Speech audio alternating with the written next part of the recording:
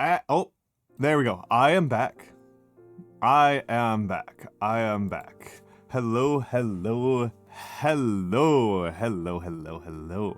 I am Almantas, former professor, current VTuber, old man who loves old things. Hold on a second. There we go. Yes, and Gringotts is back. It's been a minute since I've seen you. It's good to see you, Gringotts. It's good to see you, Gringotts. Hello, hello, hello to everyone here. Hello. It is a lovely, lovely Monday. It is staggeringly warm where I live. It is really warm where I live. It is really warm where I live. So I am very shocked by this. I went running last night and it was like 30 degrees. And then I woke up this morning and it's 70. I am really thrown off by this. I am very thrown off by this. I am taking a minute to adjust to it. It definitely caused me to wake up a little bit later than I expected. And yes, the stained glass art is by Grim Glassman. Grim Glassman is a VTuber. He streams quite late at night. I think he usually starts like 10 or 11 p.m. And I think he's been on a little bit of a hiatus, I think. But he does stained glass. Like he has a workshop, and his streams are him, mapping and grinding and soldering. It's extremely cool. It is extremely cool. He is another traditional arts guy,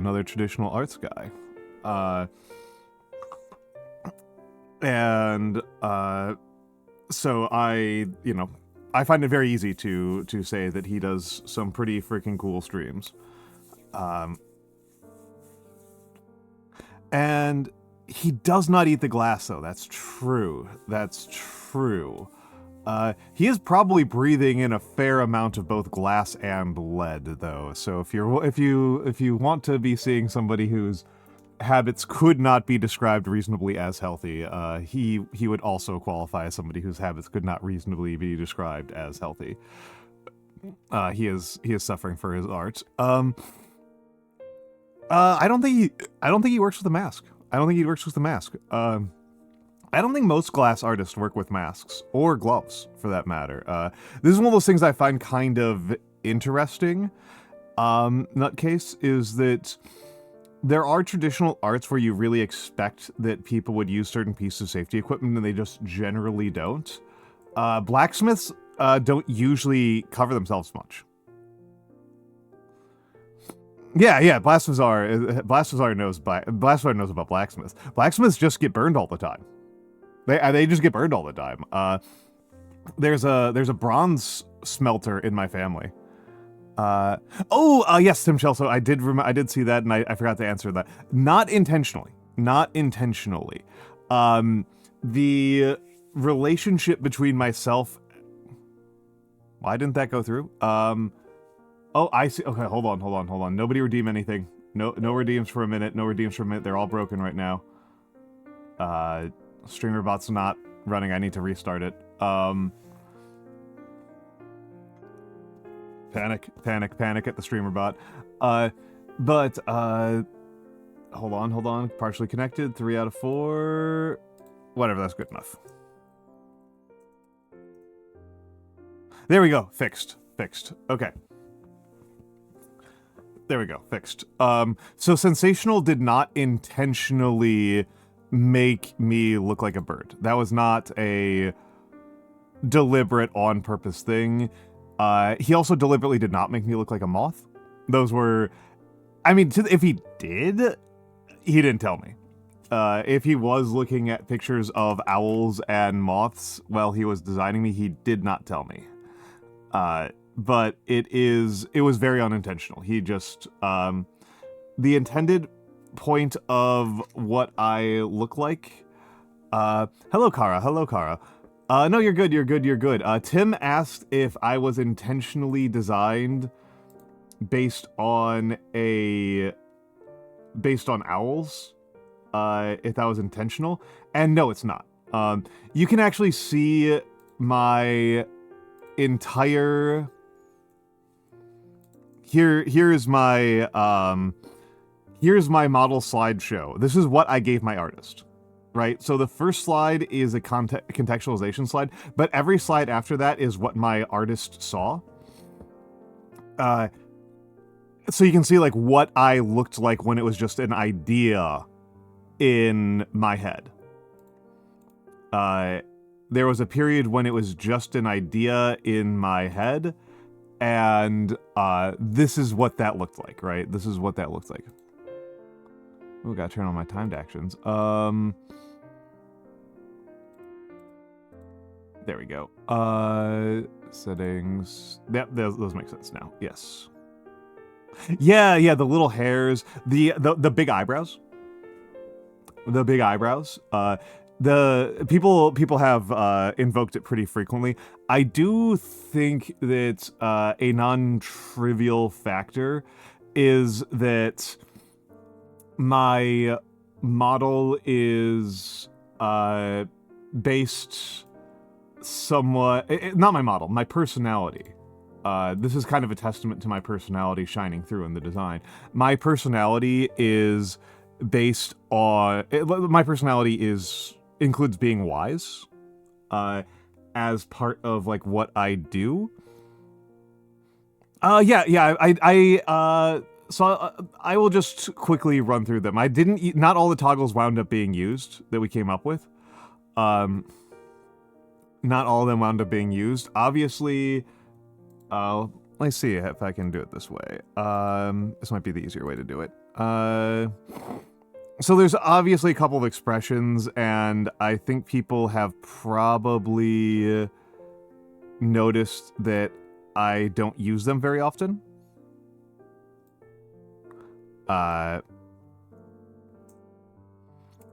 So like, here's an expression that I don't use very often. I could use this one more often. I use this one pretty frequently when I am making thumbnails, but I don't use it very often when I'm on stream because I'm not usually all that upset about what's going on, and I think it makes my face tracking really weird. So let's get rid of that one, and coat and scarf, which are redeems, glasses on and off, and I have this pointer. Let's pull that one out so that you can see what's going on with that. And it tracks slightly with my Alt-8, there we go. It tracks a little bit with my mouse, but it's not... I don't end up using it very often. I just don't end up using it very often. And what else have I got? The rest of this stuff is stuff that's like... So yeah, not a lot of things going on with toggles, and I want not use it. I wind up... This is one of those things that happen when you're a VTuber, right? Is that you don't... you just don't wind up using them a lot. Yeah, I like it. I like it.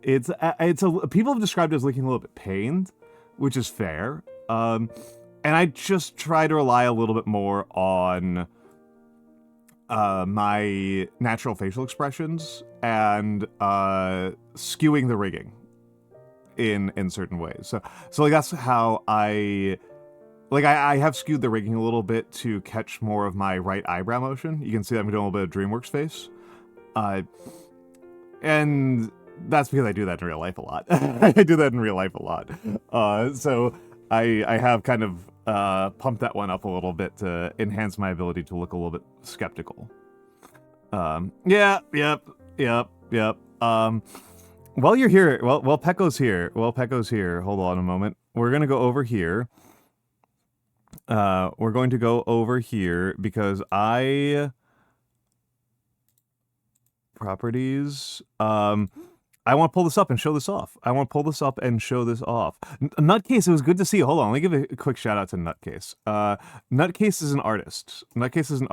She has been on here before. Oh yeah, you were playing Wilds. Please recover well. Please recover. But yes. So this is some fan art by Pekon Neko. Pekon Neko made this fan art of me. I think it's delightful. I am it's some stomach bug. No idea where he got it. I mean, that happens. That happens in that case. I mean, I figure that we are yeah, no, this is I get a lot of really good fan art. I get a lot Art Montas. Art Montas is my tag, by the way. Art Montas. I also got a really good one from Babinka Bear this week. Babinka Bear also gave me a good one this week. I just bake a lot of bread. I just bake a lot. Oh, you know that, Blue. Blue knows this. Yeah, I just bake a lot. It's not for any particular reason. Wait, hold on a second. Copy image link. I need to switch off of Firefox. It's okay. Yeah, Peko Neko made a really good one. This one's really, really good. I like the little small one. I like the confused guy up here. Oh yeah.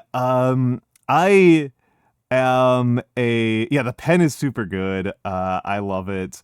The I bake a lot, actually. I bake a lot. I didn't used to. I spent years of my life kind of afraid of baking. And then I picked up baking like right before the pandemic. Let me grab their social, because that's Pekon Neko. Kind of a low-key old love. Oh, cool. No exaggeration here. I partially picked up baking because of an Aquid strip. I think so. I don't watch them. I think I might follow them. I think they might be one of my hundreds of follows that I am kind of bad Twitch user. I follow like hundreds of people and then I end up watching the same like 10 or 20. I think I may have rated them at your suggestion specifically, Matthew. But yeah, I am I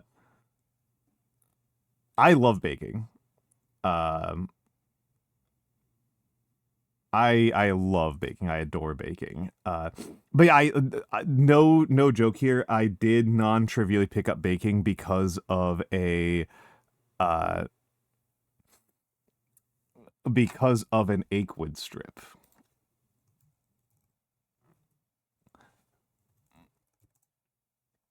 Let me see if I can search Aquid. I've made a lot of sourdough. I've made a lot of sourdough in my life. How do I do which part? Bake a...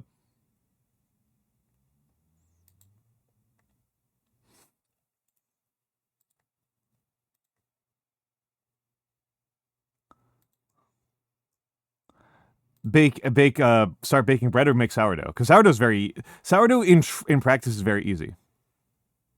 Oh, Aquid. Aquid is a comic strip. Aquid is a comic strip. Aquid is a comic strip. This is the strip in question. She made you the little desktop. I have no idea what that is, Violet. I've never heard of that before. KZZ Evelina, thank you for the follow. Pleasure. I hope you enjoy your time here. But yes, this one. Welcome to the Badass Games. Your first challenge: bake a loaf of bread using the provided flour, water, yeast, and salt. What is badass about baking a loaf of bread? I am thinking we are at least ultimate fighting against Wino. Nothing is more old school than baking your own damn staff of life. A dude who can walk into any kitchen in the world and make bread is completely raw. This has stuck with me for years. And I had spent several years thinking, like, my ancestors baked bread for thousands of years on a daily basis. This was something that they did for thousands of years, and I am not able to do it. Surely I should be able to do this thing that my ancestors did on a regular basis I should be able to connect to them in this simple way. I should be able to pull this off. And so I learned how to bake. So I learned how to bake, and it turned out to be really easy. And I did it a stupid way.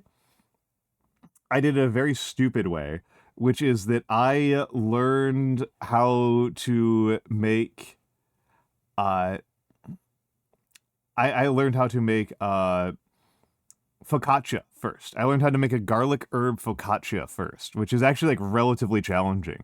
Making a simple peasant white bread is like really easy. Like really, really, really easy. The focaccia has been a strong hit for like my entire once I started making it. It goes over well with a lot of people.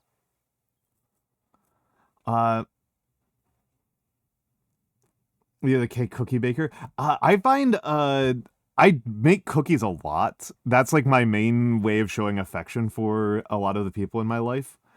But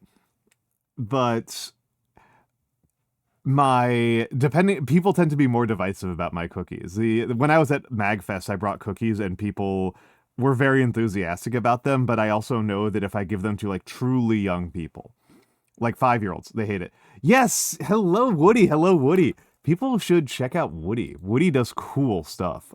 They were spicy, yes. They were spicy. They were spicy. I like to make my chocolate spicy. Cayenne. I put in cayenne. Ground. Yeah, it was pre-ground cayenne. It's the cookies in question are they're called Mexican chocolate snickerdoodles. They're fundamentally snickerdoodles, but with cocoa powder, cinnamon, and cayenne in them. So it's cayenne plus chocolate is a wonderful combination. People need to. There's a reason why the Aztecs did it for thousands of years.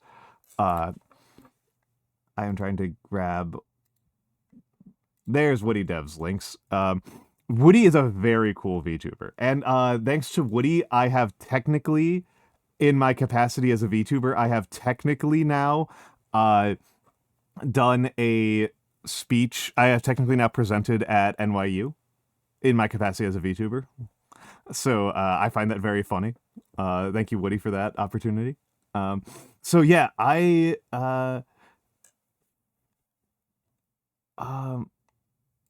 gonna retweet that right now. There we go. But yes. We hit him with the Aztecs. Exactly. Yeah, professional anime man. I mean, that's what I say. Right? I used to teach sociology, and now I am a cartoon online for money.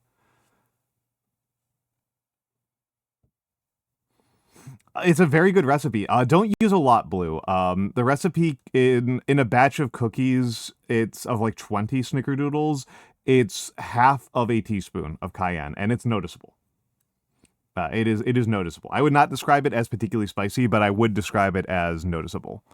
I would describe it as a pretty noticeable amount of spice.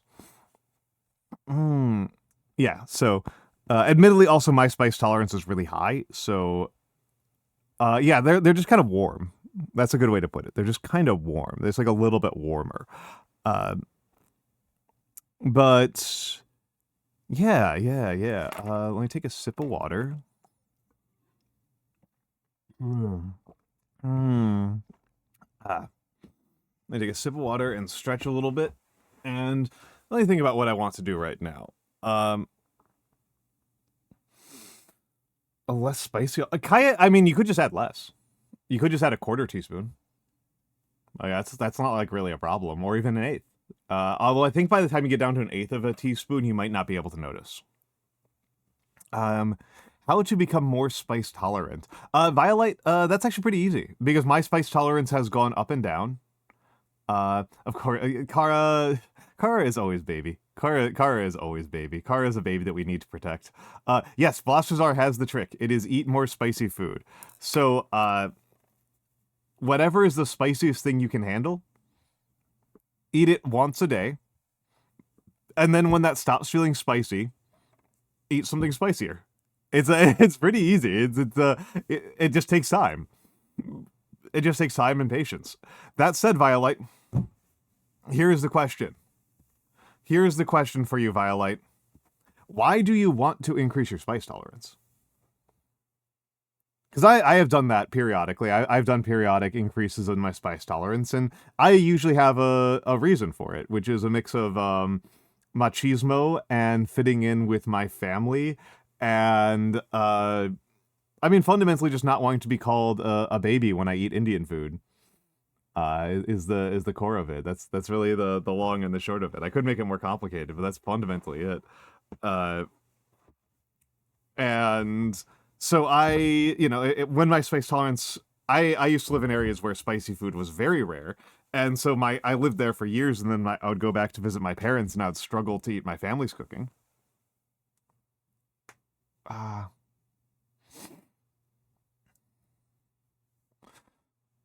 Well, yeah, good spicy kimchi ramen. I mean, so Violite, that's actually pretty easy one there in particular. Get some kimchi, or make your own kimchi. Kimchi is not that hard to make. You can make kimchi, and you can make kimchi and then eat kimchi every day, and it'll be kimchi's healthy. Like it's healthy. It's got them good digestive bacteria. It's vegetables. It's good. It's good. It's good. It preserves well. Just have some kimchi on a regular basis. Just have a little quarter of a cup or half a cup of kimchi every day, and you'll start to get quite a bit. Yeah. Yeah, kimchi also is Blasazar, as soon as you said kimchi goes with everything, I immediately imagined putting it on a vanilla cake. Just my mind immediately went to mixing kimchi with desserts, and I was like, I'm not sure about that one. Not sure I'd want to do that. Yeah, kimchi. When I say that I always people ask me about my thought process, and I always like to start at the extremes, and this is what I mean. This is what I mean when people say when people ask why did you start with this? It's that's just where my mind goes. My mind always goes to the furthest reaches. If somebody says kimchi goes with everything, my immediate question is, what about just plopping some kimchi on an angel food cake? And the answer is that I think it would be pretty bad. That's the answer, is I think that would be pretty bad. I haven't tried it, so I might not have I might not be able to substantiate that, but I do suspect that it's a pretty poor idea. Yeah. Cursed cake. Yeah, Donald Trump is in my corner with an eggflation by making our the long national nightmare of eggs be too expensive. He's encouraging my veganism project. I think if you blended the kimchi into the batter, it might be fine. I don't know. I don't know if that would really help. I think that the sourness would be pretty vile. I think the sourness of kimchi would make it would be pretty grotesque. The texture would also be horrible. This is you would deal with the texture issue, Blastazar, but it would still. I still think it would be a bad mix of flavors. I can imagine if you're willing to come up with a totally new recipe that is a sweet recipe that takes advantage of kimchi flavors, I can imagine making a kimchi-esque dessert. But I think if the question is starting with an angel food cake and adding kimchi to it, I think the answer is please try again. That's my thought. That's my thought. Maybe in the icing. Oh. Mm.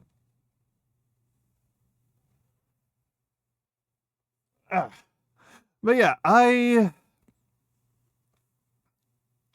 oh my goodness. Oh my goodness. Start small with a kimchi soda instead. I kind of want to learn how to work with cola nuts because I like all Americans, I like Coca-Cola. But honestly, the thing I like about Coca-Cola is the cola nuts, and I just don't know where those show up in any other like part of anything. I don't think I've had cola nuts in any other context, but I know that I like Coke in a way that is not merely contained in it being sugar water.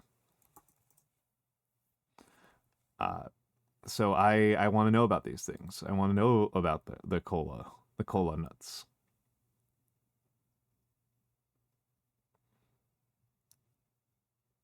Ooh, but it does contain caffeine. I'd have to be careful about that.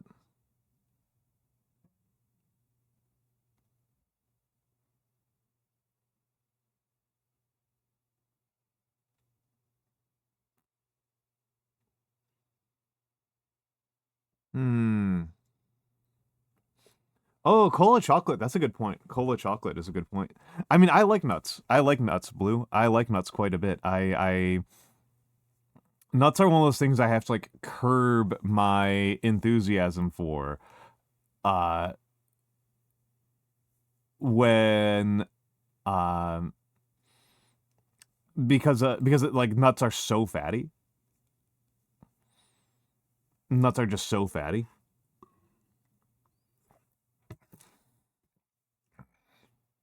They're just so heavy. They have so many calories. They're so dense. They're so dense. All right, Tim Shelso, have a lovely night. Have a lovely night. Apparently cola nuts make a great jelly. I can believe that one day. And also, hello. Girl DM had a Vita ramen collab, and they made her a mayo-flavored drink because she loves mayo. That's horrible. That's horrible. Yeah, crazy calories percent. I mean, the calories percent, king is almost certainly either flour or whatever cheap oil you can get your hands on, like canola oil or something like that. Like, canola oils are so dense on calories, but in terms of calories per gram, nuts are really hard to beat. Nuts are up there with oils. They're really high up there. It's brutal. It's absolutely brutal. It's ruinous to me. Oh, and yeah, so Tim Shelso briefly mentioned this. Today I'm doing a handcam stream, but tomorrow I'm planning to do an ASMR stream. It will be my first ASMR stream ever. I am quite anxious about it. I am quite anxious about it. I have never done ASMR before, and I am not sure how I'm going to perform. Right? I hope that it is a good show. I mostly want to see if I even particularly like it because my microphone is good enough for ASMR, but I haven't invested particularly in setting up filters or in a specific ASMR mic or an ASMR setup. So before I go crazy on it, I want to see if I like it. I just want to see if I like it, right? Thursday, Alex is coming over here. My dear friend Alex Azarashi is coming over here, and we are going to we're gonna get drunk. Me and Alex are gonna get drunk, and we're going to get drunk and talk about whatever crosses our minds. And then Friday, I will continue the Talos principle. Oh no. Oh yes. I'm excited. It's gonna be fun. She's got strong zero. I've got two hearted IPAs. It's gonna be a good time. I don't know what there is to. How is drunk Manta? We are not going drink for drink one day. We are not going drink for drink. Absolutely not. That would kill her. She would die. She would die or I would be stone sober. My alcohol tolerance is like 5 times hers. I'm probably gonna pace myself at like a beer every half hour. I don't know what her pace is, but I don't know. So how is Drunk Montas, asks Violite, which is a reasonable question to ask in this situation. Drunk Montas is, I am more extroverted. I smile more. I think I talk a little bit faster. But mostly I'm more extroverted and like buddy. I'm a very friendly drunk. I'm a very friendly drunk. I find it very easy to befriend people while I'm drinking. I'm a very sociable, extroverted drunk. I don't know about Wiser Gringotts. I think that would be a dangerous thing. I think that would be a dangerous thing to assume that I would be any wiser. I don't know if I'm that much less wise, but I don't want to predict that that my drunk decisions are better than my sober decisions. But I am definitely more extroverted. I'm definitely more extroverted and chatty when I'm drinking. And Friday I'm going to continue Talos Principle, which is a beautiful puzzle game. Talos Principle is beautiful. Talos Principle is gorgeous. I love it a lot. I really love it. But I am excited for chatting with Alex. Golden Retriever. People have made the comparison. Kara, people have made the comparison. Though people have made that comparison about me being sober as well. So it's what am I to say?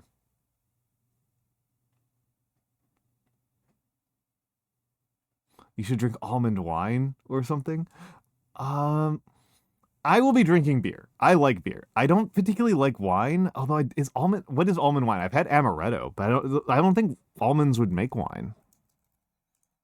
That doesn't feel like I feel like you're messing with me.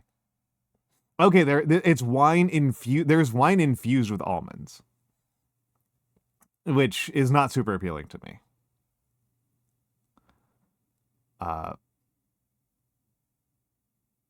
I do like almonds a lot.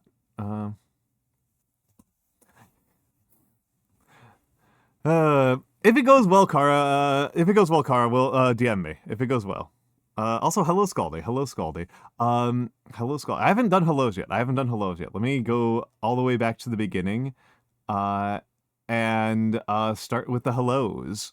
Hello Pekun Neko. Hello Seribot. Hello me. Hello Blosfazar. Hello Cairo Kailovsky. Hello Beautiful Angel. Hello Karatsun. Hello Nutcase. And goodbye to Nutcase because she already left. Hello Kirill Orc Florist. Hello Tim Shellshow. Hello Gringotts Underwriter. And hello to Violite. Hello to Momo. And hello to... Hold on. Tim Shellshow was a more recent hello. And hello, oh wait, I already got Gringotts. Am I caught up? Hello, Matthew Riceseeker. Matthew Riceseeker, I had not said hello to. Hello to Matthew Riceseeker. And keeping rolling. Hello. Am I missing anybody? I'm still going. Woody Devs. Hello, Krista. Woody Devs. How did I forget about Woody Devs? Woody's wonderful. Woody's really charming. And am I caught up? Wande, hello Wande. Wande was asking about what I was like drinking. And hello Scaldy. And hello Kyrem. And hello to all of the lurkers and the VOD watchers. Thank you all for being here. It's a lovely time to have you all being here. I've had mead a lot in the past, Blastfazar. The best mead I've ever had was actually like total garbage tier mead that a pretty scummy dude I knew in Nebraska made in his trailer. That was actually really good mead. And I think it was partially because he like did not filter it and didn't even ferment it all the way, so it's still like cloudy with honey. And he mixed in raspberries. It was actually really delicious. Yeah, Mora. Hello, Mora. We're going to be doing handcam. Probably, I think I'll be doing calligraphy.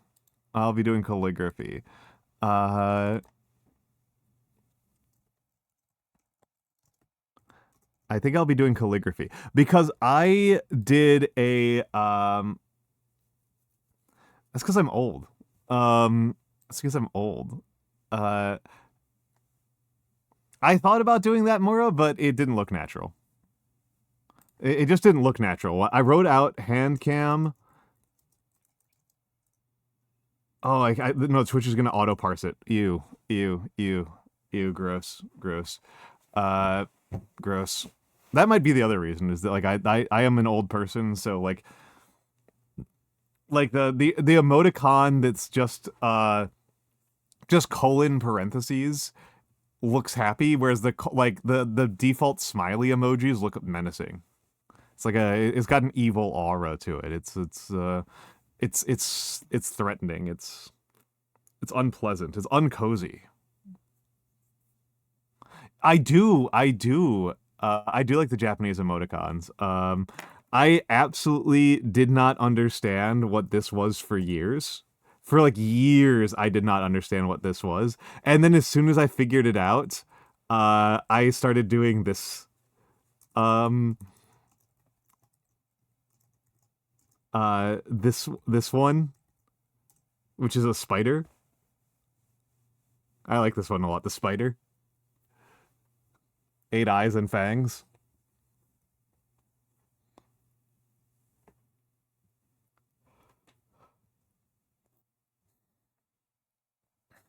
Of course you like the cat. Of course you like the cat. And of course, latter inventions in Japanese orthography have made me accept that have trained me to think that W isn't a cat face. It's a laughing emoji. Peko, that's a really good one. What the hell? What even is that final character? What even is that? I genuinely do not even know what that is. 88888. Yeah. Ocho.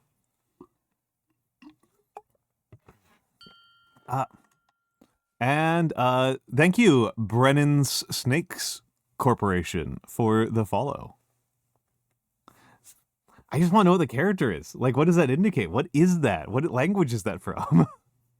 What language or context is that from? Like, oh, I'm small. I'm going to break tracking for a moment and grab my calligraphy materials. And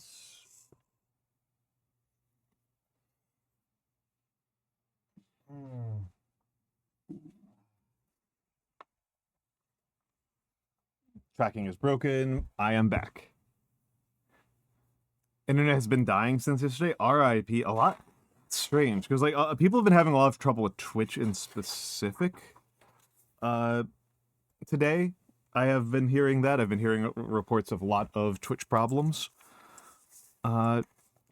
So that's, but not general internet problems. So of course you're in a very different area. You have different concerns.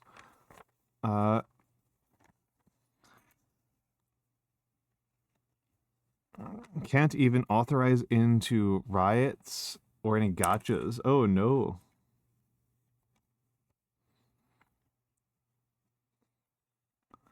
Oh no. Oh no.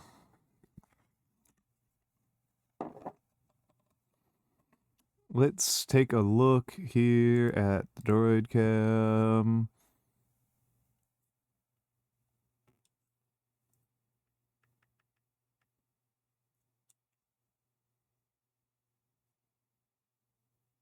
Okay.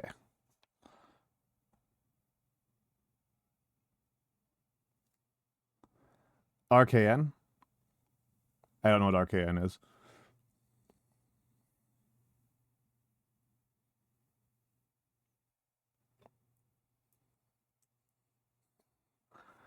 And use Wi-Fi IP, blah, blah, blah, refresh device list, blah, blah, blah.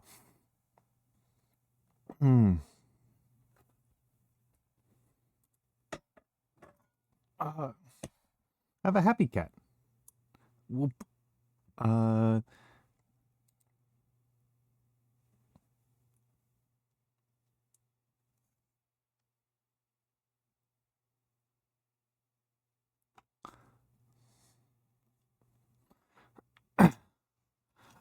yeah, I got Wi-Fi. Oh, Wi-Fi hate. I would be troubled by the Kirill life. I would be troubled by the Kirill life. That sounds like a bad time for a lot of people. Yeah, you gotta grind coins. You gotta grind coins. You gotta grind coins. I got a couple of days left before I get Dante. Got a couple days left. I got all the parts. I just haven't the Wi-Fi guy. Why fiction? I like role-playing a 60-year-old heterosexual sometimes. Oh jeez. Oh jeez. Do Gen Xers also hate their wives, or is that a boomer thing specifically? Was that also a stereotype there? Oh, I didn't have my music on. Nobody complained about the lack of music. So I'm going to be testing out something today. I am going to be testing out something today. I'm going to be testing a dip pen. I'm going to be testing a dip pen.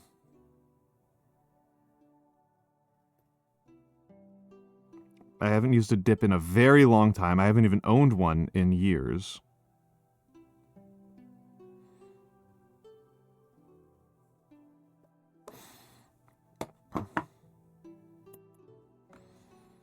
I haven't even owned a dip in years.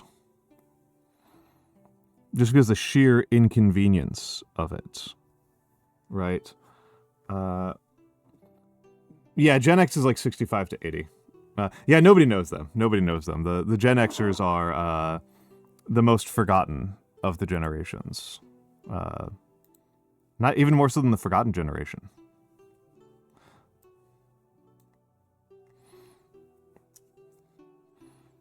Let's see. I haven't done this in a very long time.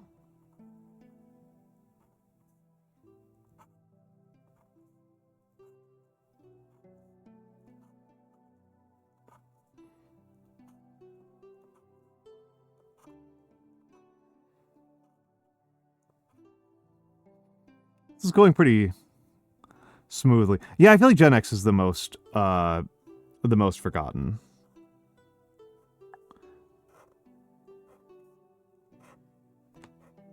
People tend to talk about going like straight from boomers to millennials, but there is Gen X. There's a solid 20-something years of Gen X.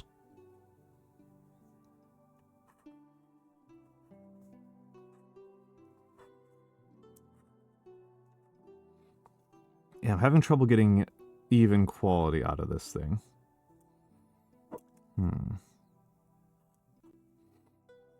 But I suppose that's mostly a lack of familiarity.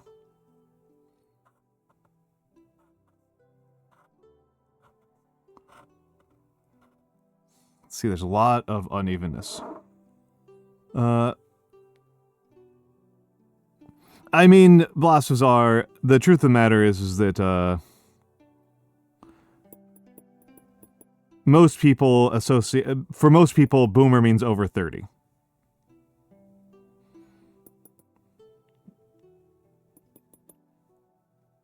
Boomer isn't actually an age demographic, it is just anybody over the age of about 30.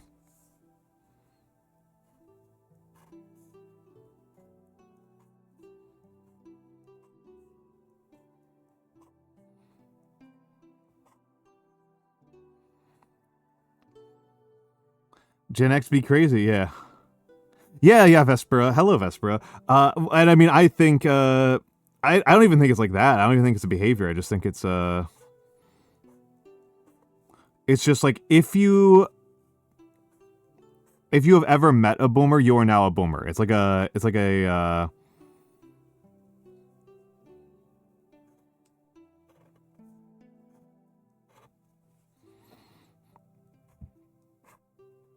a werewolf thing, right?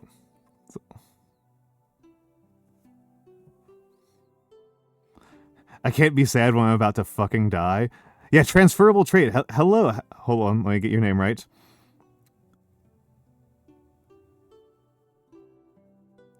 Okay, it's OKO underscore O. Pleasure to meet you, OKO. And yeah, that's ridiculous. That's and hello, Minty Dragon. Hello, Minty Dragon. But yeah. Boomid 19. I think so. That's how I think it works, Matthew. I think that if you've ever met a boomer, you become a boomer. The number of despite the fact that boomers are an old demographic, the population of boomers has actually increased significantly over the last couple of years. Oh, this is gonna throw me off because this nib is substantially wider. And hello, Zone Kami. Hello, Zone Kami. He's so rad. Oh, it's okay. It's okay, Okayo. Oh, it's a pleasure. It's a pleasure to meet you, and thank you for the follow, Okayo. No, I get a pleasure out of pronouncing people's names super literally. I mean, you can dip a fountain pen. Pyromancer. Hello, Pyromancer. You can dip a fountain pen. Oh, I mostly... Kirill, I know so many boomers. I know so many boomers.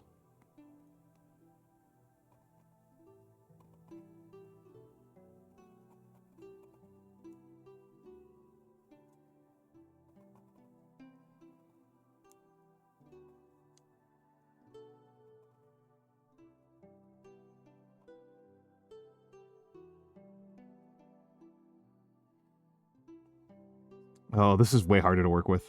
I'm not used to working with this thing.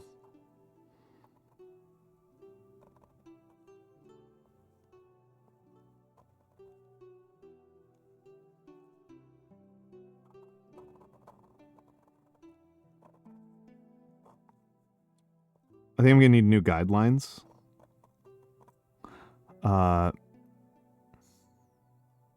Boomer hazard. Almantas chat biohazard. Yeah, Almantas. Yeah, Mura's back now hitting. Gen X is so unminds because they're all Joe Rogans. Brutal. Brutal. Yeah, I mostly use carts. Pyro, this is my first time using a dip pen in like several years. I haven't used a dip in years. And people have been asking me about it, so I decided to give it a shot again. Oh. And now I'm blind.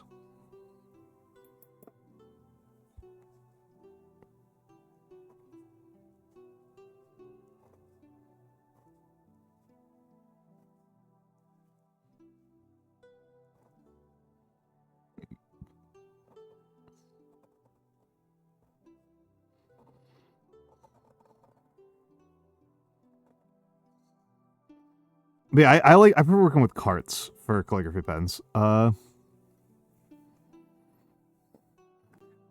yeah, I grew up around the boomers, and one of those things that has always struck me is that I used to work with a heavily homeless population, and boomers. I don't know how true it is today, but at least for most of the last 50 years in the United States, boomers have been heavily overrepresented among the homeless.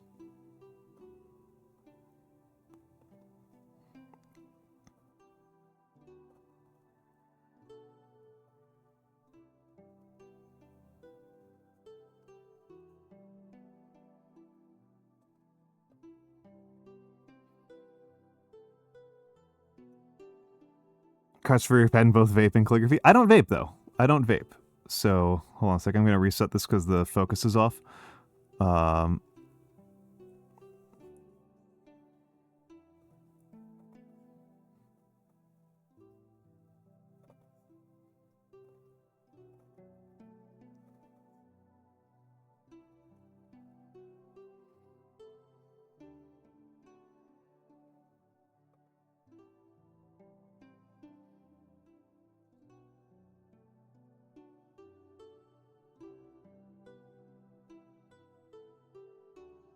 Oh, this is tough. No, you're good, Zone Kami.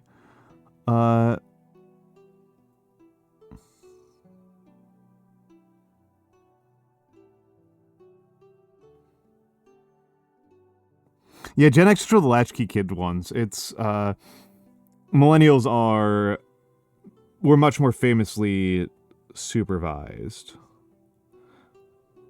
But yeah, I always kind of struggled with the stereotype thing about boomers all being super rich, because I worked in welfare, and I worked with people with welfare cases, and boomers were very overrepresented among the needy, particularly among the homeless. There's just something like revolts in my mind against the idea that like homeless people are richer than people with homes.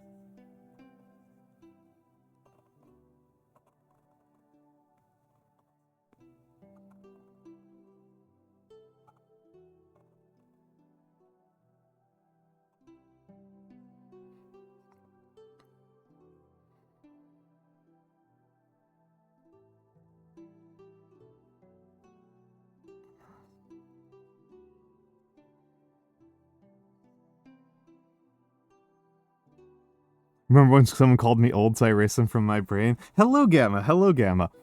Hello, Gamma. I mean, people call me old all the time.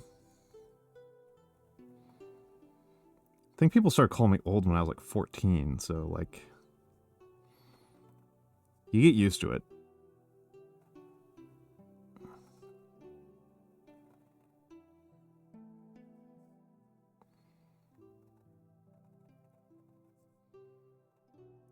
Literally used an N from the wrong alphabet. Alma, you aren't old. Yeah, 14 people have no chill. In fairness, at 14, I did have full beard.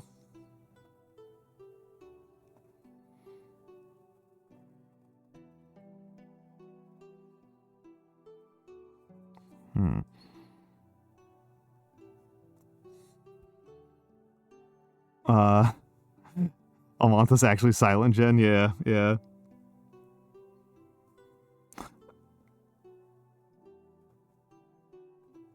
So, I mean, my buddy Mix, Mix.wave, who you've probably seen around here, Mix.wave,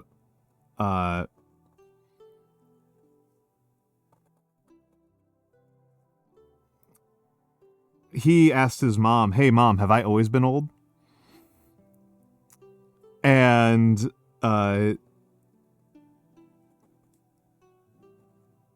his mom says, "No, I think it happened when you were about 3 years old."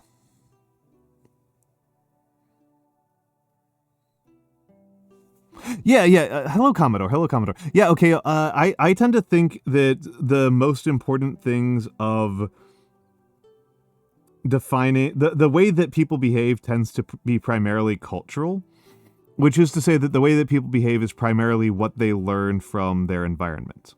I am very a nurture over nature guy. I'm a very nurture over nature guy, and so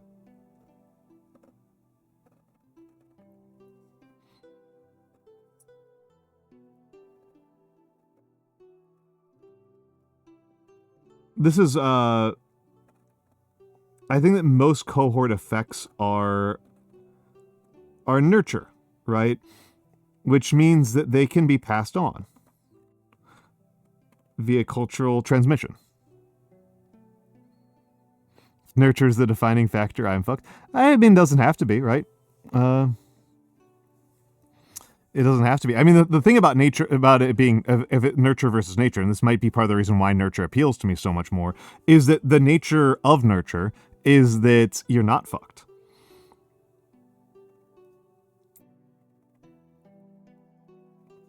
If nature predominates, then you can dismiss people based off of their birth status.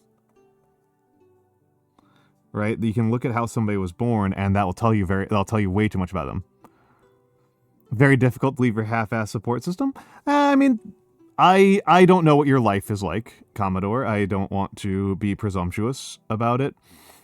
But well, I'm gonna. Oh, I don't have my Pen's not inked. This pen's in the wash. This pen's getting washed. So I'm gonna keep. I guess I'm gonna keep doing dip for a minute here.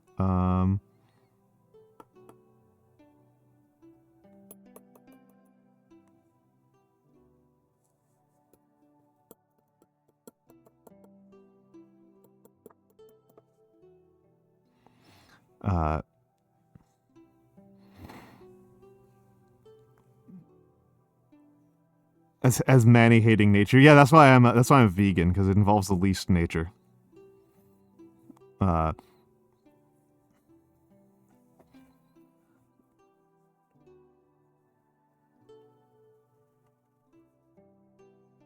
so wet.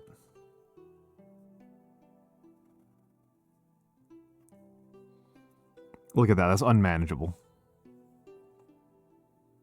Hey, Blue. Hello, Blue. I don't know. I was just saying that I tend to be a person who's biased towards, nurture over nature pretty strongly. And that's part of the reason why I'm pretty skeptical of a lot of questions around generation warring. And Commodore, I have met, I don't think it's straightforward like that. I have met a lot of people who are very lovely people despite growing up with really challenging environments. I don't think it's actually straightforward. And I mean, we are currently living at a period in history where there's a person who is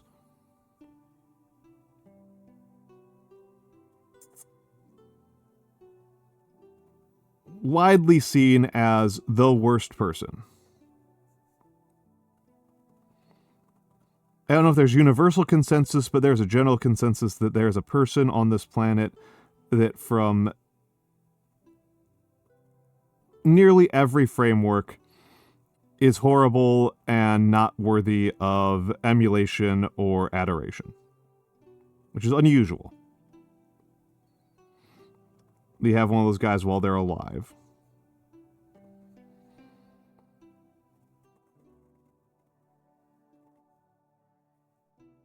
And he grew up in extreme privilege, right?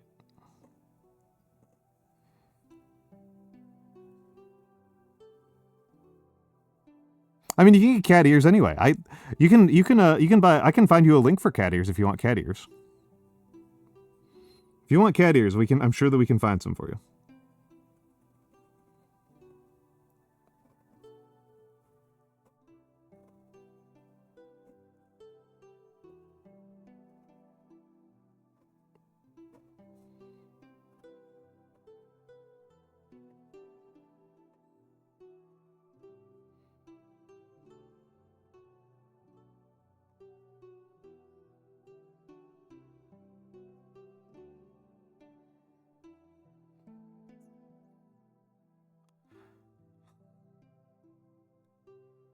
You have bird feet socks that are knee high? Of course you do, Kara.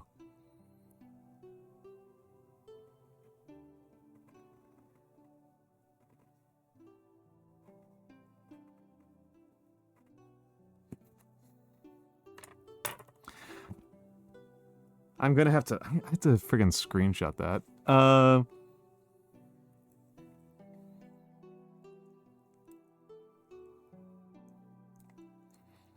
That's going in the server right now. That's going in the server right now. I'm not even caught up on anything. I woke up at like 3:30 today. All I've done today is cook. All I've done today is like cook and stretch and stream. Because I had trouble sleeping. It's your one way to bypass the feet pics question? Hell,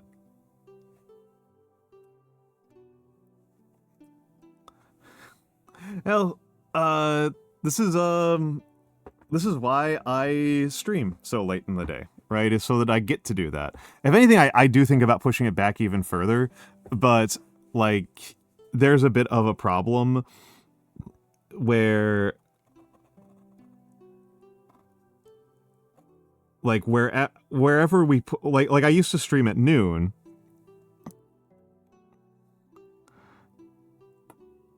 And then, you know, I've been pushing it back, and like I streamed at 3 for a long time. And then I started sleeping until like nearly 3 p.m. and now I'm sleeping until nearly 4.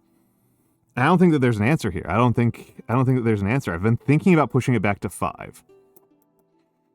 Partially so I can sleep in a little bit more, but I'll adjust, right? I'll just get used to it. I will just get used to it is the problem. Now morning people in Japan can watch you. Some of them do. I've gotten some. I've gotten a couple.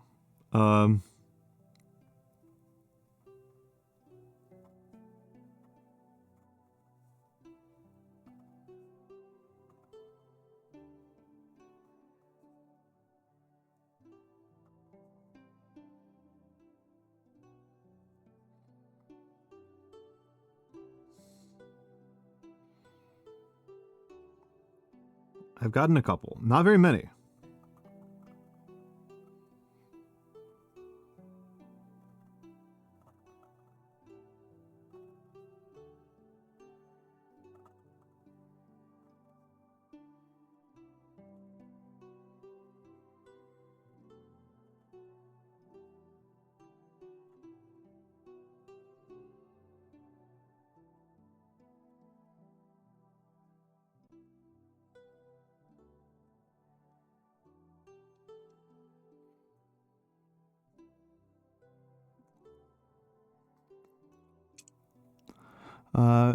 Lovely sense of I can't find a word. Let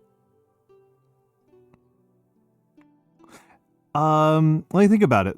Yeah, you're good at socializing. That there's a couple ways of putting that, right? Charismatic is one way of putting it. Amiable is a phrase that would work for that. Kukio yomu. Kukio yomu is an option. Kukio yomu. That's definitely an option. And nope.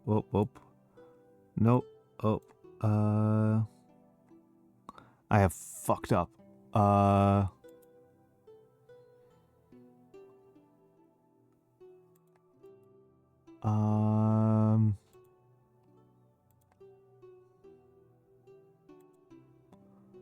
I have fucked up.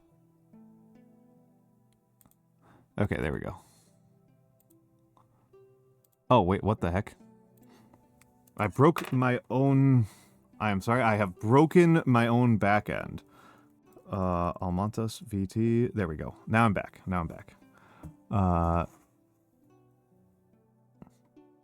Ooh, bilingual. What's your other language? There's a lot of bilingual folks in here.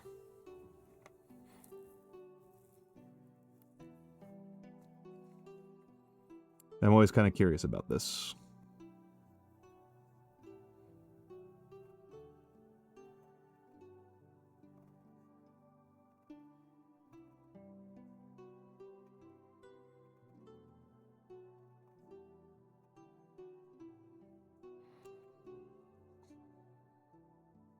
But even English speakers often struggle with word choice, right?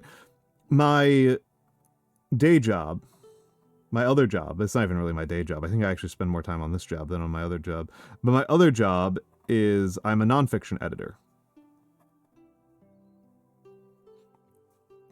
And so I often am helping people with words. You know, mostly other native English speakers, right?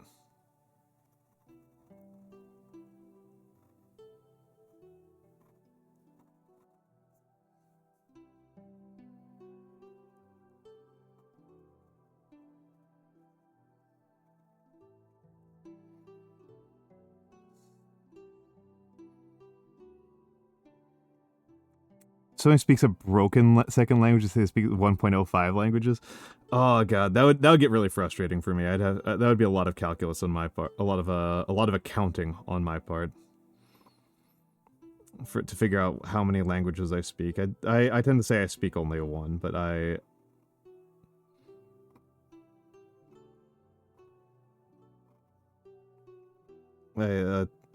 ちょっと日本語できます。And I know a very bare smattering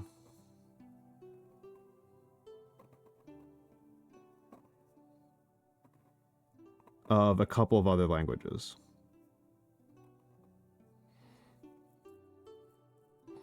Would you consider Tokipona as a language? I don't know Tokipona. I don't know what I'm not familiar with Tokipona. Yeah, lots of curse words in other languages. Not even really that. I just learned a couple of languages very late in life.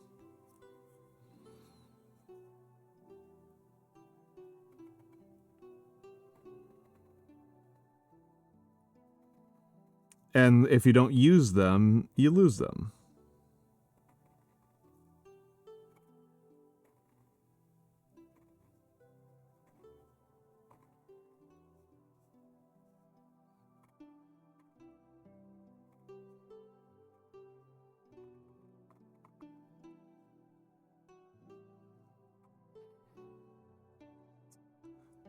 Oh, I don't know about it. When you're down to 150 words, I don't know about that one, man. Because, like, I'm not even sure I should count Klingon, or, like... Hello, Tayamitsu. Thank you for the 4 months. Thank you for the 4 months. Very kind of you to keep supporting me. Remember, folks, this is a public service stream. It is supported by viewers like you.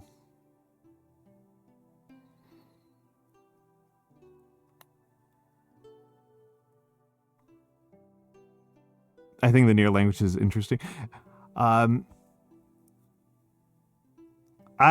would say, I don't know if does near really like have a language, because like there's quote unquote a Tenno language, but it's actually just another way of writing English. It's just a slightly different English.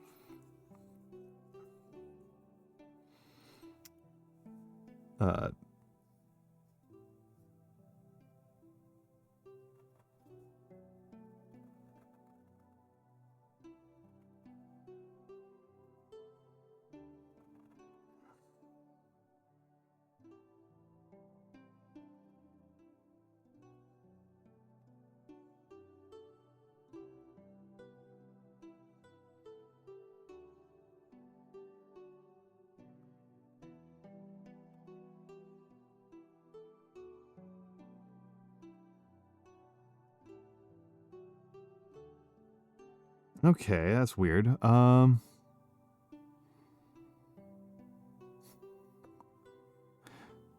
この番組はグランドスポンサー。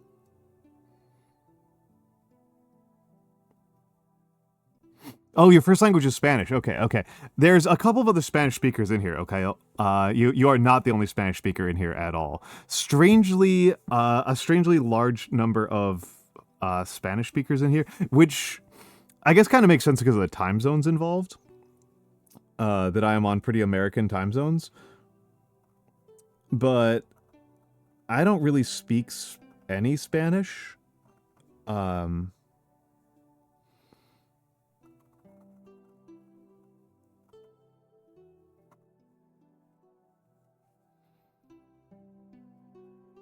So I can't really, like, meet you guys halfway there.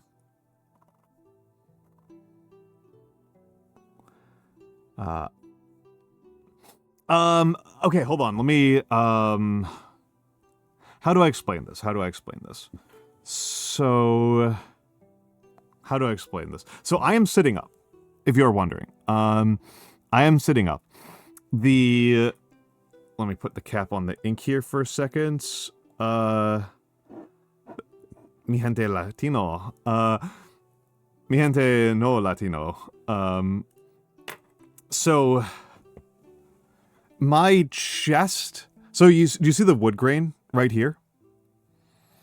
If you see the wood grain right here, this is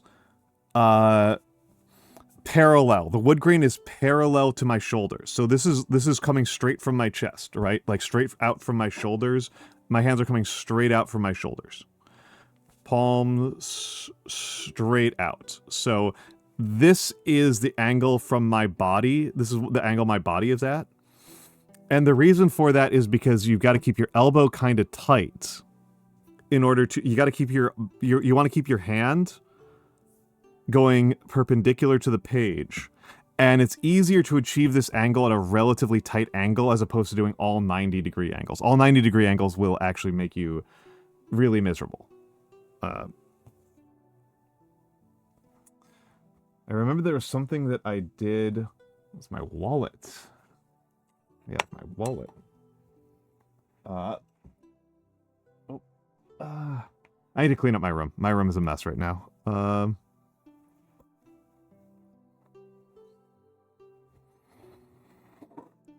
Yeah, that's a shame about being young, is that when you're young and you like when young people speak a language other than English in America, they tend to be like, and to be like, what's the point of this? But then it's like, oh no, this actually rocks, man. Like, this actually rules. And so, yeah, it's definitely an ergonomic thing.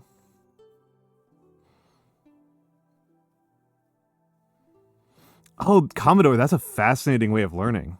That's a fascinating way of learning. I don't learn languages like that.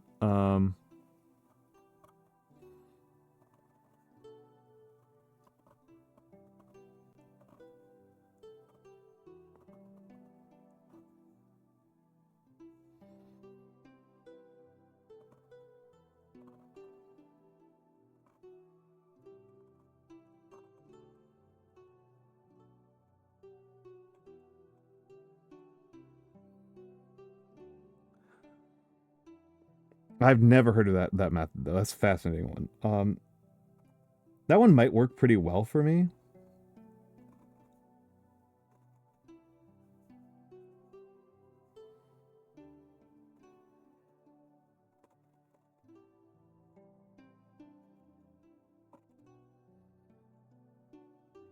I tend to have a pretty good memory for books. Like, if I put down a book midway through reading it, and then I pick it up like a year later, I'm not lost at all. It is totally smooth for me. It comes back very smoothly. I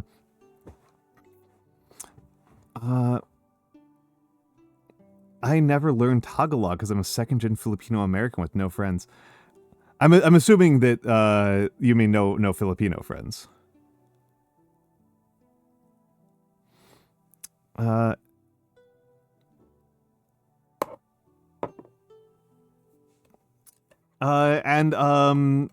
Actually, if people want to, I am very good friends with a Portuguese streamer who is live right now.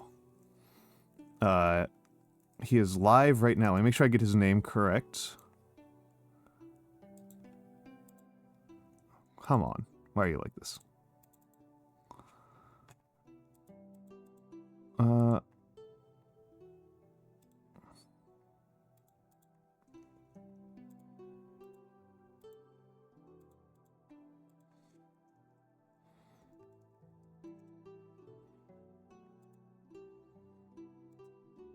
I have destroyed, I'm going to go insane. I have destroyed my Chatterino, which is like my most useful program. I'm so mad about this. Oh my god, I'm going to go insane if I've broken Chatterino. I need to spend hours fixing it. Yes, I have. I've broken Chatter. Oh wait, hold on. No, I just broke one thing in it. Okay, I broke one thing and I think I can fix this. It'll take me just a minute. Okay, there we go. Got the name. Just need to. Oh my goodness. This is actually like one of the most scuffed streams I've ever done. There we go. Hello, Masketeer. Hello, Masketeer. You can type cuneiform. That's very hard. That's very hard. Hold on a second. Just let me get this out. The Nando is streaming Age of Empires right now. That's what he does. He's an Age of Empires streamer primarily. I like him a lot. He's a very good friend of mine. He's Portuguese. That's his primary language. He is very cheerful. He is very fun. I've been on his channel several times. He's been on my channel several times. It's a lovely time. Even though I don't really play very much Age of Empires anymore in my life. He does. He's a super tryhard about it. He's super sweaty. Chatterino Masked here is a program for managing multiple chats simultaneously. It lets you look at Twitch chats without looking at Twitch streams, and it lets you organize them in a way that is much more coherent than you're allowed to using the native Twitch interface. I honestly mostly use it to keep track of which of my friends is live. That is my main consideration with it.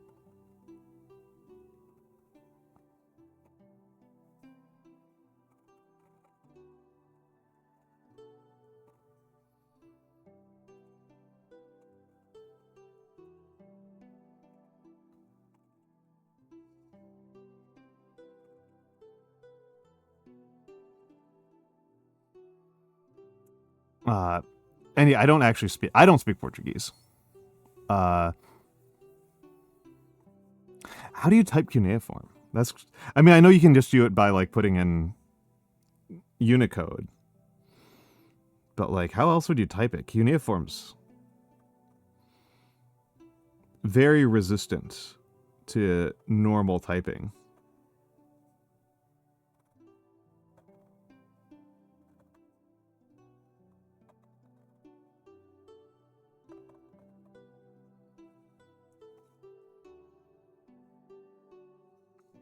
Okay.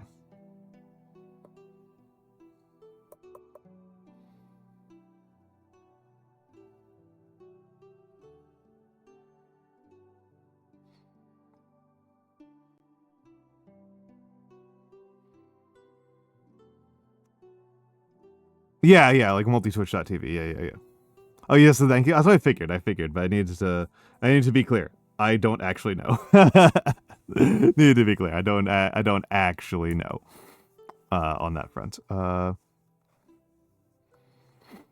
Shadowpring, may I ask how you choose what to rate? I pretty much just go with the flow of what I'm thinking about. Sometimes I'll write down things that I have just thought of. So I am planning on writing cuneiform is very hard to type.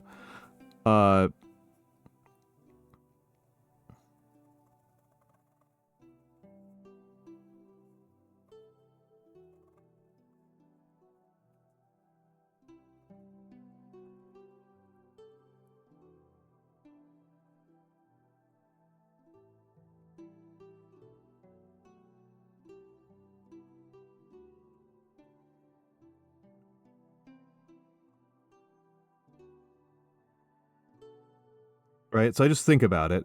I just kind of write what comes into my mind. The first couple sentences I write are always pangrams.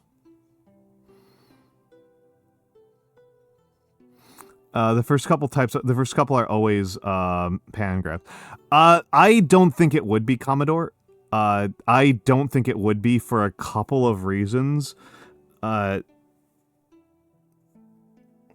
biggest reason being that Japanese reduces to Romaji pretty quickly, and Sumerian and Akkadian do not reduce to the English language alphabet.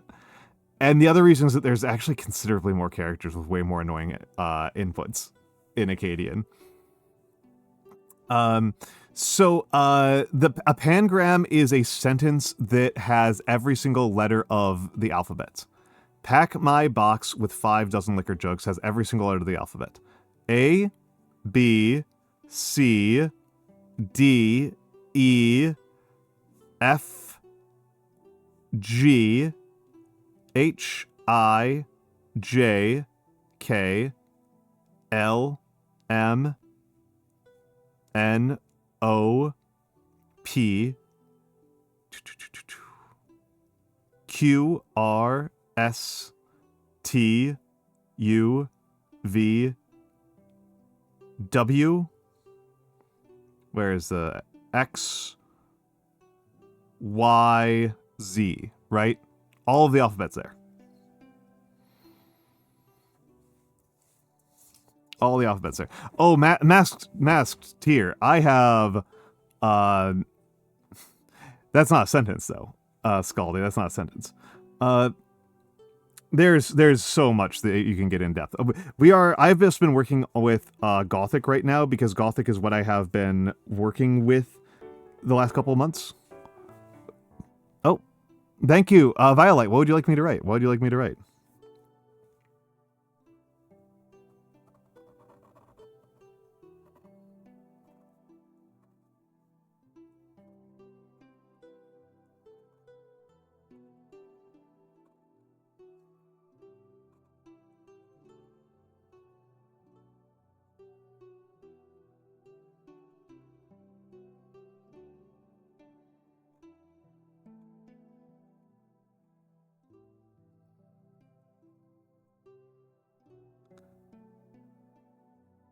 Hold on a second.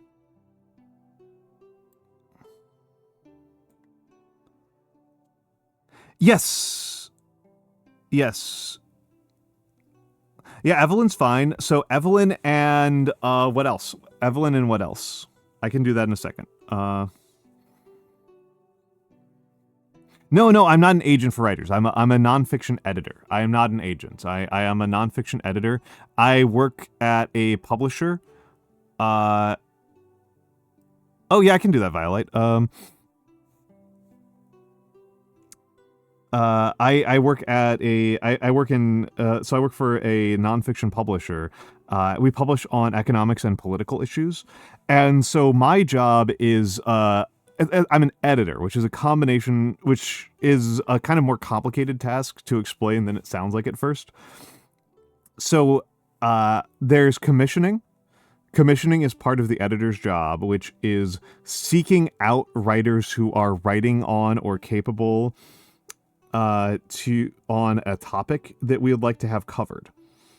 We also get a related task is we have open call, and so sifting through submissions to determine if any of the submissions that we got seems worthy of publication. And so sometimes that means reading like dozens of articles in a week, right? Dozens to hundreds of articles in a week.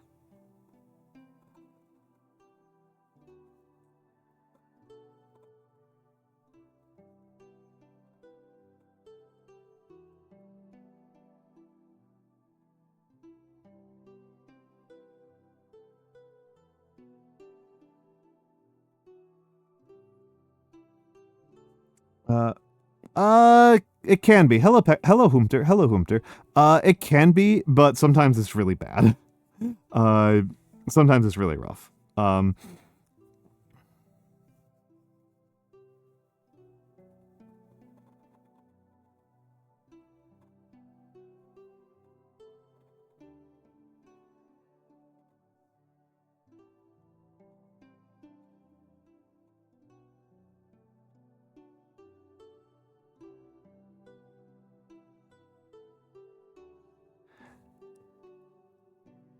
Bug. Hi, Bug. Let's give Bug the shout out. Let's give Bug the shout out. I love Bug VT.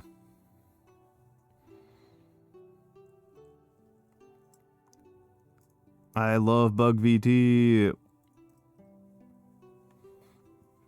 Oh yeah, you were playing Guilty Gear the 10th Revolution 2. Revision 2. I'm sorry, it's Revision 2.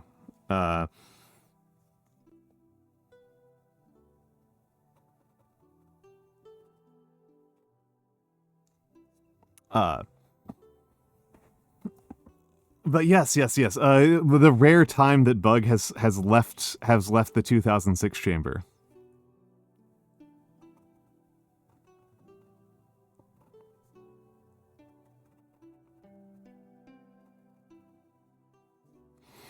All right. Yeah, Bug has made the insane decision to be a fighting games girly. The completely insane decision to be the fighting games girly. I cannot support. Yeah, Warframe is my, it's not so much anymore, but for a long time, Warframe was my, like, cooling down after work, game.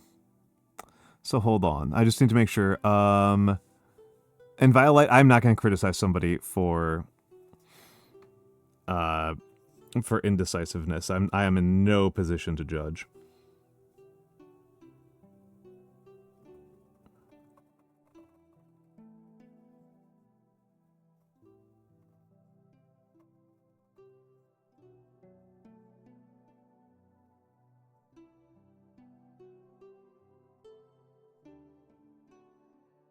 There we go. That's a good E.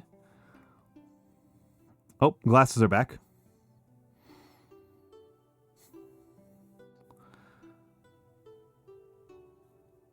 How to navigate the process to find an agent, editor, and publisher.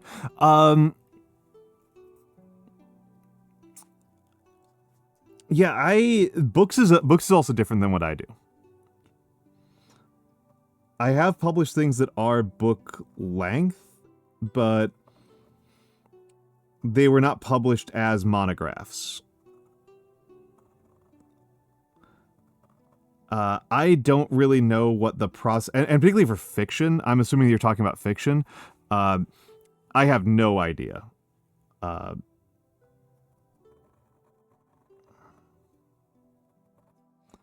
I have no idea. Hold on, let me make sure that I'm getting this right.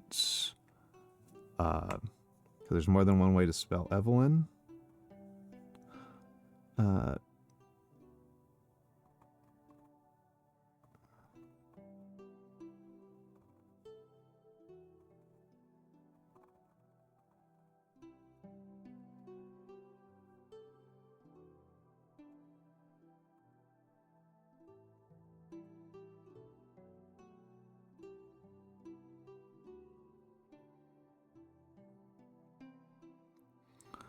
Evelyn, and then Kotku, right? Oh yeah, no, poetry is kind of his own thing as well. I do end up working with poets quite frequently. Poets, I actually wind up with quite a bit of poetry across my desk.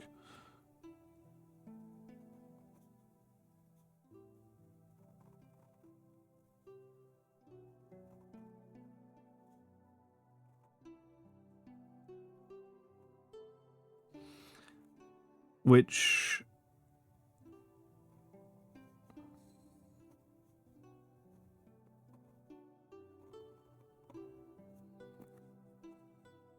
Okay, it's like Polish equivalent to darling, okay.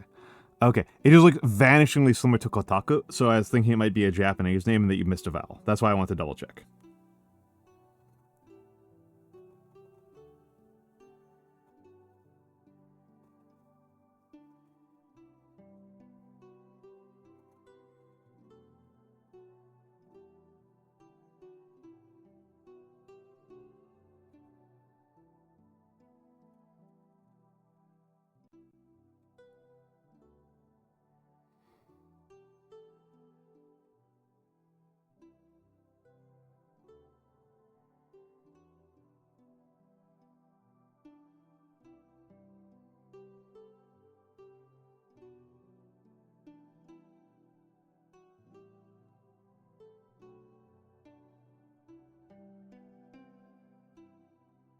Okay, there we go. Names in Gothic. Names in Gothic. Common pet name for your girlfriend in Polish. Excellent, excellent, excellent. Violet, are you also... Hold on, you said that you speak some Portuguese. That's what you said. You did not say you spoke... Because Humter speaks Polish. Humter I know speaks Polish. So I was wondering, I was like, do you also speak Polish? That would have been surprising to me. But yes, Masked TRZ. I don't have a... You speak Polish-ish. Yeah, no, absolutely. Absolutely.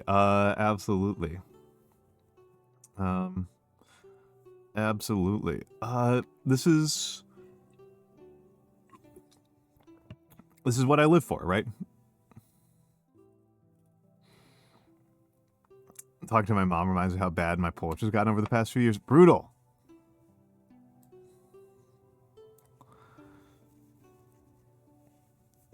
German Brazilian, he's Polish. Yeah, that happens. I mean, I'm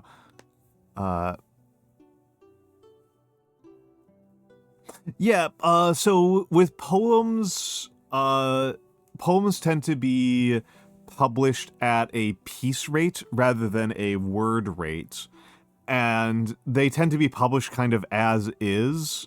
I don't know too many editors who really fuss that much over poems. You just kind of let the poems rip. Oh, let's give you a better look at that for a moment.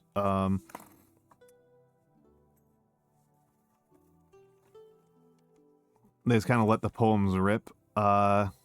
Yeah, it's usually per piece or per page even. Because poems, you know, the correlation for a poem is not really like...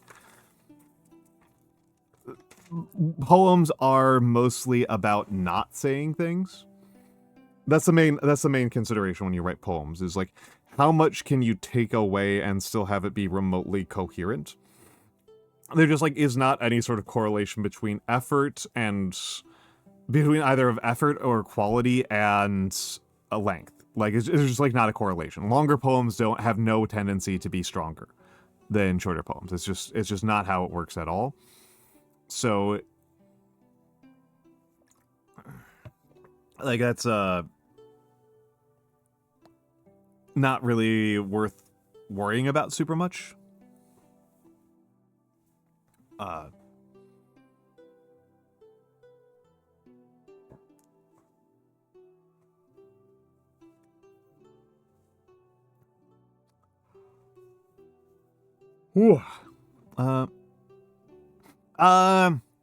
don't think I would be able to. Masked here. I don't think I'd be able to, unfortunately. Partially because, I don't think so. I don't think I'm a viable connection for that, I'm sorry to say.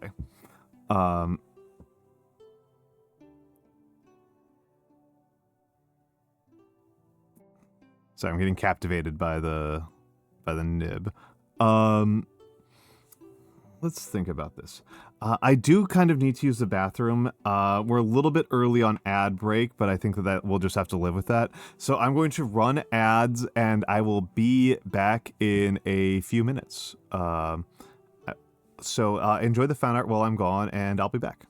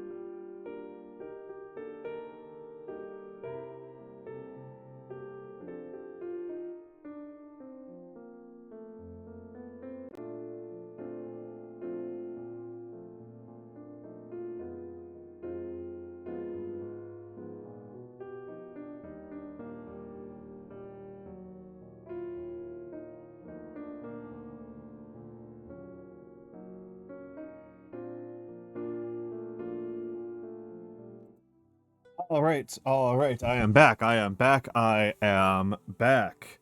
Hello, hello, hello. What ads did you get? What ads did you get? Because I have no idea who advertises on me. The thing I have learned is that I definitely make less from ads than some other folks I know. So you know, that's something that you don't get ads. Powerful. Powerful. Would that we all didn't get ads.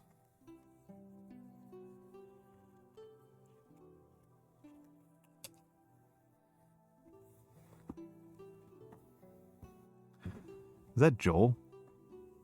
No, it's not. Okay. I was like, a Chad-faced Joel is pretty funny. Joel Chad is funny to me. Let's...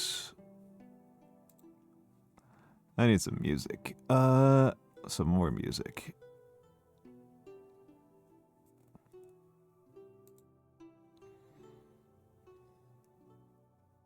It's a Chad French woman. Nice. Nice.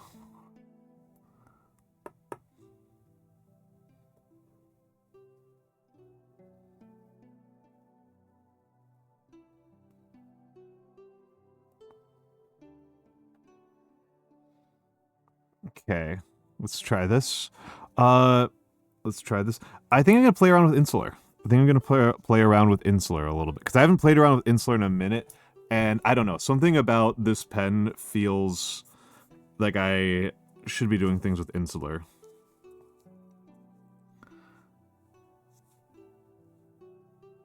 There we go. I knew there was more ink to get off of that nib.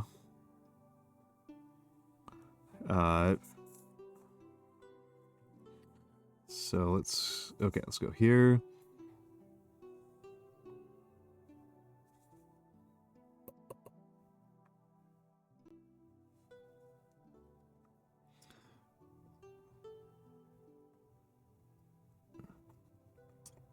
Way too wet. Way too wet. Holy crap.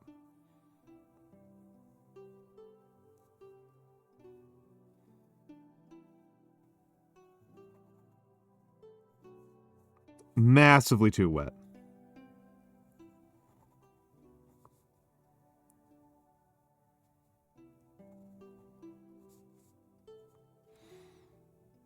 That's what he said, lol.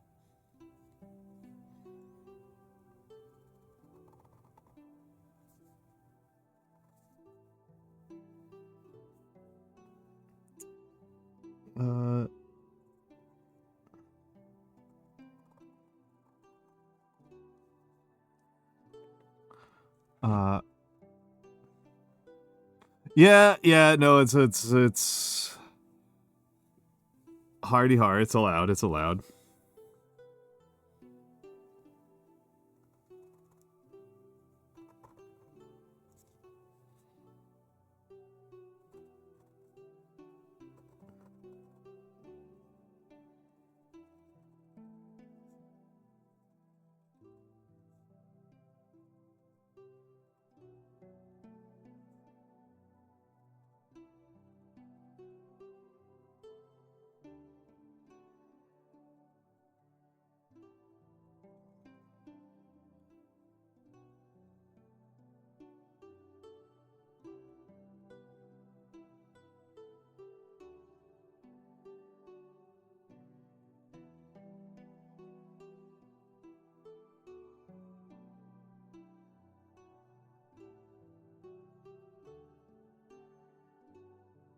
There we go. I think I will need to test out a little bit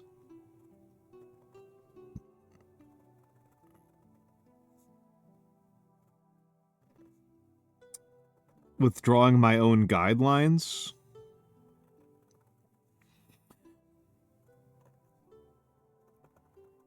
It's a pain in the ass, right? To draw your own guidelines, but I think we've established pretty clearly here that I like making things a pain in the ass. Right? I like doing things the slow way.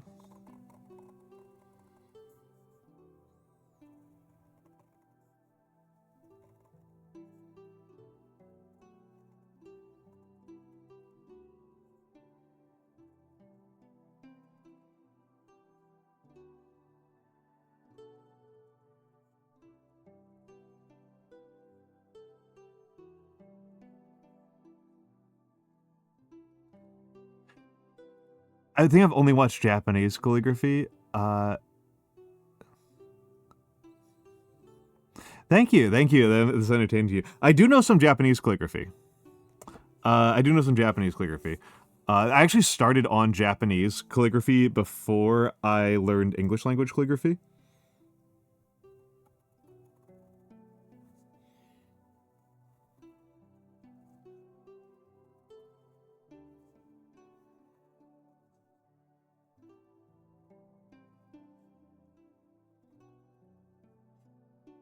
This is insular. Insular is a older script than Gothic. Insular is from the early Middle Ages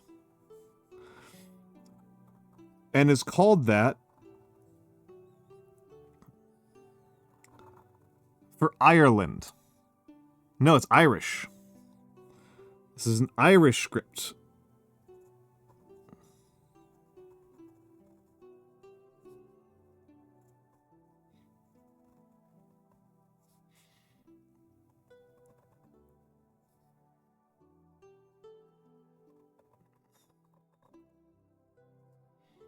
And there is an insular minuscule, which I am working with, and an insular majuscule.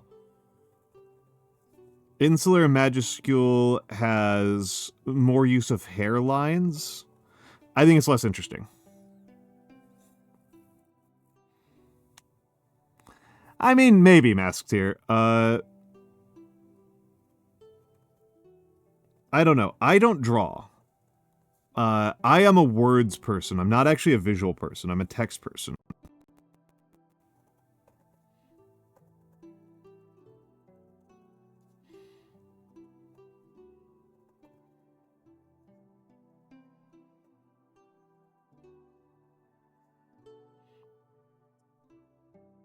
This is a letter in Insular I really like.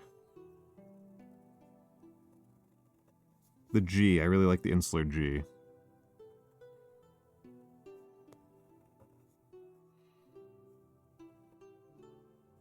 That's not really an Insular S. I kind of screwed up there. I have never done it. Hold on a second. I've never done a Japanese calligraphy stream as a full stream. I just kind of break it out periodically because I'm not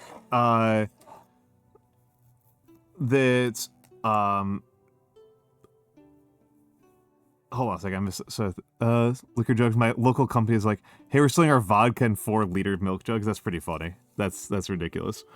So like here's the, well, kind of masked here. The earliest form of writing that we are confident is a form of proto-writing is impressions.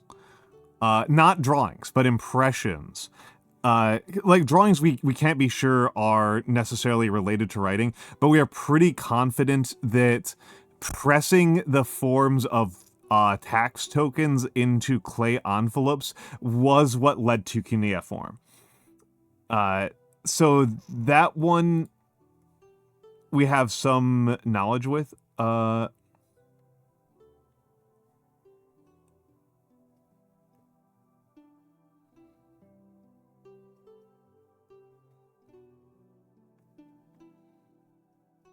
And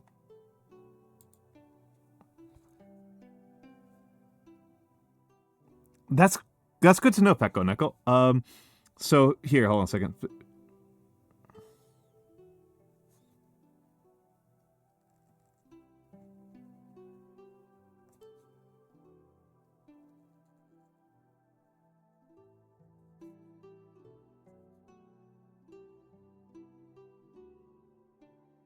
So this character, this character is the Japanese or Chinese for eternity.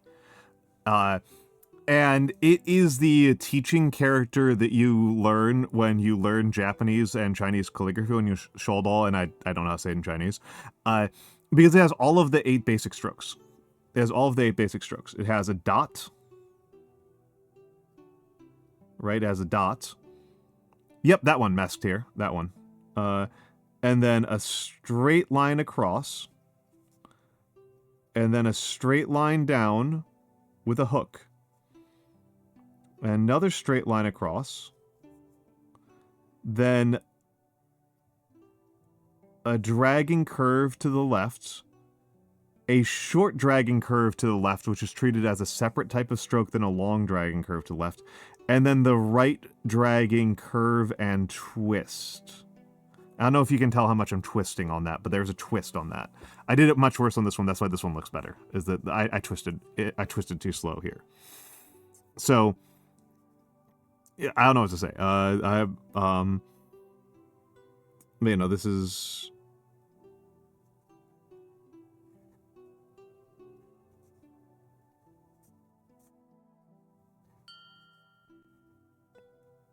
Shol.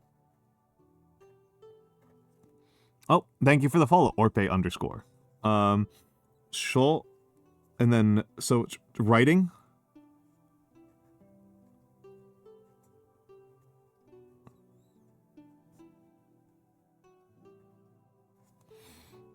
And then method.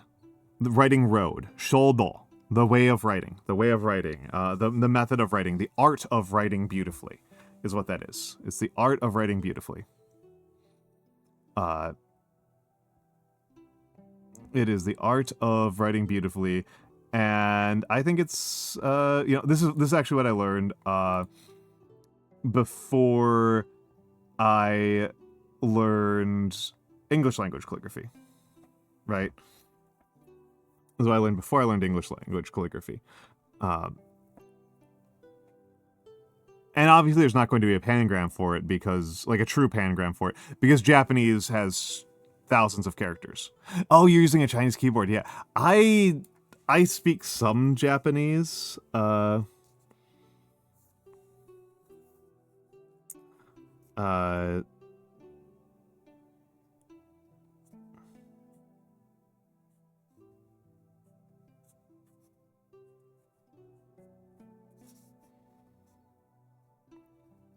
Ore, hello discorsi.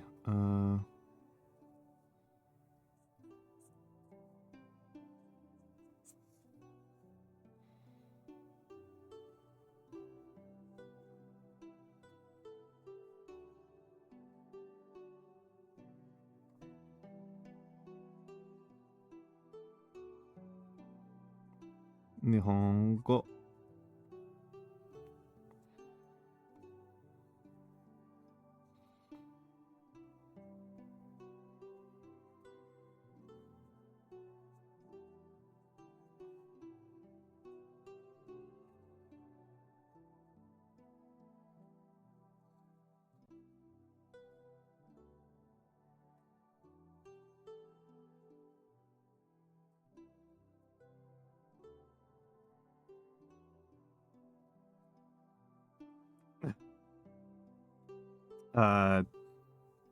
I speak a little bit of Japanese, but I'm pretty bad.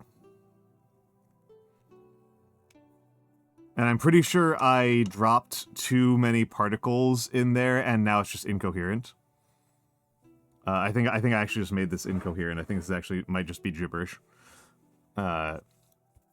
Gibberish. His least favorite Sicilian dish.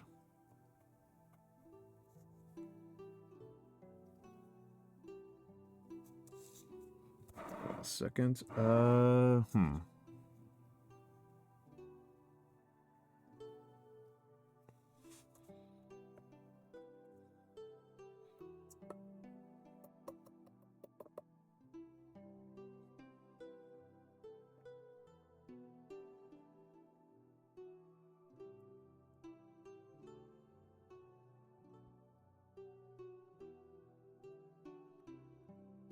More off.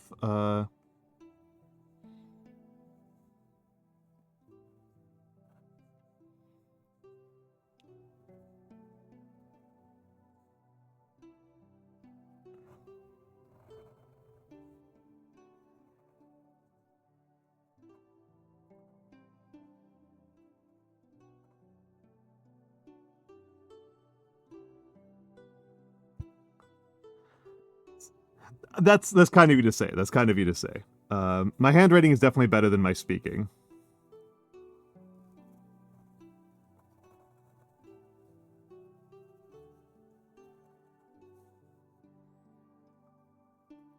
According to Inari, my pronunciation's pretty good, which is pleasant to hear.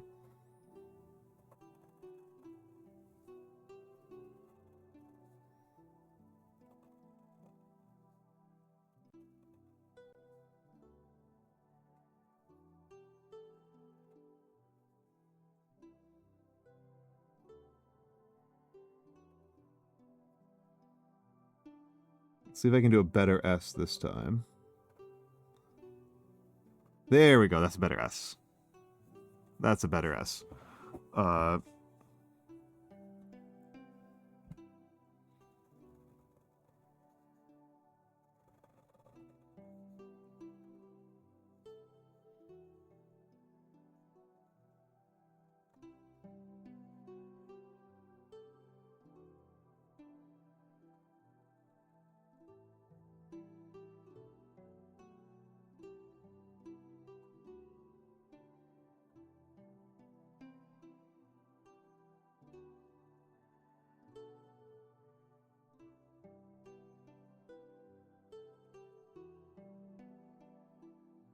Oh, hello, Ryan. Hello, Ryan. Hello, Ryan.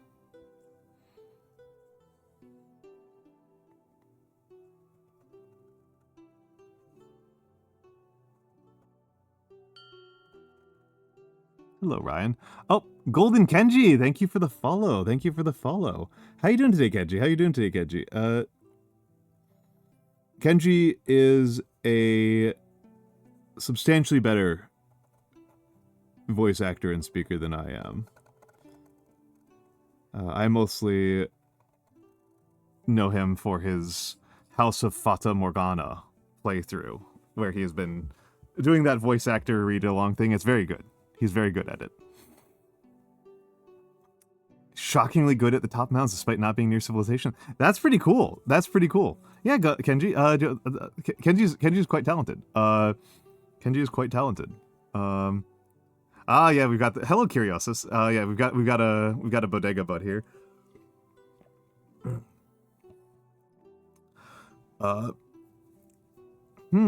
Speaking two languages makes my accent peak every once in a while.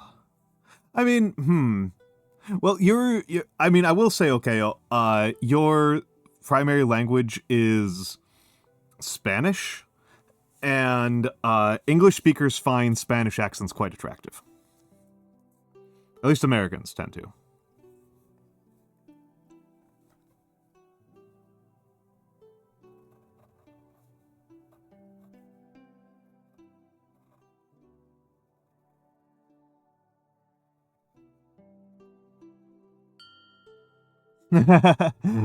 Ran Daniel, thank you for the follow. Yes, as a real Pekon Neko. Thank you, Kenji. Thank you, Kenji. I am playing around with a new tool. I have not ever used this pen before today. And I don't actually usually use insular. This was my Gothic that I was doing earlier on stream. And even then you can see like some halting and uncertainty on here. Wait until I talk to them in gibberish Spanish. And hello, iPop. Hello, iPop. And no, Pekon Neko. My friend Glitchica does a lot of ASMR streams, and she has learned that she has to... She's Mexican. She has learned that she has to be cautious with her deployment of Spanish speaking because her chat goes too feral over it. That's very kind of you to say, Kenji.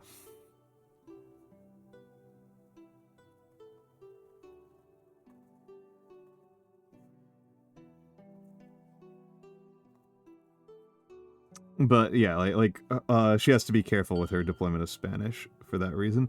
Oh, Slump Neko, thank you for the follow. Thank you for the follow.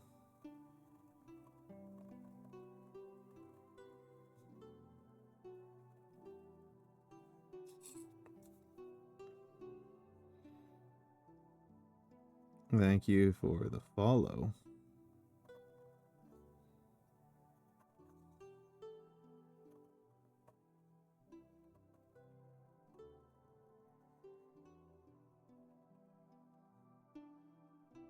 That was much better P than I did earlier. Oh, I am doing some calligraphy, and I am just kind of answering people's questions. This is fundamentally a just chatting screen with a little bit of visual ASMR. With a little bit of ASMR. I love hearing different people's accents, except for Polish. That is probably a self-consciousness thing, Hoomter. Most people seem to find most accents kind of appealing, especially if they're from languages that are not too radically different from their own. I find that Americans tend to find like Chinese and Japanese accents not so appealing. Or Indian accents, for that matter, that's true. But they do tend to find... Americans go nuts for Irish accents. That's the one that they go really nuts for, is Irish accents. Americans are completely unhinged about British accents, most Spanish accents. Not particularly the Basque accent, but definitely definitely like Mexican and Argentinian accents. Americans tend to go feral for. And Cuban. Yeah. Peko Neko, I think, I'm not sure if Kara is still here, but so Kara would be able to back me up on this. No, particularly Argentina specifically is a country that Americans associate with, like, sexual prowess and aggressiveness. Yeah, is anyone where you roll the R's. We tend to find the Spain Spanish a little bit comical because of the lisp, the way that that European Spanish pronounces their s's. Estoy bien. We find that kind of ridiculous. But like the Spanish accent, the Mexican and like South American accents, we tend to be... Yeah, that's the one that throws us off, iPop. Some Brits... I have met Brits like American accents. That's true, Blue. I have met Brits like American accents. Americans, honestly, just because of the prestige of our country and our wealth and our history of hegemonic dominance over the last century, which may be coming to a close. We may be running out of time on this one, my friends. We tend to get a little bit of an easy mode in most countries.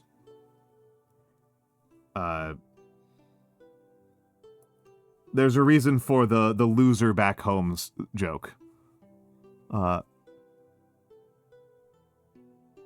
Thoroughly entertaining and very expressive. Yeah, we should, considering the current leadership, yeah. Well, and it's,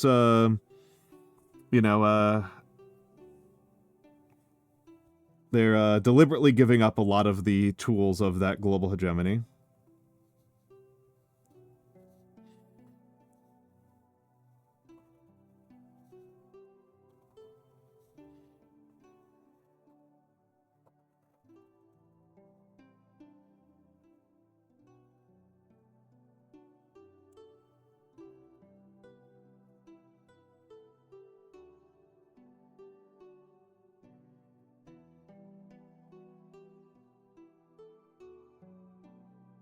I do know that British people... Yeah, no, that's something that I think about a lot, Gringotts, is that the Japanese accent Americans tend to not find super appealing. Which is kind of interesting. And yeah, it's already so fucking over, as they say, Tayamitsu. Yep. I can see that. I can see that right in the space. I would not be able to pick a Polish accent out of... I would not be able to pick it out.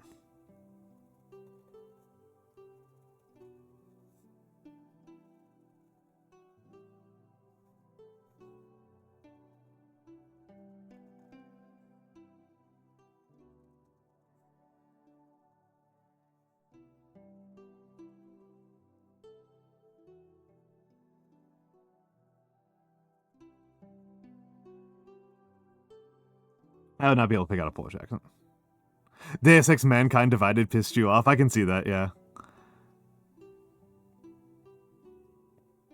I feel like I speak with a lower pitch when I speak Taiwanese or something. That makes sense. That makes sense. Hold on, let me think about this. So this is my American accent. This is my American accent, and 日本語それは私の日本語ですね。そのこと、その声、これは私の日本語の声。ちょっと違います。高いですか？ちょっと高いですね。でも、さあ、今日ね、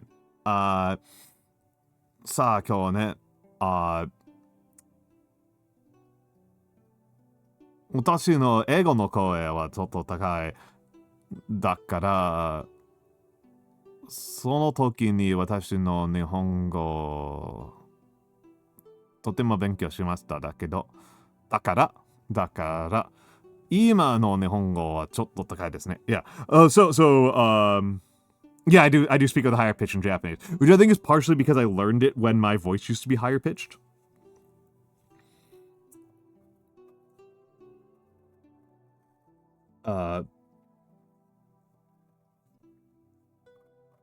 Pre-COVID, I had a higher pitched voice. My voice got somewhat deeper as a result of some COVID scarring. Nasally equals not sexy. Americans do have nasal accents. Sure desu ne. Sure de naite. Sono koto naite, Kenji-san. I mean, Humter, I would say it's a roll of the dice. I got kind of lucky. Because if I don't think about it, if I just kind of talk really fast without being thoughtful, I will go into this higher register, which is is what I psychologically think my voice sounds like, is this higher register that I'm speaking in right now, but it strains my throat. It is already straining my throat to do that much. Like, I can already feel it.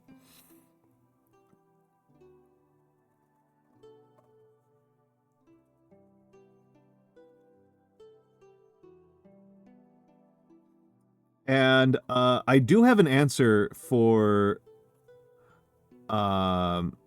There's a funny answer to Gringot's question and a non-funny answer. The so Gringotts asks, rolling R's. Why does rolling R's equal sexual prowess for Americans?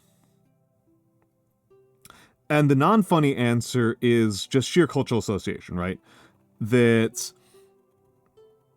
we have movies, we have decades of movies and TV shows where people find themselves sexually on trips to Argentina and Cuba and stuff like that. And it combines with a bunch of sexual stereotypes going back centuries around darker skin, around Spanish colonization, around Catholics, etc., etc., etc.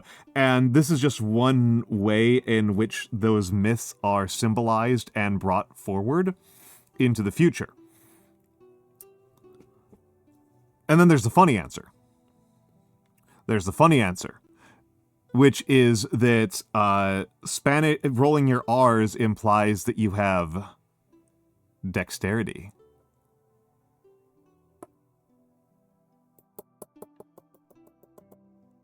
And yeah, Argentinians are like, Argentina specifically is like the country that you go to get laid. I'll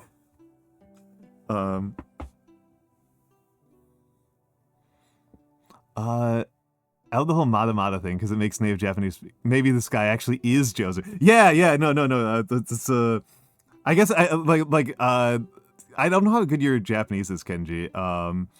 But I'm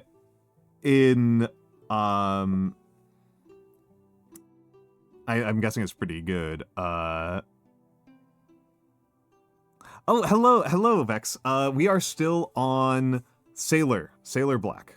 We are still on Sailor Black.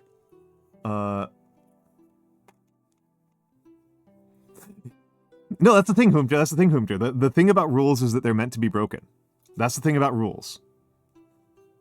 The thing about rules is that they're meant to be broken.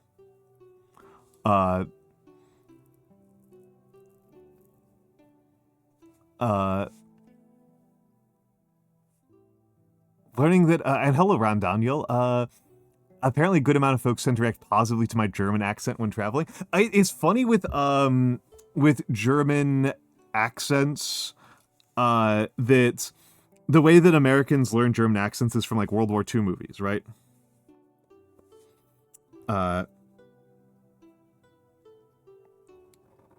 And so Americans are constantly surprised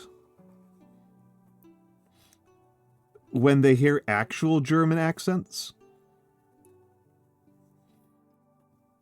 And Germans don't sound like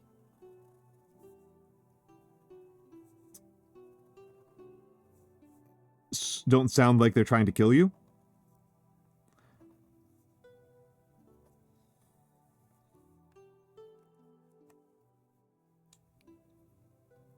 Still nose deep in your very... Oh, okay, you're still working on Genki Ichi. This one, Vex, I think it's because, for one thing, this ink is super lubricated. I'm honestly really looking forward to getting back on Herbin Black. I do not like the Sailor Black nearly as much as Herbin Black, which is why I'm being pretty reckless with it today. I've still got... Oh my god, I've still got so much of it left. Maybe I need to be using it more aggressively. But I am looking forward to getting back on Herbin Black. I think this ink is just really lubricated. It deposits super fast. I'm also learning, if you can tell, I haven't used a dip in years. I'm using a dip for the first time in years. And so I'm still kind of like learning some of the basics here.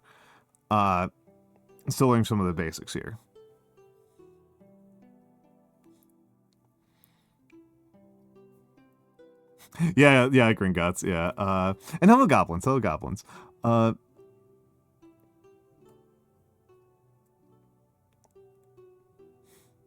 And extras when you break the rules on purpose. Yeah, no, a lot of, there's a kind of joke, among Americans that, about like the European ESL speaker that speaks with like extremely perfect, precise English grammar. Cause, we Americans, we ain't doing that. You know, we ain't about that life. That ain't how we doing things over here. Right? You know, we do that stuff.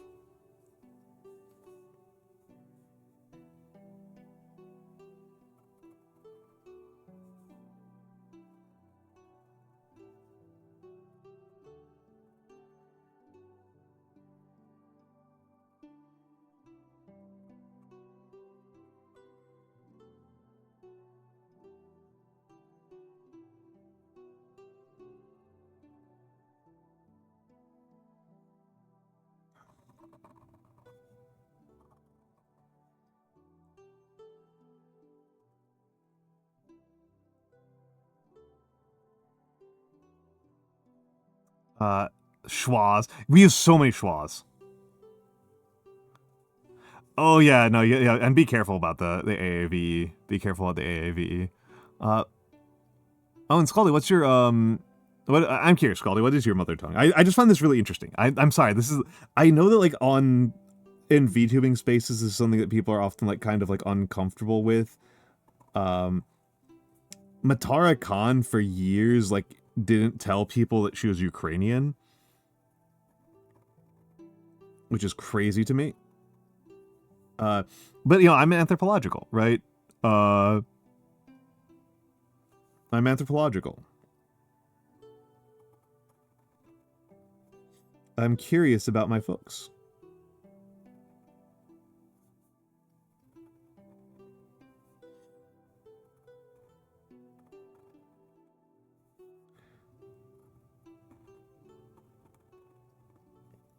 I'm curious about folks, about peoples and places and things and what they do.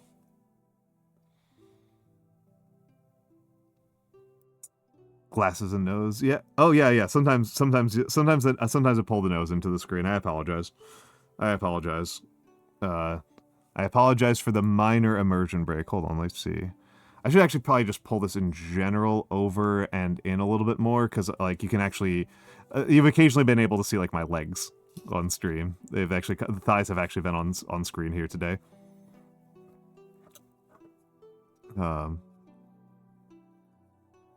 Trying to figure out where I need to be. Oh, this is more comfy, so let's. And you're a little bit skewed. One day I'll have a camera setup I feel happy with. Using pronouns essentially at all. Yeah, my understanding is that Kari and Konoj are very rarely used, right? That was kind of my understanding. Obviously, Kimi is used in very limited circumstances. Anatta, Americans I do know tend to use anatta way more than native Japanese speakers do. It is Humter. It's a big beard. Woody has met me in real life. I'm not sure who I've seen here today has met me in real life off the top of my head, but people who have seen me in real life, it's a lot of beard.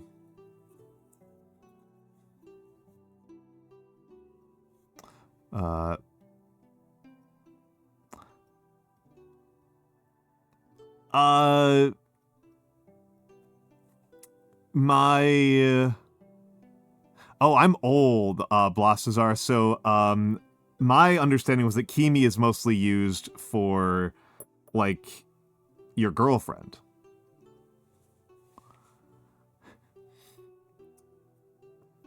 Ah,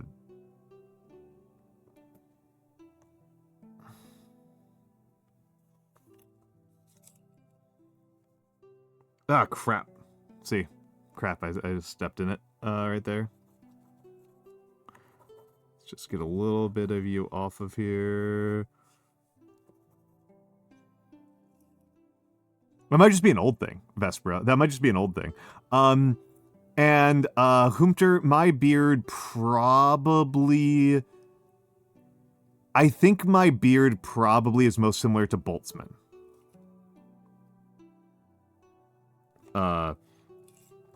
Would be, Boltzmann, I think, is the most similar beard to me. So you can look up Boltzmann and see what that looks like.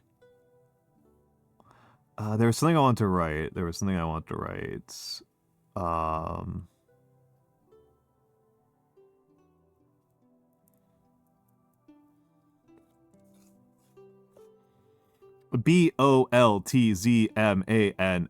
Have a good night, Blastazar. Have a good night, Blastazar. It's always a pleasure to have you here. It's always a pleasure to have you here. Let me... Hold on.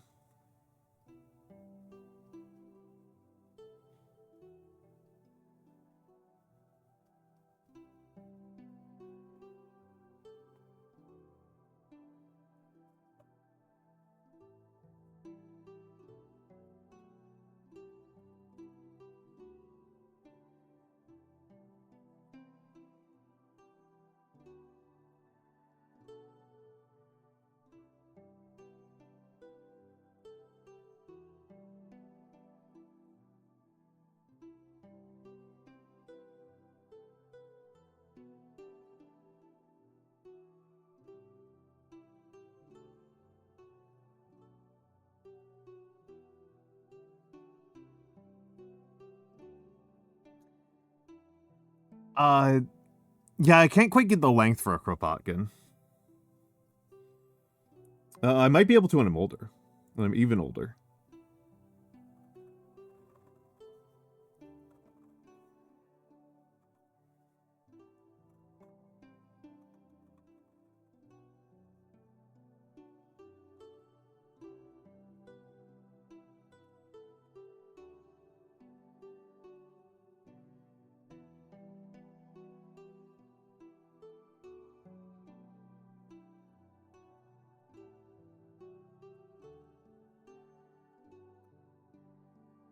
It's also possible I just don't get enough, like, calcium in my diet or something. Yank that scarf. It's getting cold. Property of Pekon Neko. I mean, he did draw my scarf a lot.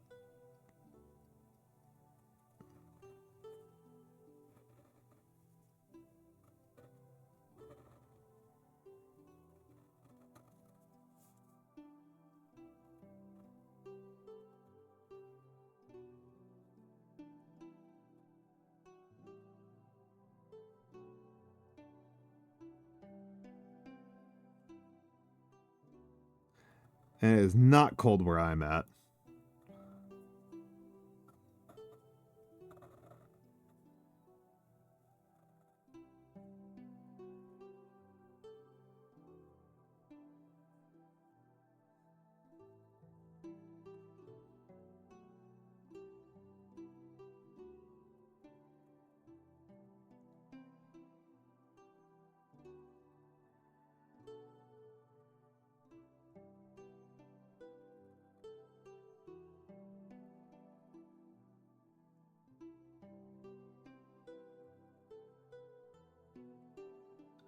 Yeah, I've missed Insular. This was the right decision. Yeah, April is here.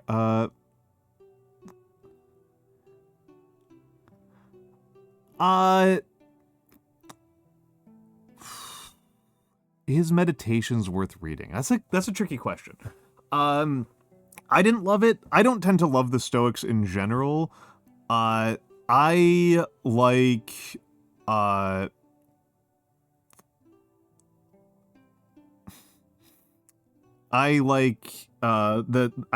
Tacitus more for Stoicism, but even then, like, I don't know. I mean,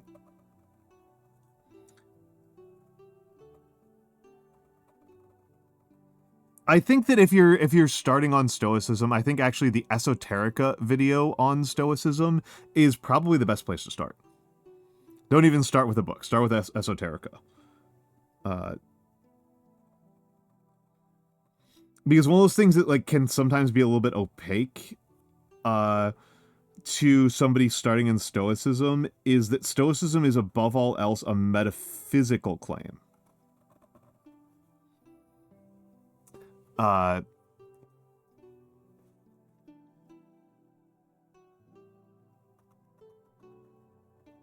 The claims about, like, what to do in your daily life are results of the metaphysical claim. The metaphysical claim of Stoicism is monism, which is to say that all things are one thing. That you are not a different thing than your wife. You are not a different thing than your boss or your employee. And so things shouldn't bother you because they aren't actually changing, they're just kind of moving around.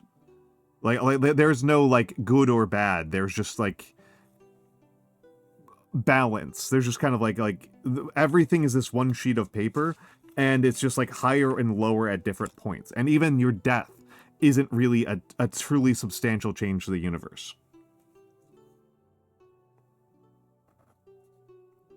That's where the rest of Stoicism flows from, is from this metaphysical claim that there's only one, not just one substance, one object in the entire universe.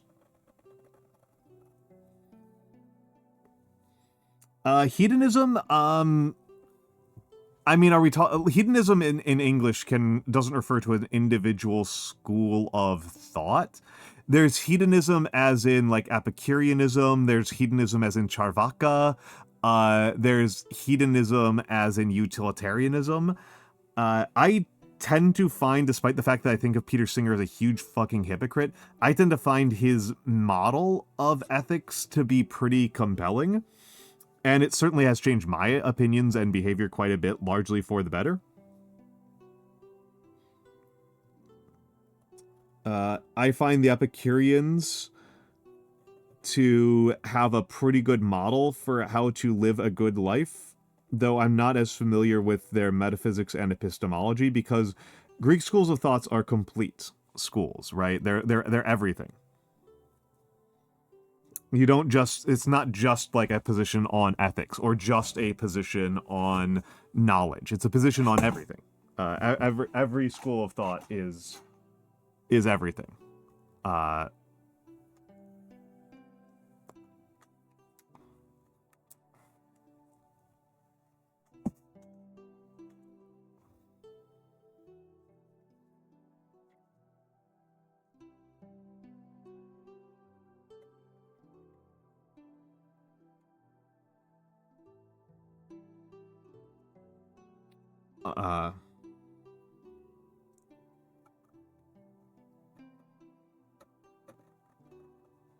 I am paraphrasing this one because I don't actually remember what the guy originally said.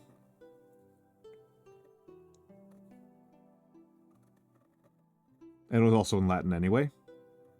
I think this was Seneca.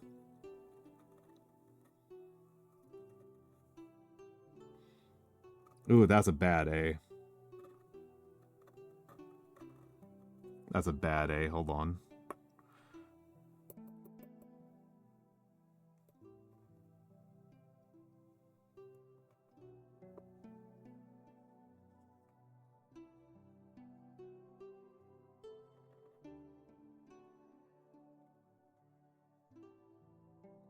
Let's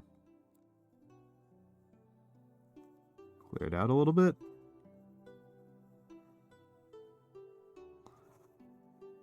Get you a little deposited down. There we go. That's better. Yeah, you get all the courses from one school. Yup.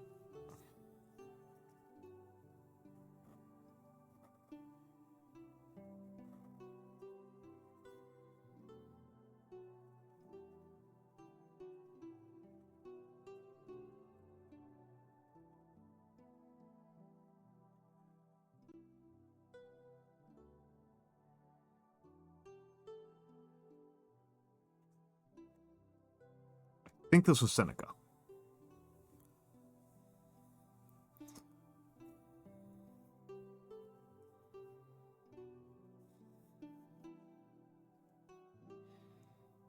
But yeah, this was I learned this from the Rome Total War loading screen. If you speak only one language, you speak none. I've thought about this quite a bit, and I was thinking about this when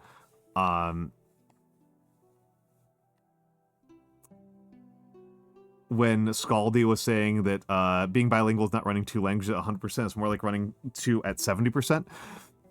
There's an argument to be made here that speaking, if you're monolingual, you are running 1 language at 20%.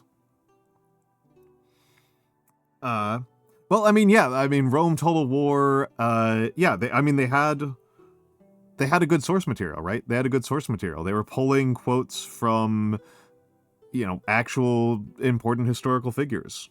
Makes it pretty easy to get good quotes, right? If you're pulling things out of Seneca and Plato, and Aristotle and stuff like that, it makes it pretty easy. I don't think they had Aristotle in there. They might not have had any Aristotle in there. They definitely had Plato.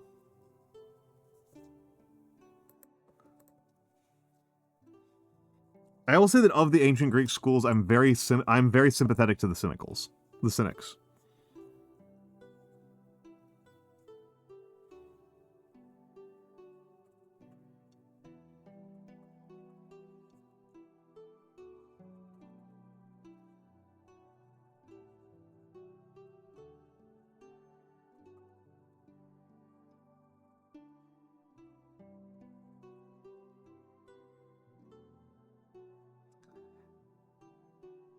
I'll be lurking in the background now as I play a bit of Sky to grind days. Absolutely, absolutely. No, okay, that's what people come here for. That's what people come here for. Some folks do like to chat with me and hear about my opinions on things, and they ask me specific questions. And some people just want to vibe. Some people just want to vibe. It's perfectly fine. I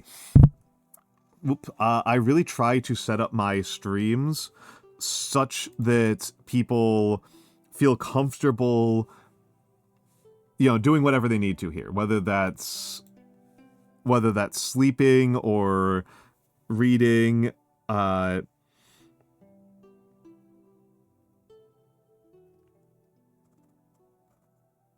or talking with me, you know, I try to make this...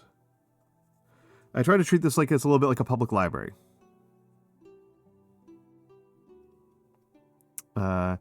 Chilling and mining the rings of Saturn in Delta V. Yeah, no, it shouldn't. I mean, I am not a high intensity engagement.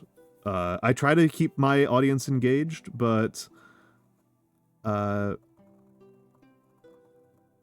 want this to be... I am not a chaos gremlin, right?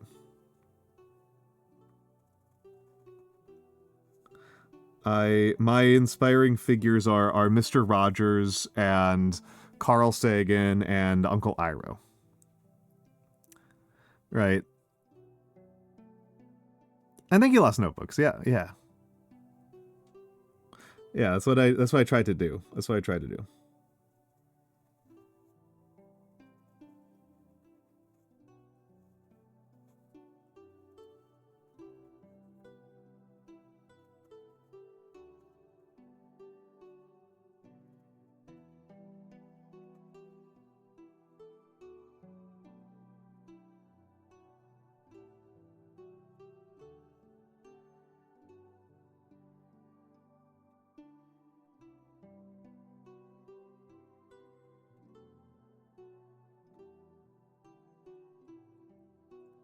And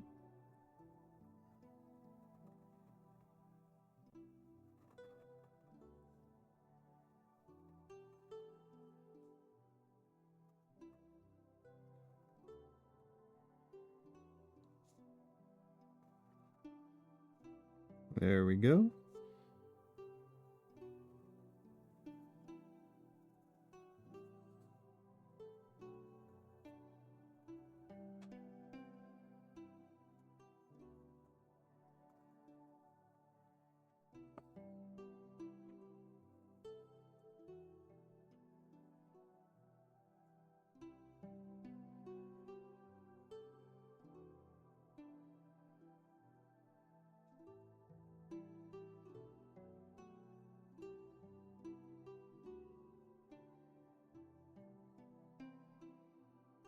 Oh. I come here for the recommendations and hot takes about things I don't yet understand. Good way to figure out what to learn next. Ah, fair enough, fair enough. Fair enough. I'm gonna have to compress this a little bit.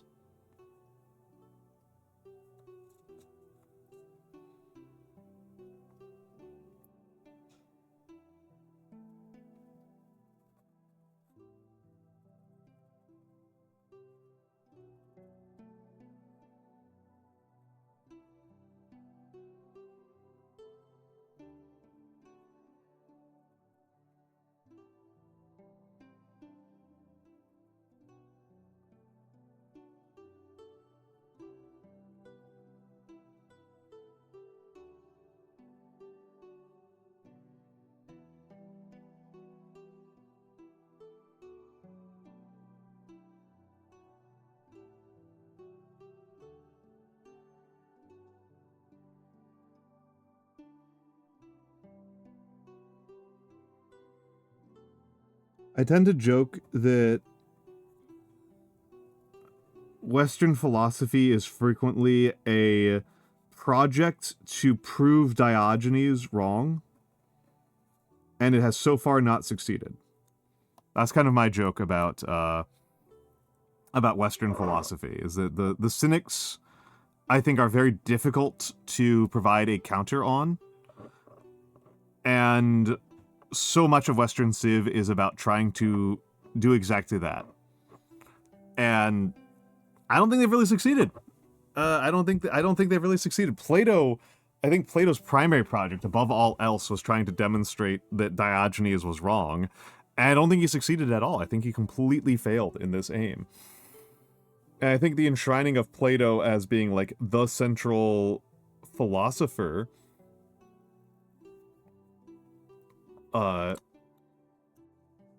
the axis upon which other philosophy turns, makes us feel more pathetic, right?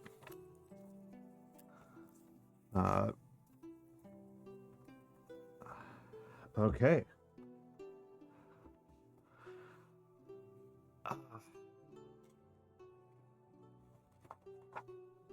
Lightbox Kun is getting very hot. Lightbox Kun is getting very, very hot. He is scalding my hands. He is scalding my hands with some frequency.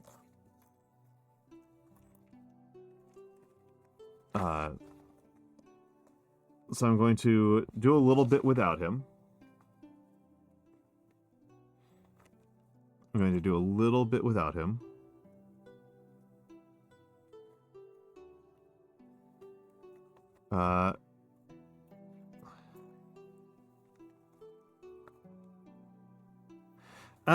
Scalding is a more impressive local problem.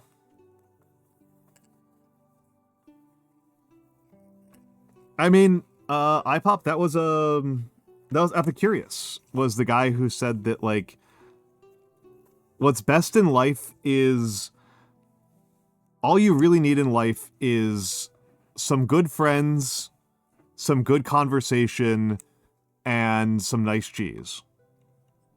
Right? Like, I find Epicurus pretty compelling on that front. I'm just gonna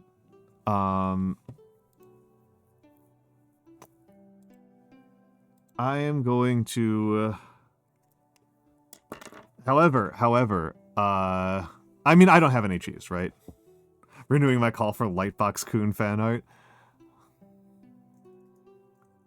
We've got some people who do some pretty good fan art in here. Nutcase went to bed, but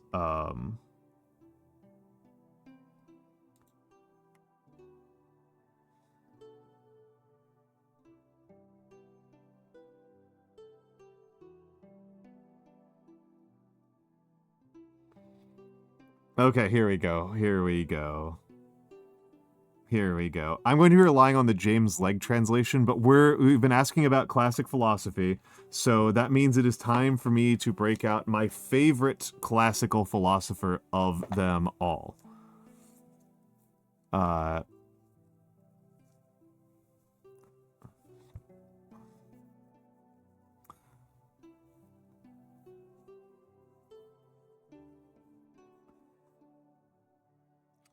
And I wonder who knows who my favorite classical philosopher of them all is.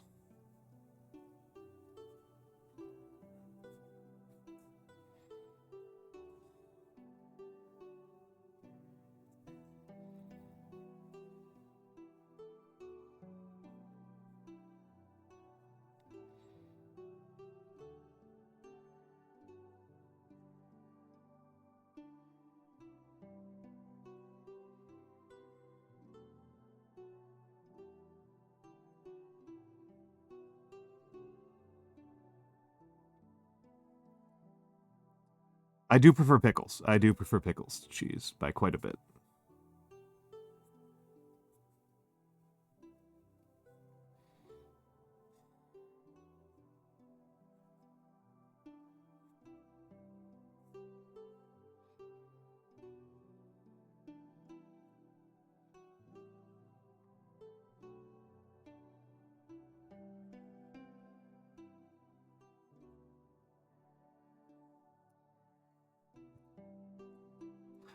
Now I'll trade pickles for a house. Is that still a thing? There was a guy a decade or so ago who was like a proto-influencer who tried to see how many trades he could make. Yeah, this is Hobbes, right? Yeah, this is Hobbes writes in classical Chinese. Yeah, no, Gringotts has it. This is Zhuangzi. This is Zhuangzi.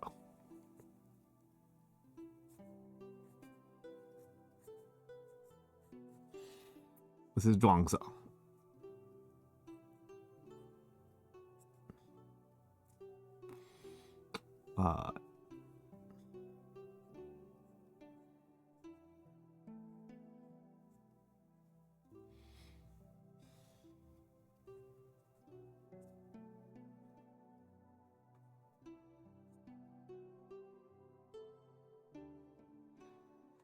Yep, this is traditional. This is classical. This is classical blue. This is real old school.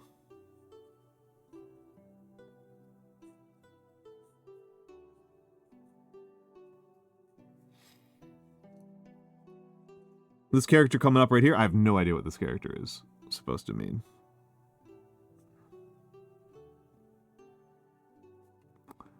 I have no idea what this one means that I'm writing right now.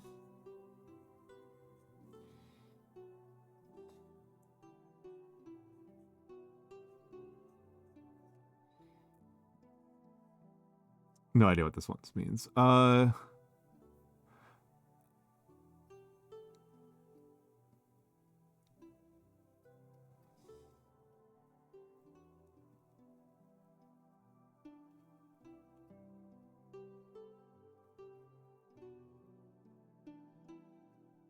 The greatest expert, maybe? Superlative? I'm not sure. I'm guessing a lot from context there. I am making these characters way too skinny and narrow, I think.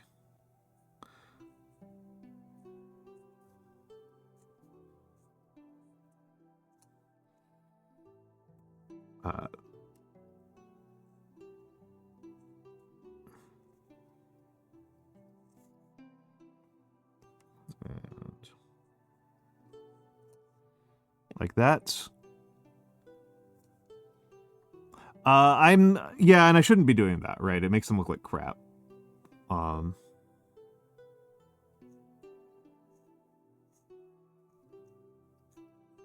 Particularly my person radical, I am unimpressed with. Oh, that one is just wrong. That one's just a mistake. That's literally just a mistake right there. Literally just a wrong character. Live and learn.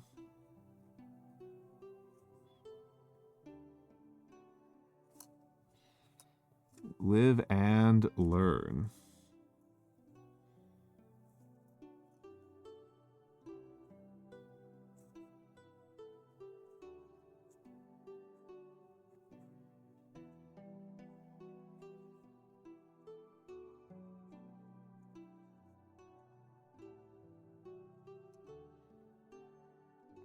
Yeah, for person, exactly. Would Diogenes have befriended Zhuangzi? Probably not. It would be flattering to think so, but it is held back considerably by the fact that as much as I think Diogenes was clever and interesting and funny, I have never gotten the impression that he was particularly anybody's friend.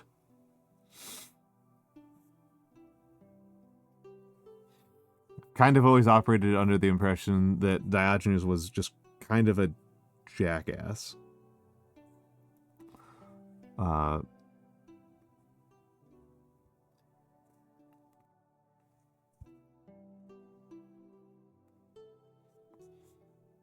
Okay, this sentence I can actually read. This clause, I understand.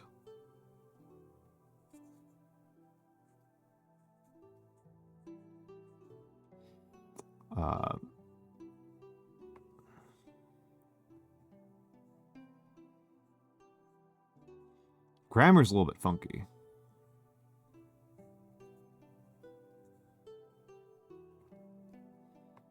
Yeah, like that.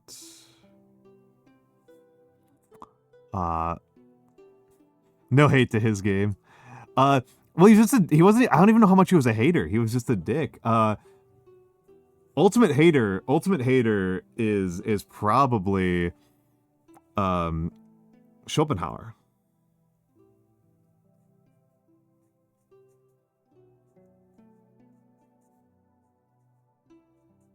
Schopenhauer's a high-tier hater. I have to zoom in a little bit on this character. Okay, because this character I'm unfamiliar with entirely. 3 rice fields in Earth?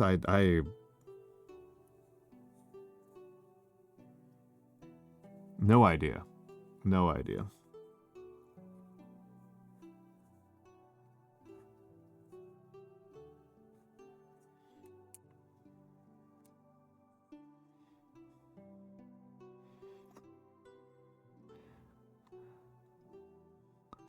Perhaps only to be repulsed by excrement thrown at him. Yeah, it's the kind of guy that we're talking about here. Oh,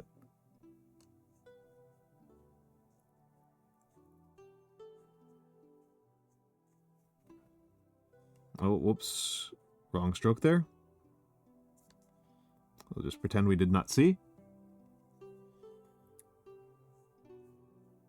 This character I always just think is kind of ugly. And thus I wrote it very wrong.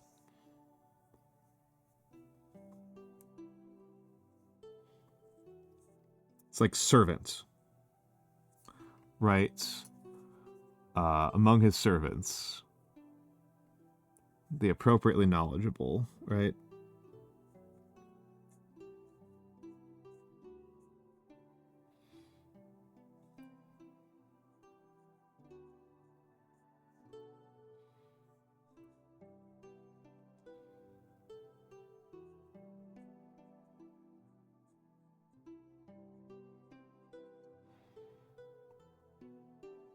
We're about to get hit by ads. I might need to turn back on... I'm going to leave Lightbox Kun off until I get back from ads.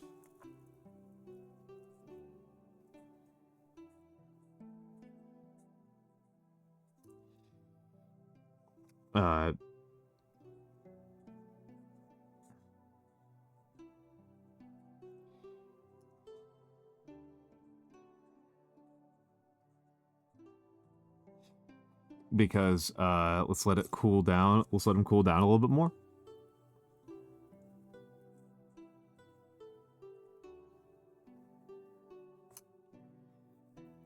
Okay, I'll be back in a few moments. Enjoy the fan art.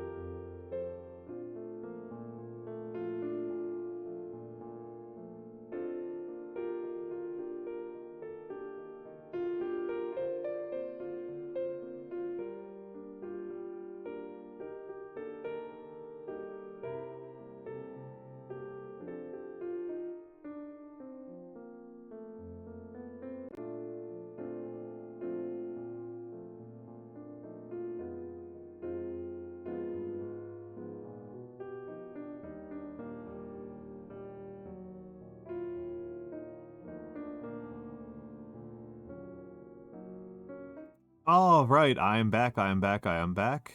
I am back. Wow, that is looking rough. That is looking rough. I'll do probably another sentence, and I'll go back to English language because that is looking rough, if you ask me. Not impressed with my Chinese calligraphy.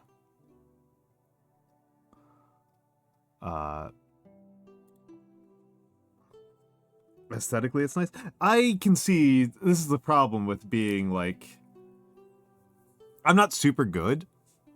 I don't want anybody to get the impression I think I'm super good, but I am good enough that like I can see really obvious mistakes. Even Blue can tell.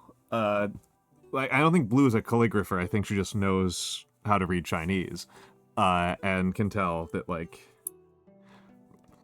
I am making certain characters look really bad and weird.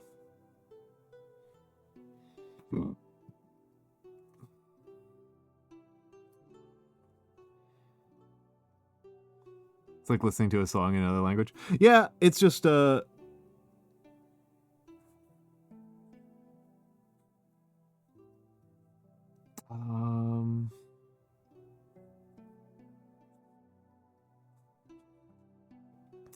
it's just I want to be presenting you with a better song. Right.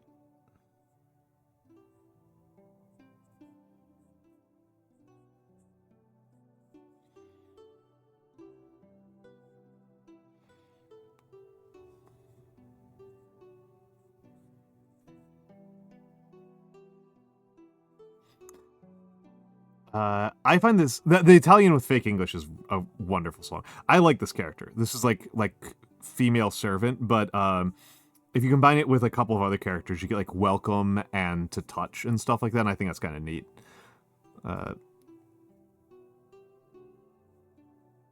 Oh, this is a new character by me entirely. Wow.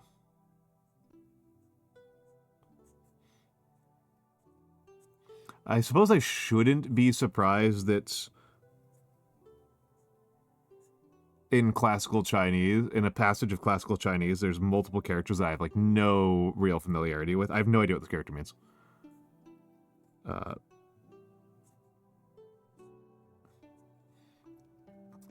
Like some of these characters, right? I know what they mean.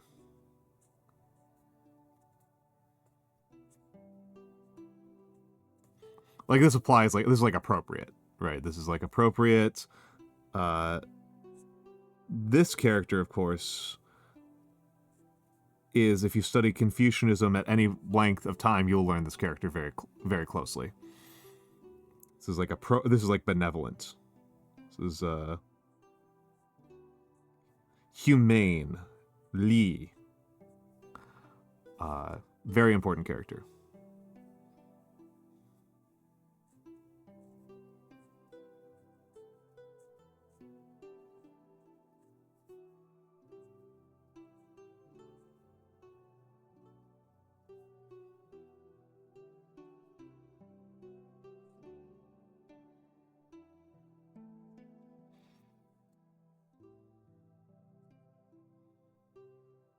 Yeah, when I get it right, I think it's a beautiful character, and when I get it wrong, I'm like, ugh. I feel like I get it right more often than I get it wrong. I got it wrong here. This is wrong. This is wrong proportions. This looks awful. But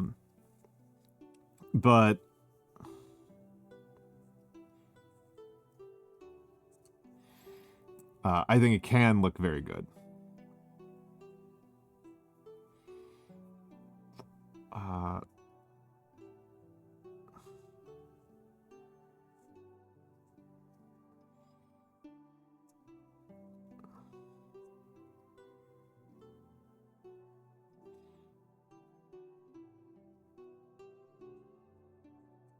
What in the world is this thing? This is classical. This is classical. This is not just traditional. This is classical.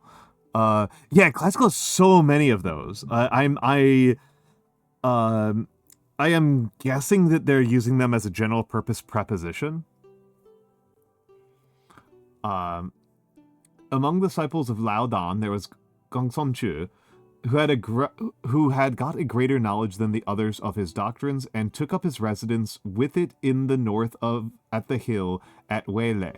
His servants who were pretentious and knowing he sent away, and his concubines who were officious and kindly he kept at a distance. That's what we've gotten through so far.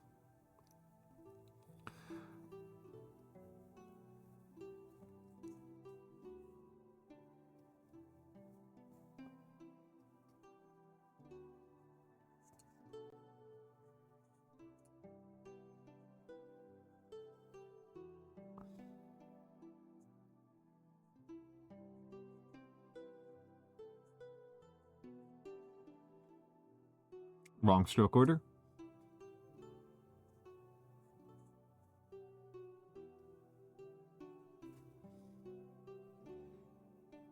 Oh, the third character of your Chinese name is that. Hello, JD, and hello, Deedledee-Doo. Hello, hello, hello. Hello, hello, hello.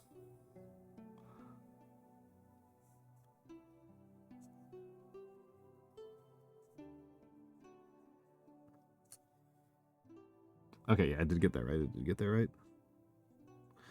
I used to know what this character meant.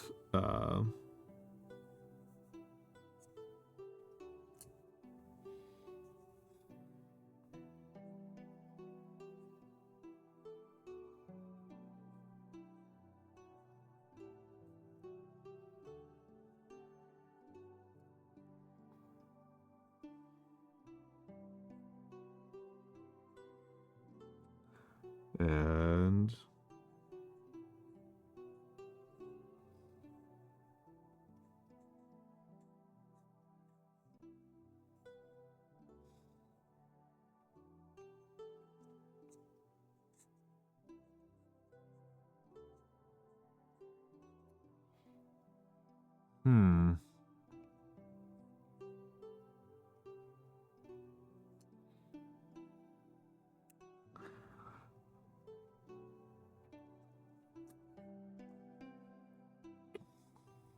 this character I always hate writing. It's one I'm about to write. I hate writing it.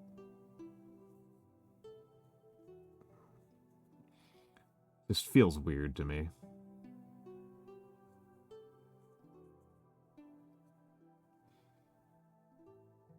I don't know. Something about it always feels off balance to me.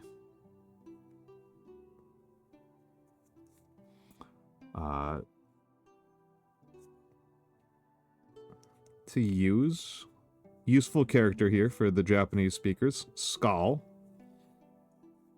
Yeah. Okay. Yeah. My Chinese is really awful. Please, people, do not use me as a Chinese. Do not try to learn Chinese pronunciation from me. My Chinese pronunciation is really bad.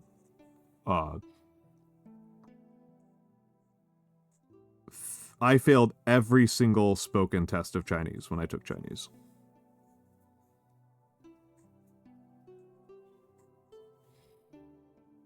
And annoyingly, I do know enough Chinese that I can still say that I'm pretty sure the translation that I've got in front of me isn't good.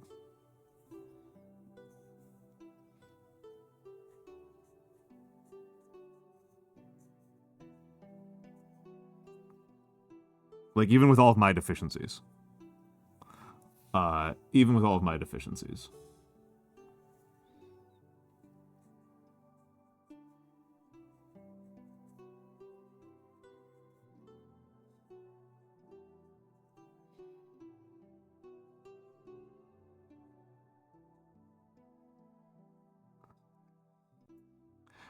Because the translation will reference like numerical quantities, and then I'll like be able to look and be like, there's not a number there. Like I can tell that you're doing this sentence by sentence, and there's not a number in the passage that you referred to.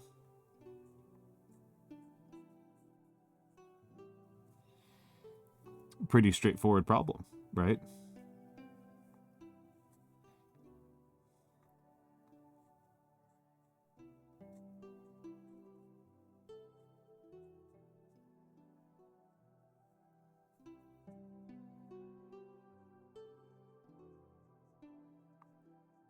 Just messed up the proportions really badly right there.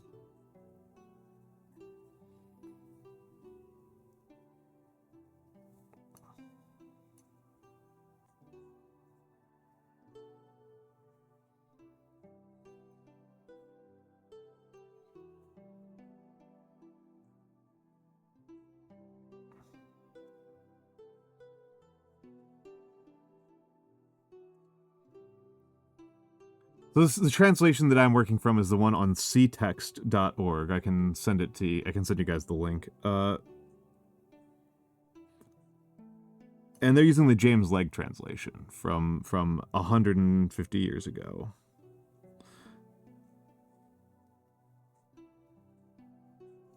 And the thing I really remember from rereading Legge a few years ago, because again, this is like these are like the easy to find free translations of classical Chinese are on ctext.org. I remember reading a passage of the Mengzi, which is not a Taoist work, it's a Confucian work. And in the Mengzi, hold up, gotta.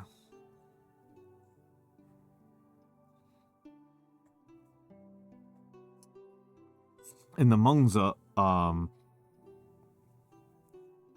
there's a passage about taxation, about how to run a marketplace. And Legge in the translation goes on this thing about doing a single-use land tax that Mengzi is saying that if you do a single-use land tax, your markets in your city will be massively improved.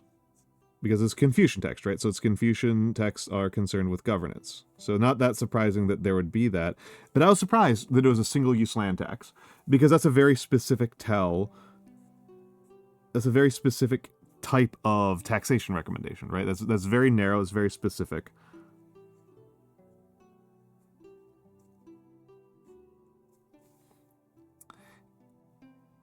And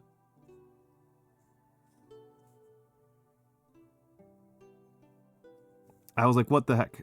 No, I'm not. Well, I guess kind of. This is from, let me send the passage.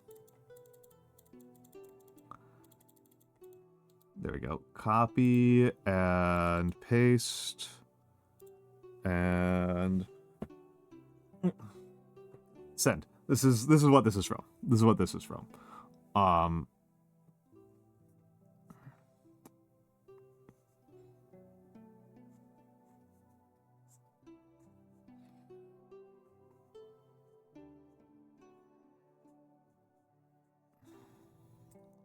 강선주.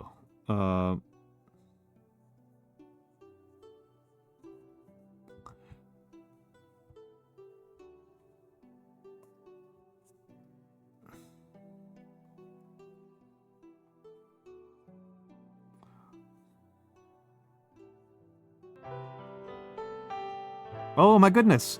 Diamond, DK Diamantes, hello, DK, hello, DK. Welcome in, DK Diamantes. What were you working on? Were you dooting on the beasts? Was that what you're doing? Dooting? Were you dooting? Let's give this shout out. DK is a very chill dude. DK Diamantes. You were. I'm gonna still, oh, nope. So, DK Diamantes. Yes, that's what I thought. You were Wildzen. I have mentioned before I've been playing quite a bit of Wilds. I'm a heavy bowgun main. But welcome in Raiders. Welcome in Gwaine T and Solme _ and DK Diamantes. Hello, and to all the other Raiders. I am Almantas, former professor, current VTuber, old man who loves old things. And I am doing a calligraphy day today. This is what I have done earlier in the day. May as well turn off Lightbox Kun for the moment. I have been testing out a new tool. I haven't done a dip in a long time, so I've been dip penning today. And people asked me some questions about Chinese calligraphy today, which is actually how I started originally many years ago, and I'm very out of practice now. So I have been doing a passage from the Zhuangzi today. Because people were talking about classical philosophy and asking about Chinese, and here's a passage from the Zhuangzi that I am using. Zhuangzi is my favorite classical philosopher. I think Zhuangzi is applicable to daily life on an extremely regular basis and is incredibly useful and interesting and funny. This translation is not very good. I'm not gonna lie. This is not a great translation. But if you can find a better translation, hell yeah. I mean, this is the easiest place to start, is the one I linked.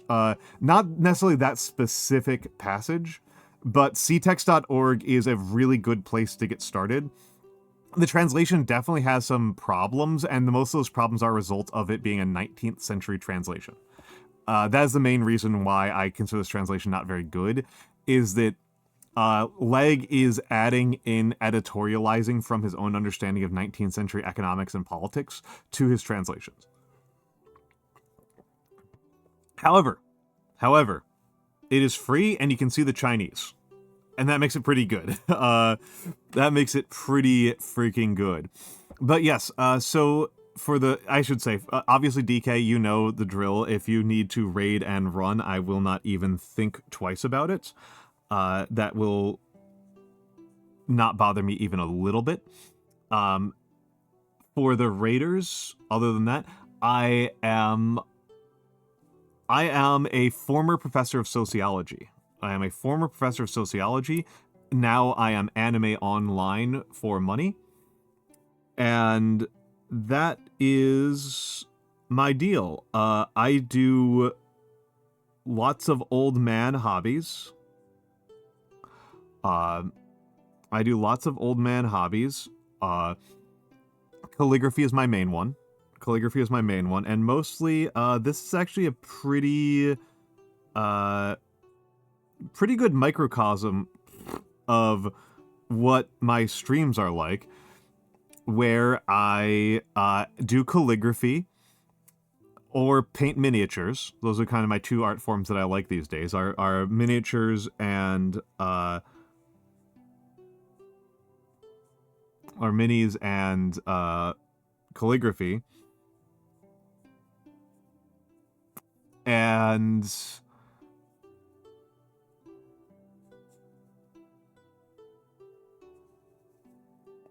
I just kind of talk about what I've been reading, what I've been working on. I've been asking a lot of questions about old school philosophy right now, which is something I like. I like classics. I like the classics. I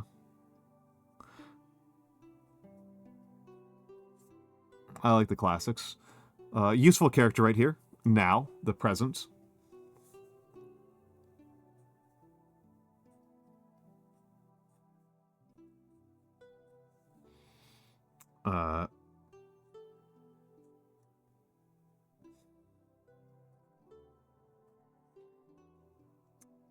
And my Chinese calligraphy is quite poor these days. And this is not a tool this is a brush pen.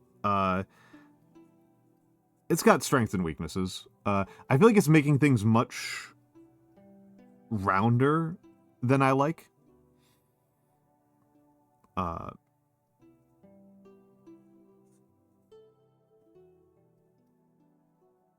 wonder if I would have felt more comfortable with writing this passage if I had written it smaller.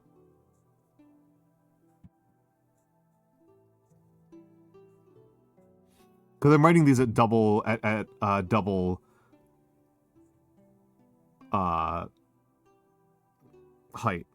at 2 line heights.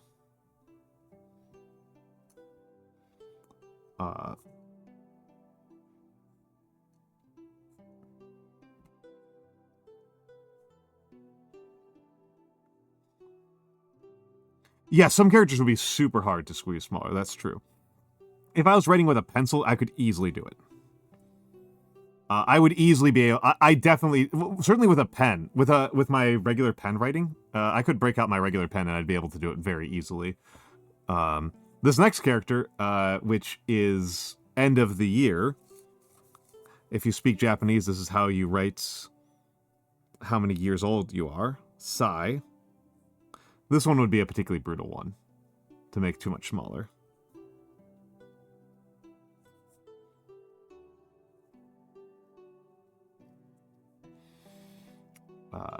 Let's make sure I'm getting it right, because sometimes there's slight differences between how I am used to writing the characters. Like, this would be a tough one to make much smaller. Is there anything you consider a form of art that isn't generally considered art? Streaming. Streaming. I consider streaming to be an art form. I absolutely consider streaming to be an art form.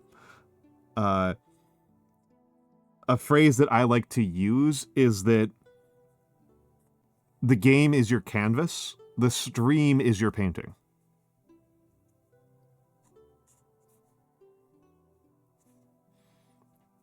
That's very much how I think about this.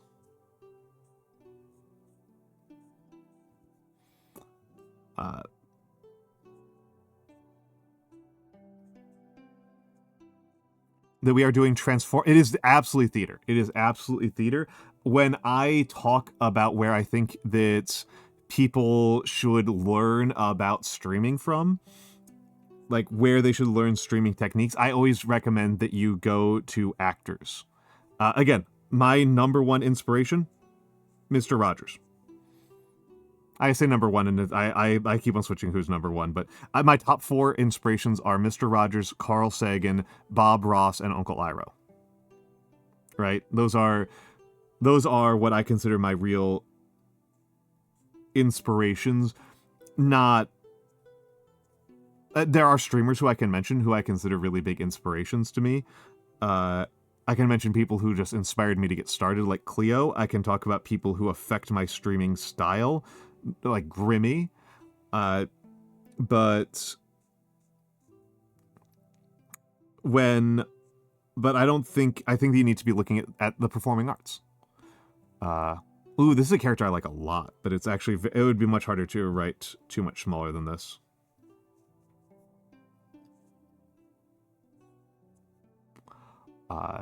And yeah, I love this character. It's like machine.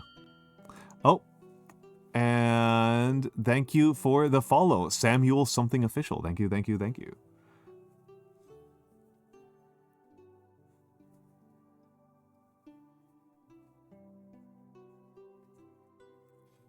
Thank you, thank you, thank you. But yeah,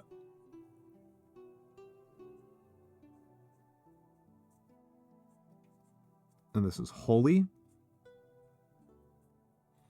Ears and Mouth of the King.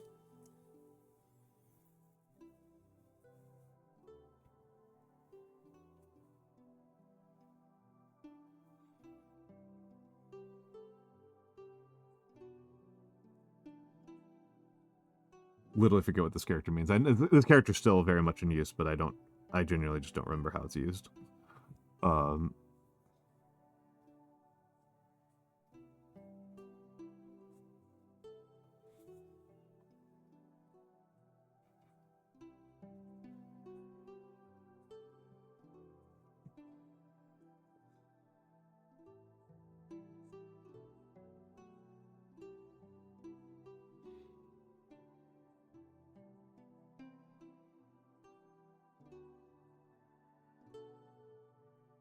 Helping you start streaming, it makes a lot of sense. Yeah. This one. Last character before the exclamation point. And hello, Kiri. Hello, Kiri. How was your stream today, Kiri? How was your stream today, Kiri? I caught that you were streaming, but I didn't manage to say hello. Shout out at Kiri. What were you up to? Kiri is a dear friend.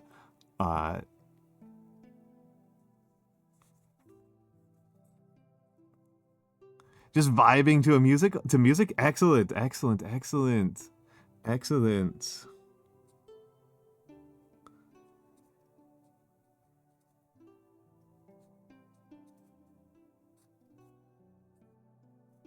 don't think I've ever heard you sing, Kiri. But you seem like a person who likes a fun night out at karaoke.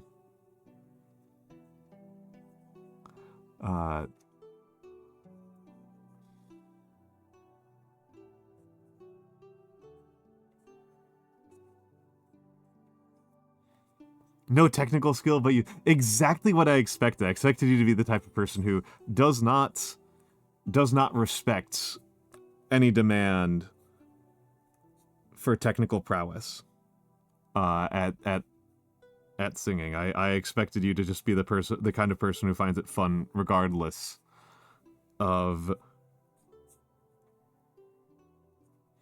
ability. Yeah. Yeah, yeah, exactly, exactly, exactly. Uh,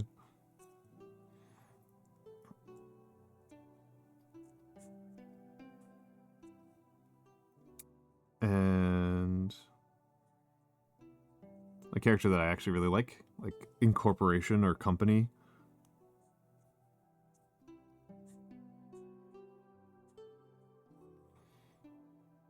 This character I've messed up like every time here. These are from, I should have pinned it, I guess. So I am just, people were asking about my Chinese calligraphy, and I am showing off that it's pretty poor, that I definitely need to get some real hard practice in. This is from one of my favorite pieces of ancient philosophy. Probably my favorite. My favorite piece of ancient philosophy, which is the Zhuangzi. I love the Zhuangzi. It is a, what the hell is this? Sorry, I'm just looking at this character. What the hell is this? This is a deprecated character right here. So these are from the Zhuangzi, which is a piece, one of the early pieces of Taoist literature. And it's mostly a series of stories. Mostly a series of stories. Meant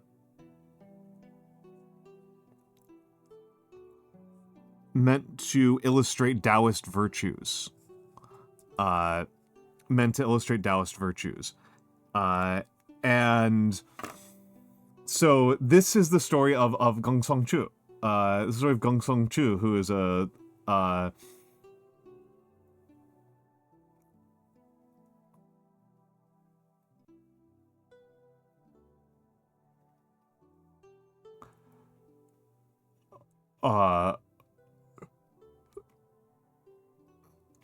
story of a man who has great virtue and uses that time to avoid other virtuous people.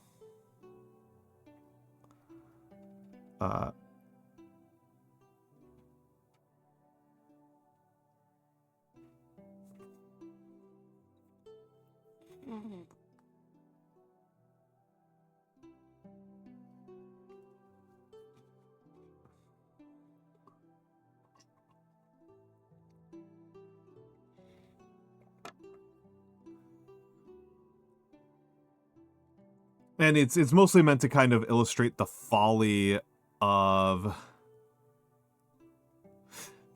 collab with a Chinese streamer, each of you write something, and then try to read what the other person wrote. Oh, that is a funny idea. That is a funny idea. That is a funny idea. I'm gonna try writing some of this stuff. I'm gonna try rewriting this passage, but only at half height, which will be this. The characters will be 1/4 as large. I'm just kind of curious if it will look a little bit neater. So far, this looks neater, but only 2 characters in. Only 2 characters in. Whoop. And I'm gonna be writing pretty fast.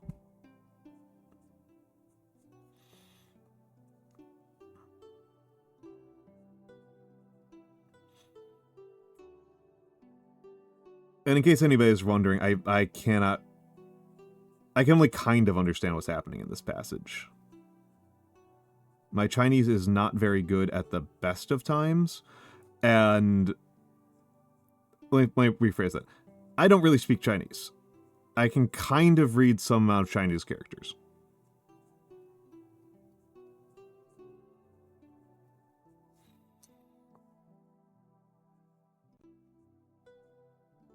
This character looks way better. This was the one that was really troubling me. And...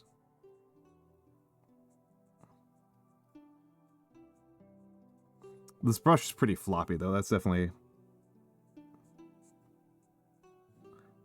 a trouble for me.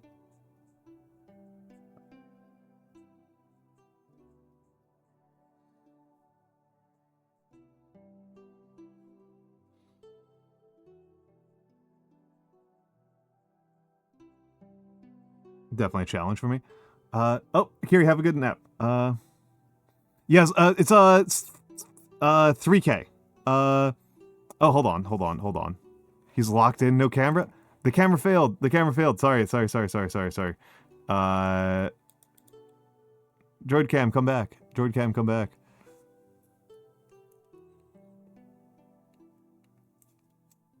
I see what happened.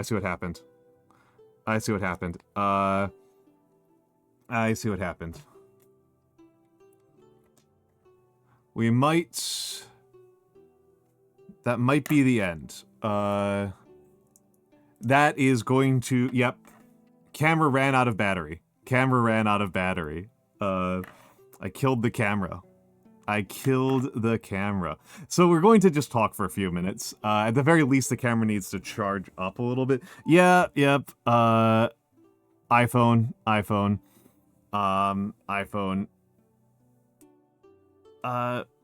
Yeah, we had a good run. Oh, hello, JD. I am probably going to... If we come back, if the camera comes back in a couple of minutes, I probably won't be doing super much longer anyway.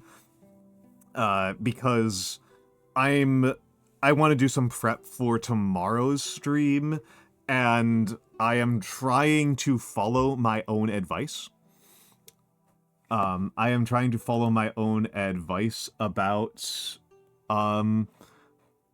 streaming.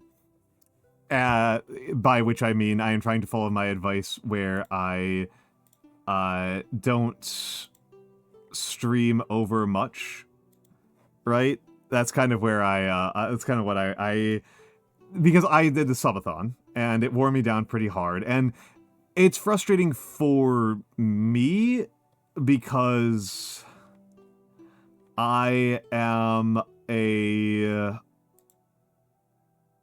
how do we say this? It's frustrating for me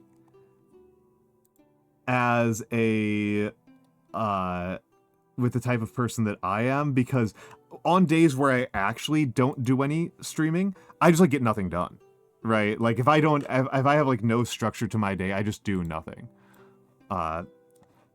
And so like that's one of those things where that I have to think about, right? That's I am not like I don't like have a day where I stream for like if I take like 8 hours off of streaming to not stream, it's not like I like get 8 hours of non-streamer work done. I just like of like offline work done. I just like get nothing done.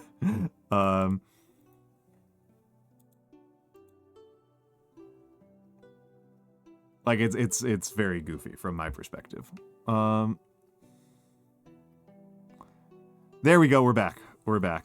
I'm gonna keep doing this passage a little bit. I'm gonna keep doing this passage.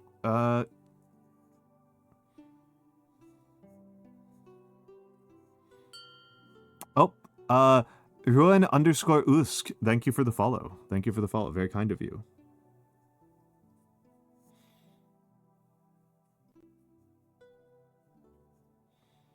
North reside. Character that I don't know but isn't actually that complicated. Character that I don't know that is complicated.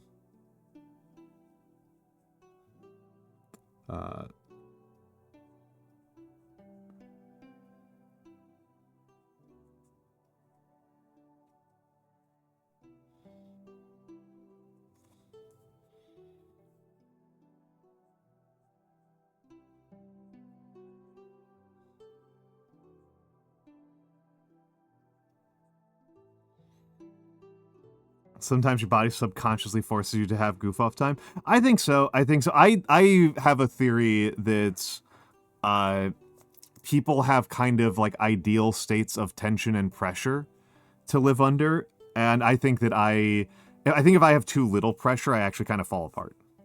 That's kind of where I'm really going with this. Is I feel like if I don't have enough pressure, I actually start to fall apart a little bit.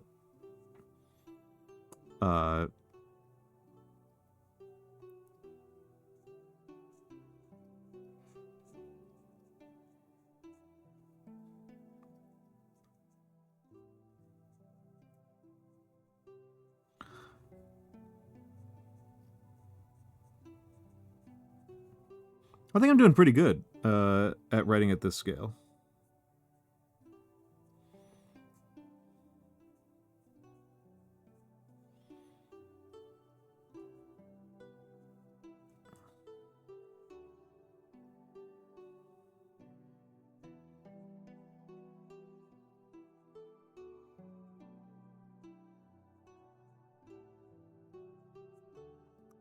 Actually, I think I'm better. I think I'm actually better at writing at this one. There's this meme in our cryptic internets. Tayamisi, diamond, maybe. I think like a bridge is what I think about. That's the metaphor I think about, is like certain types of bridges need pressure in certain locations or else the entire bridge just kind of collapses. That's how I think about it. That's my metaphor for my own personal psychology.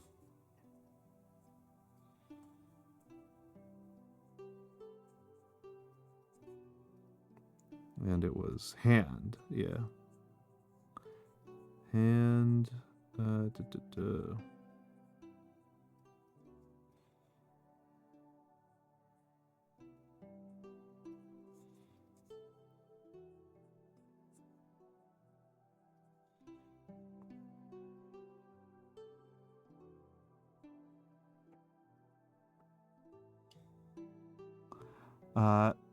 yeah, more like tension, yeah. Yeah.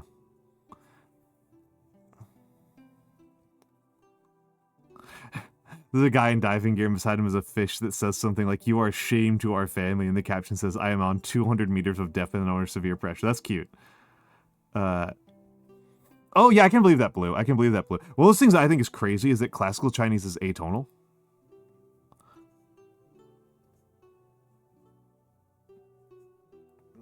Like, completely different pronunciation. Sometimes it's the same pronunciation. But oftentimes it's completely different. Okay, this is the real challenge. Can I... Yeah, tiny turkey. Tiny turkey.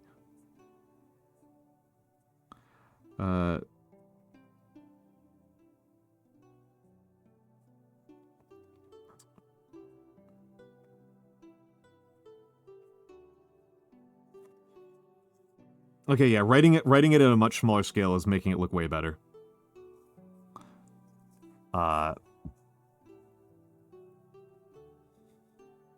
Some pronunciation is regionally different too. Yeah, I remember a podcast that I used to listen to called Barbarians at the Gates, which is about like foreigners living in China. It's foreigners writing about their experience living in China.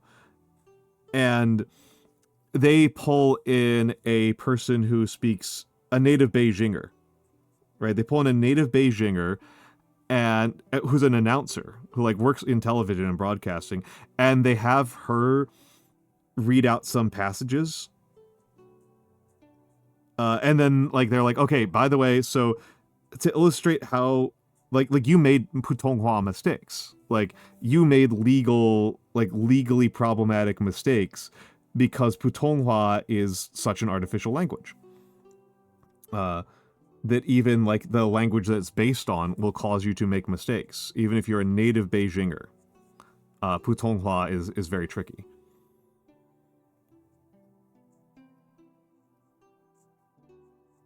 Wrong stroke order.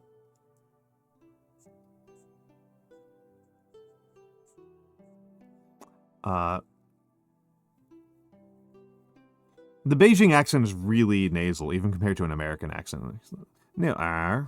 Very, very nasal accent.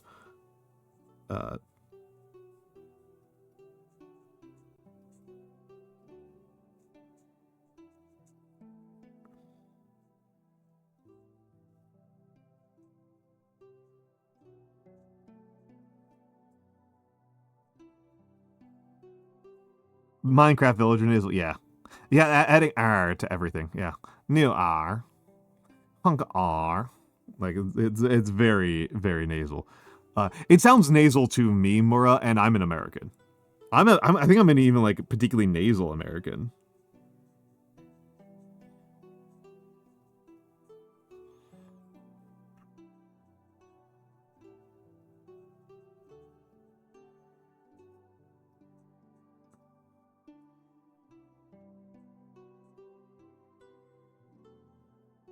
Okay, here's one of the trickier ones. I did it wrong the first time, so I'm already doing it better in the smaller Chinese.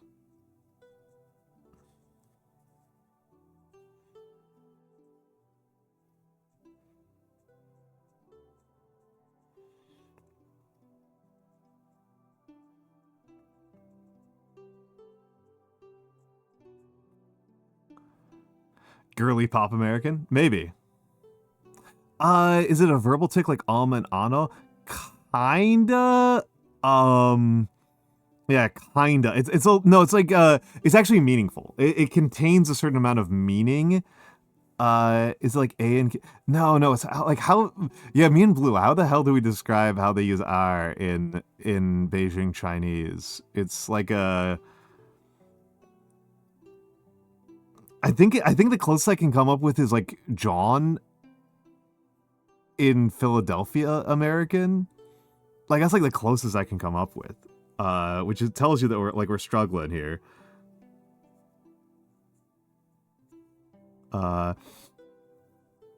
Like, you know, a thing that I can't even properly use in American English.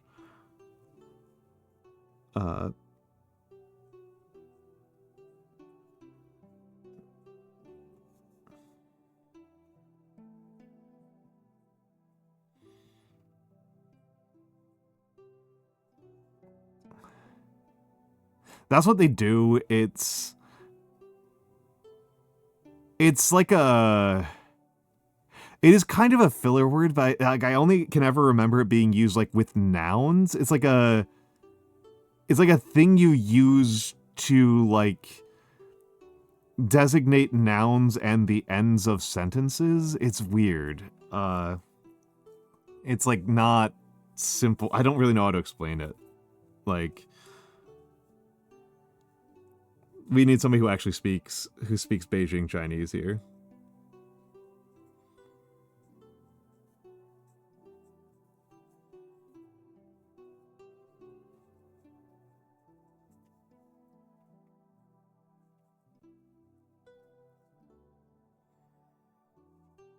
No, it's not like desu.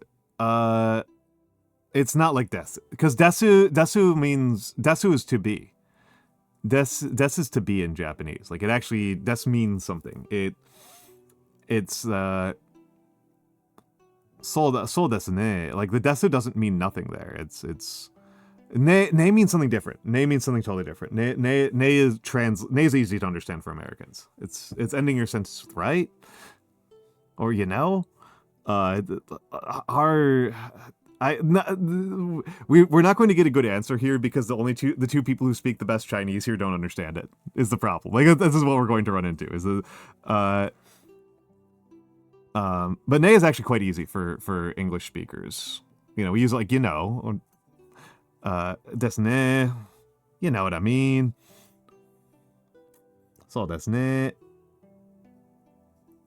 so da ne.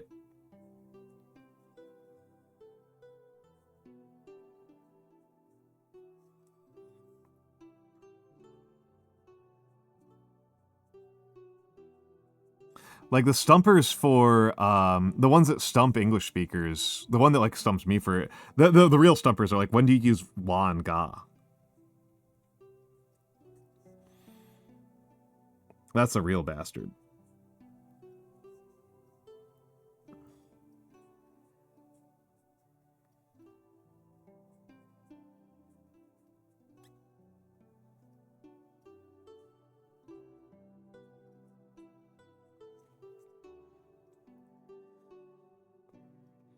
Ne and in it serve the same function. Yeah, they kind of do.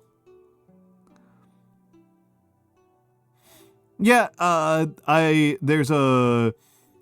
I can't speak to Russian, but in English, uh, it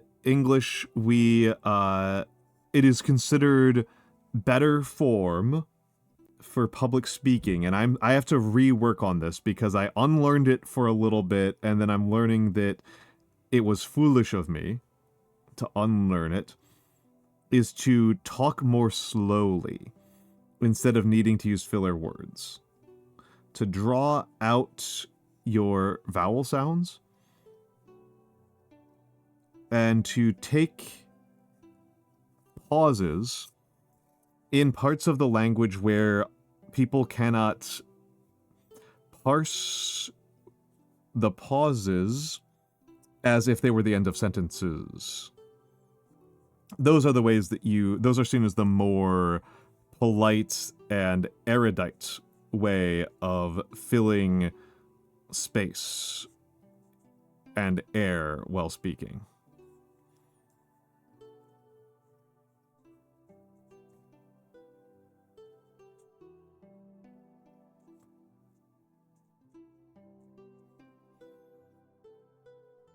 Pauses make you stutter more. Captions.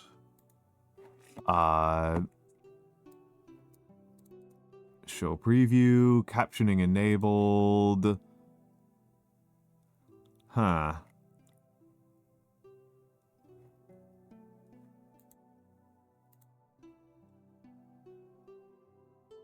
Forced line breaks. Oh, I can save transcripts. Holy crap. Holy moly. Okay.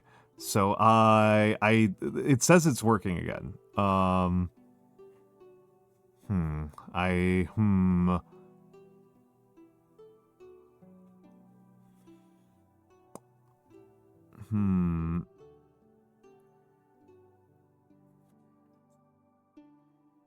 really have an answer for what the captions are doing.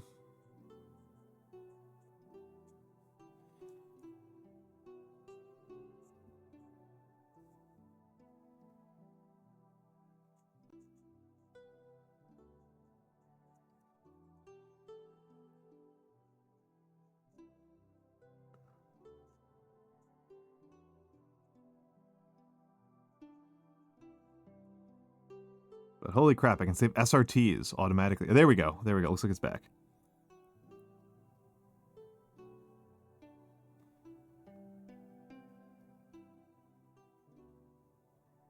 How to communicate pauses without awkward silences. Like I've said, the best way to kind of do it in my experience is to choose unnatural places to put your pauses. If you put your pauses at natural breaks in your thoughts, that opens people up to thinking that there was an intentional break in your thoughts where an interjection is welcome. But if you choose unnatural locations within a normal speaking pattern, that will make people think that they are interrupting you instead of that they're interjecting during a normal place to interject, a good place to interject. So people read that as an invitation to speak if you stop at a normal speaking point, but if you stop at a really unnatural speaking point, they won't tend to read it as an invitation to start speaking. That's kind of my experience.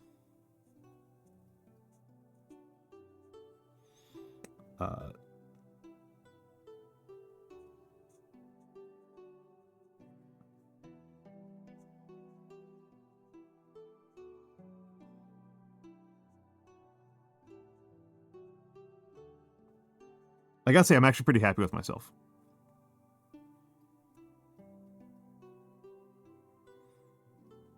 I'm actually pretty happy with how the smaller handwriting is turning out. I think this is actually looking much better.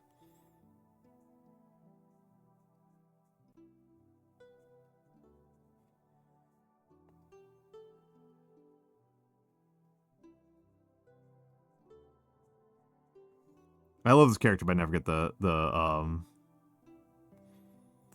never get the stroke order right on that character.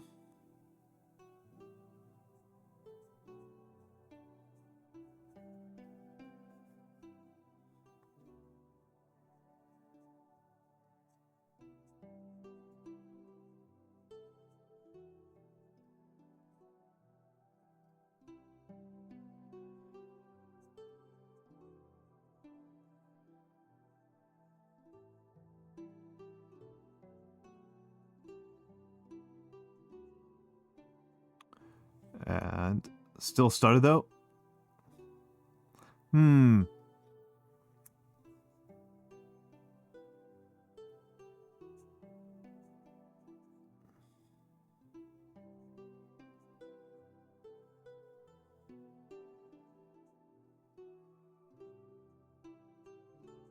Yeah, stroke order occasionally makes things easier, but much more frequently,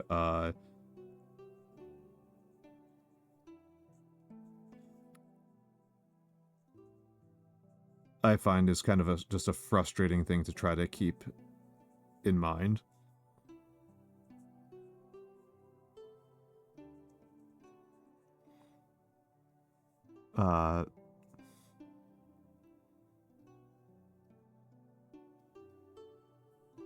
Cursing helps a lot.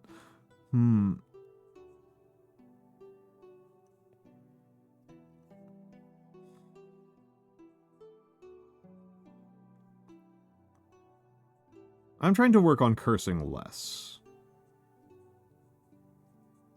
I am trying to work on cursing less. I mostly just kind of think that from a performing arts perspective, it's less funny than the alternative.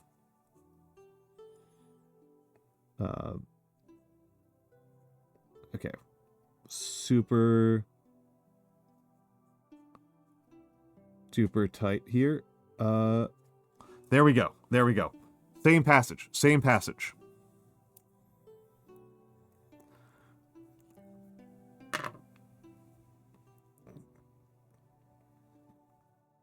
Same passage. You already do a lot of that on this hellish site. I would find I kind of feel like, so this is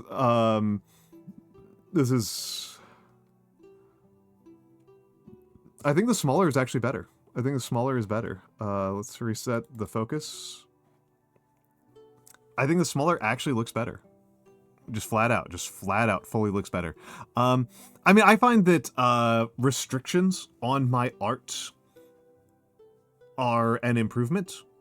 They force me to be more creative and interesting, but I am not doing the same things as Yumura. I am trying to be a silly old man, right? I am trying to be a silly old man, and so being a silly old man who swears a lot is kind of uninteresting. I think it doesn't work super well, whereas being a silly old man who almost never swears.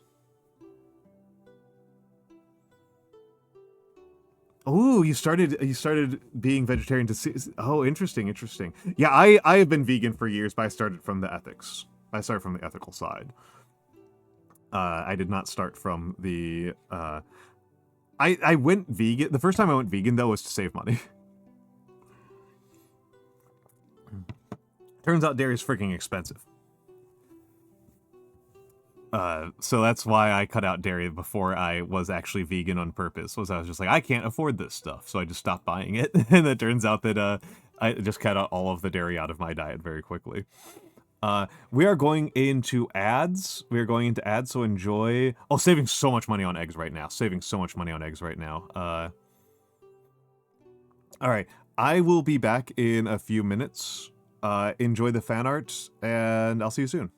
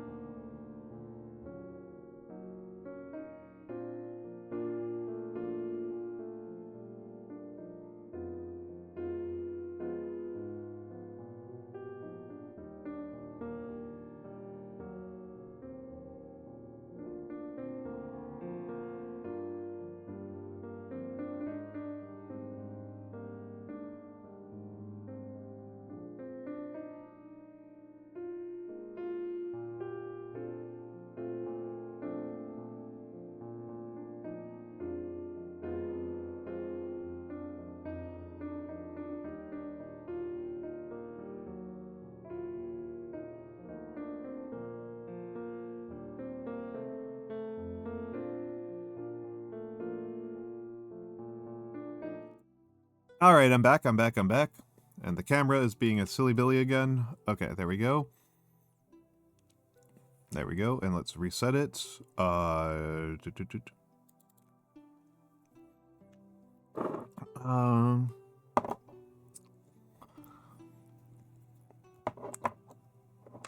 see, how are you doing right now?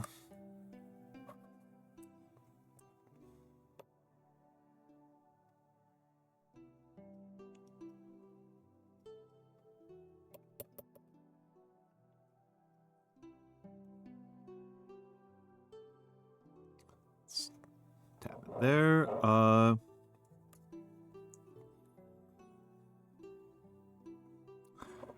And this is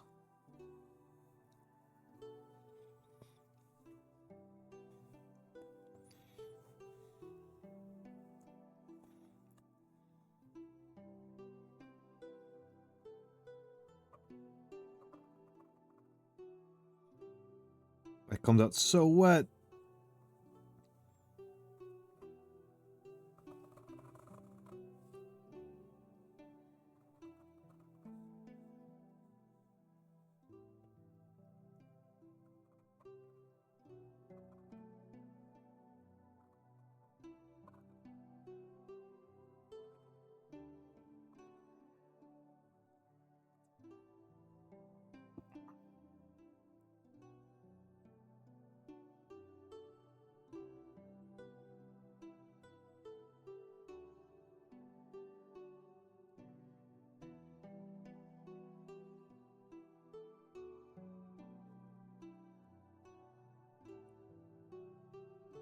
There we go.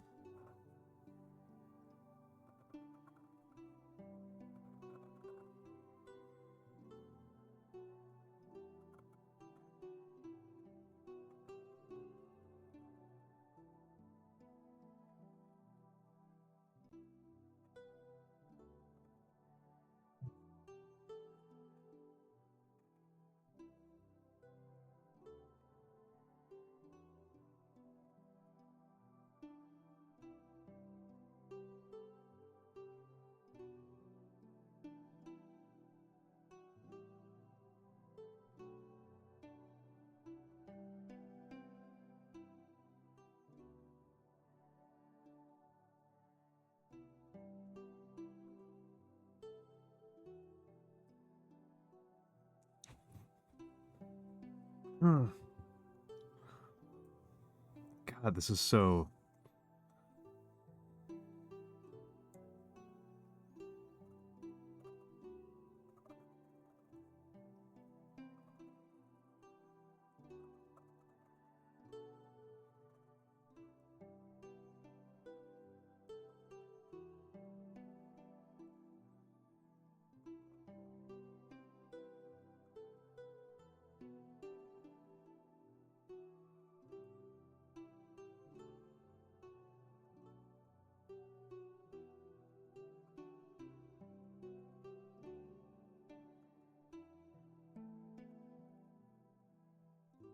Next time I'm going to try using the, I'm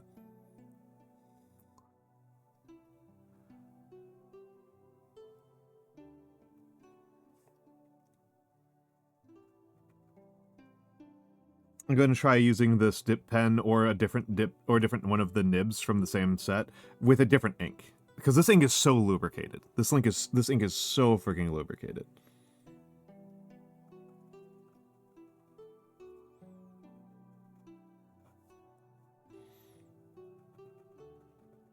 Oh, you don't like this tea? You don't like the round tea? I love the round tea.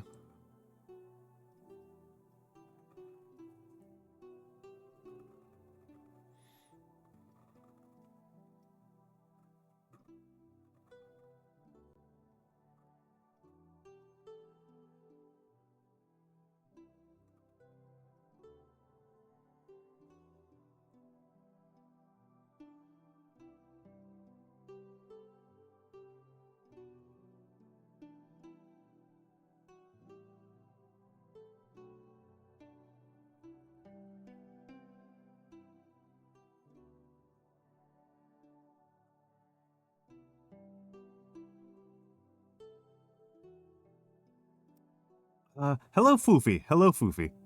How you doing? How you doing?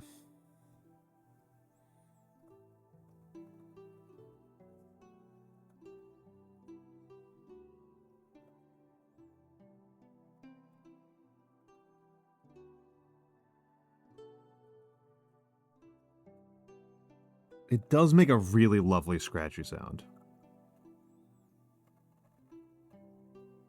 I gotta do some experiments to see if I can get, I gotta do some experiments to see if I can get a way to do the...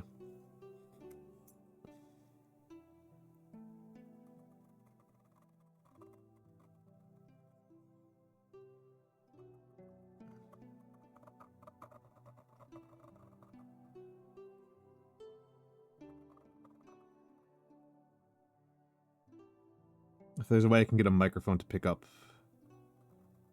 the scratchy sound.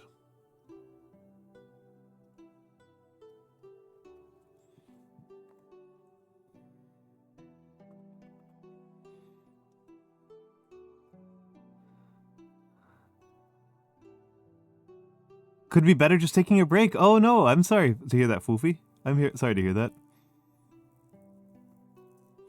Well, this is from like the 800s. This is from like the 800s. So like this is like old. This is Gothic. It's from the Middle Ages. I love this. I love this. Your headphone microphone on the table. I might test that out. I do have a very directional mic.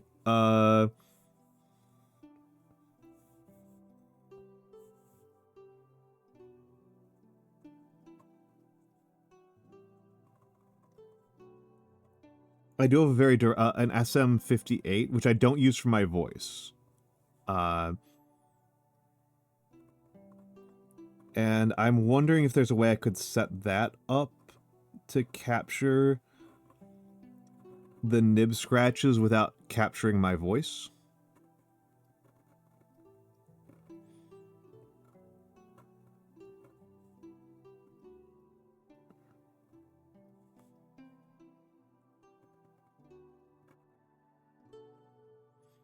I know if I got like a really focused shotgun mic, I could probably do it, but that's like a very expensive task, right? That's quite expensive.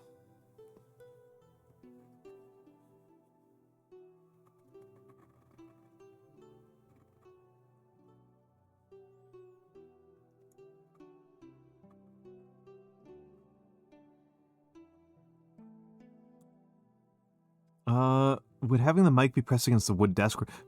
Maybe.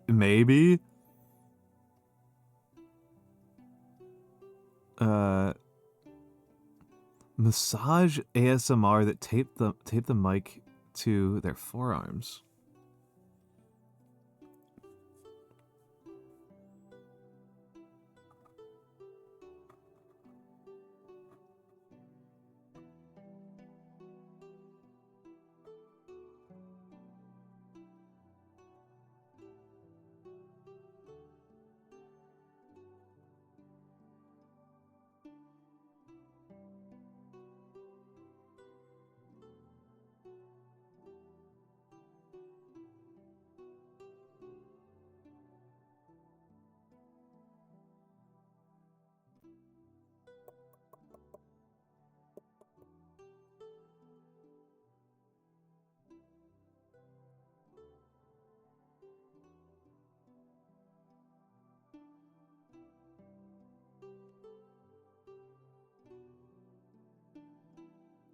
Way too wet. Way too wet.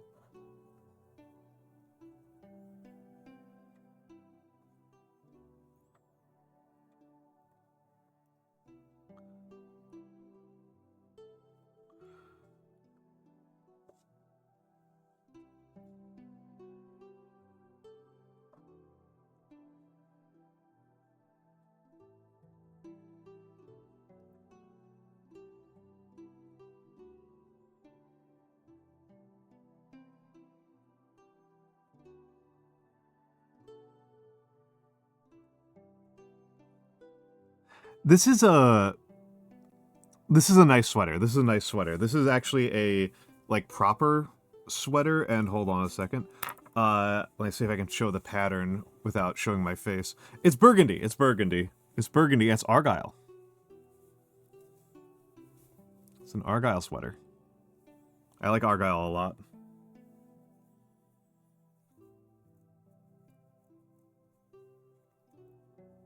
This is one of my. I have another one that's black, and those are my two favorite like warm weather sweaters. Because the cable knits and the Fair Isle cardigan I have are way too warm for this kind of weather.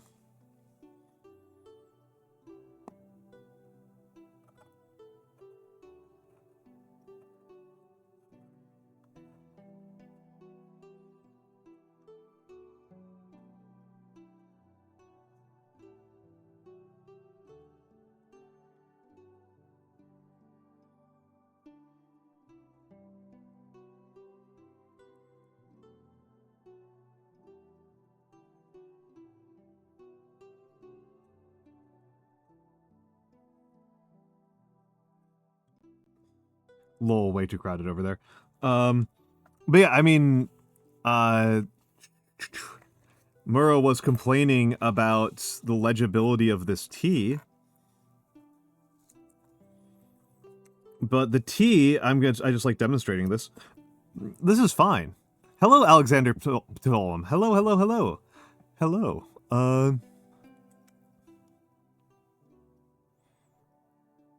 Hello, hello, hello. Thank you, thank you, thank you. That's very kind of you to say.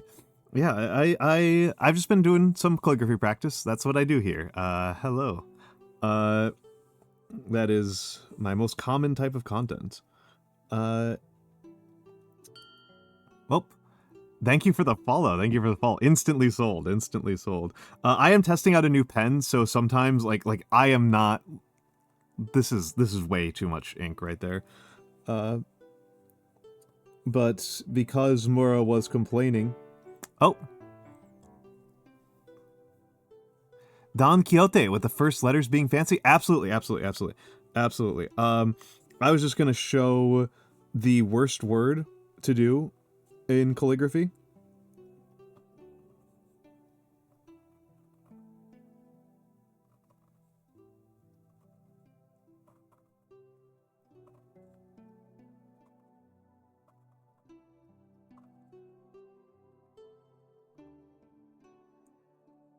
This is the worst word to do in Gothic.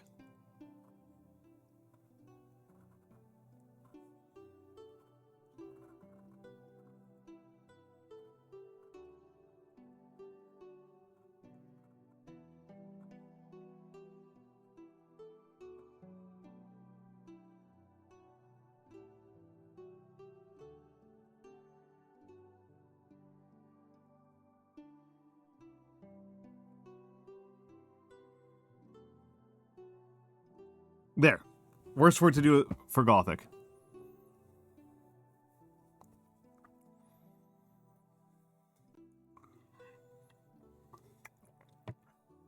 You can pass for a Brit on a rainy day. Fair enough.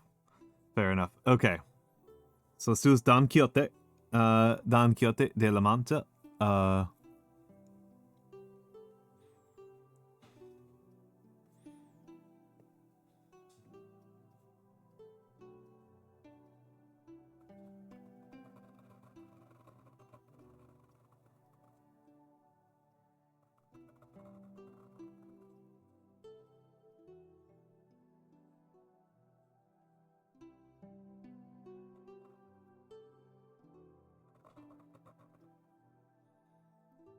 Minimum, correct. Correct.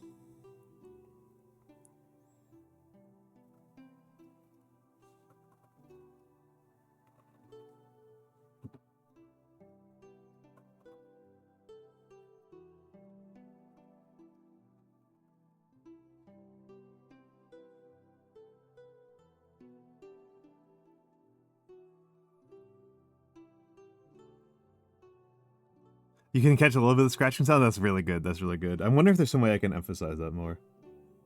Oh, I could probably do the EQ. I could probably use the EQ. I could probably use the EQ. M-I-N-I-M-U-M. Minimum.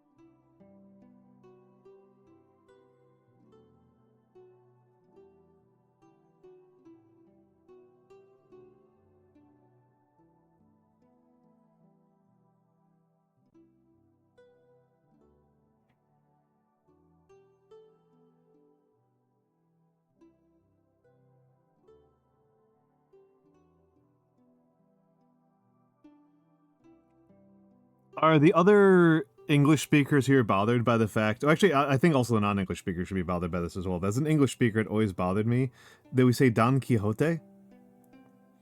But the adjective of Don Quixote is quixotic.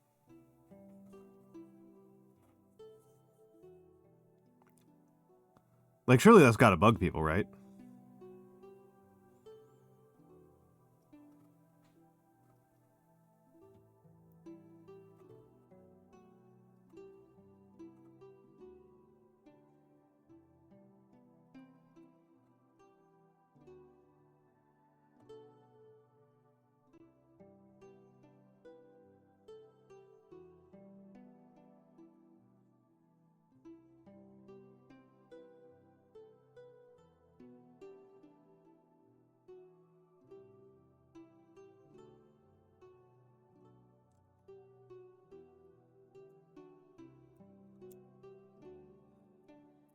Quixote, yeah.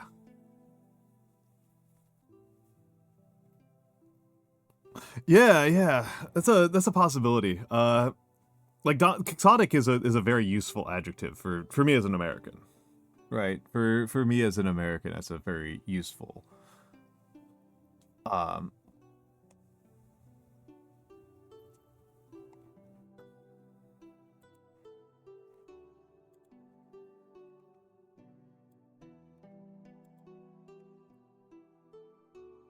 but there's a couple of different X's. I've never quite found one that I'm super satisfied with.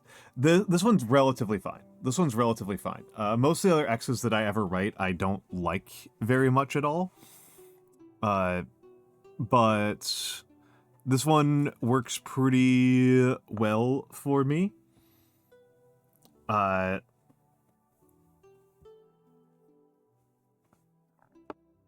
As was written in the latest land by the Korean pronunciation. What the heck is the Korean pronunciation?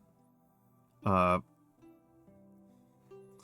the heck is the Korean pronunciation? Ryan, is this what you're looking for? I will do scans later tonight and post them on Blue Sky and on my server.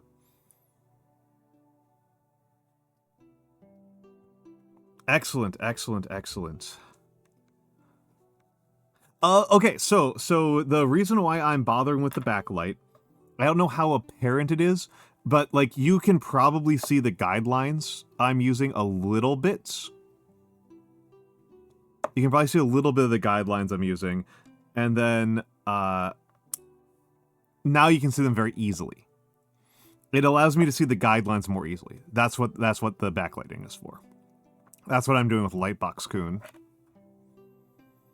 That and I'm burning my frigging retinas. I mean, there's kind of a doesn't Limbus Company would Limbus Company qualify? Oh yeah, it's still sopping wet. It is still sopping wet right now. It's so much gets deposited when I first pull it out of here.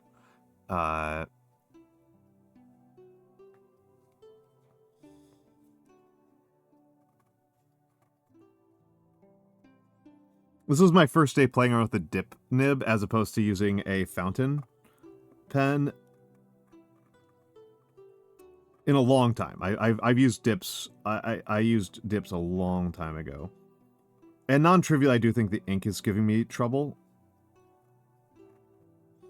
This ink I've been using for a few weeks, and it's super wet. So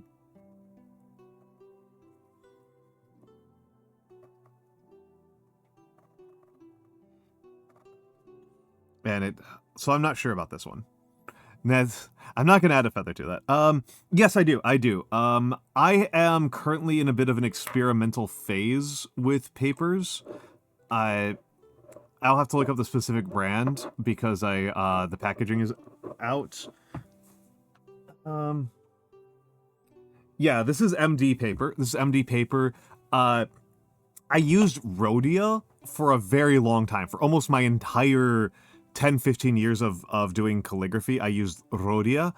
And Rhodia, I found they've declined in quality pretty substantially in the last 2 or 3 years. So I've been experimenting with other brands of paper.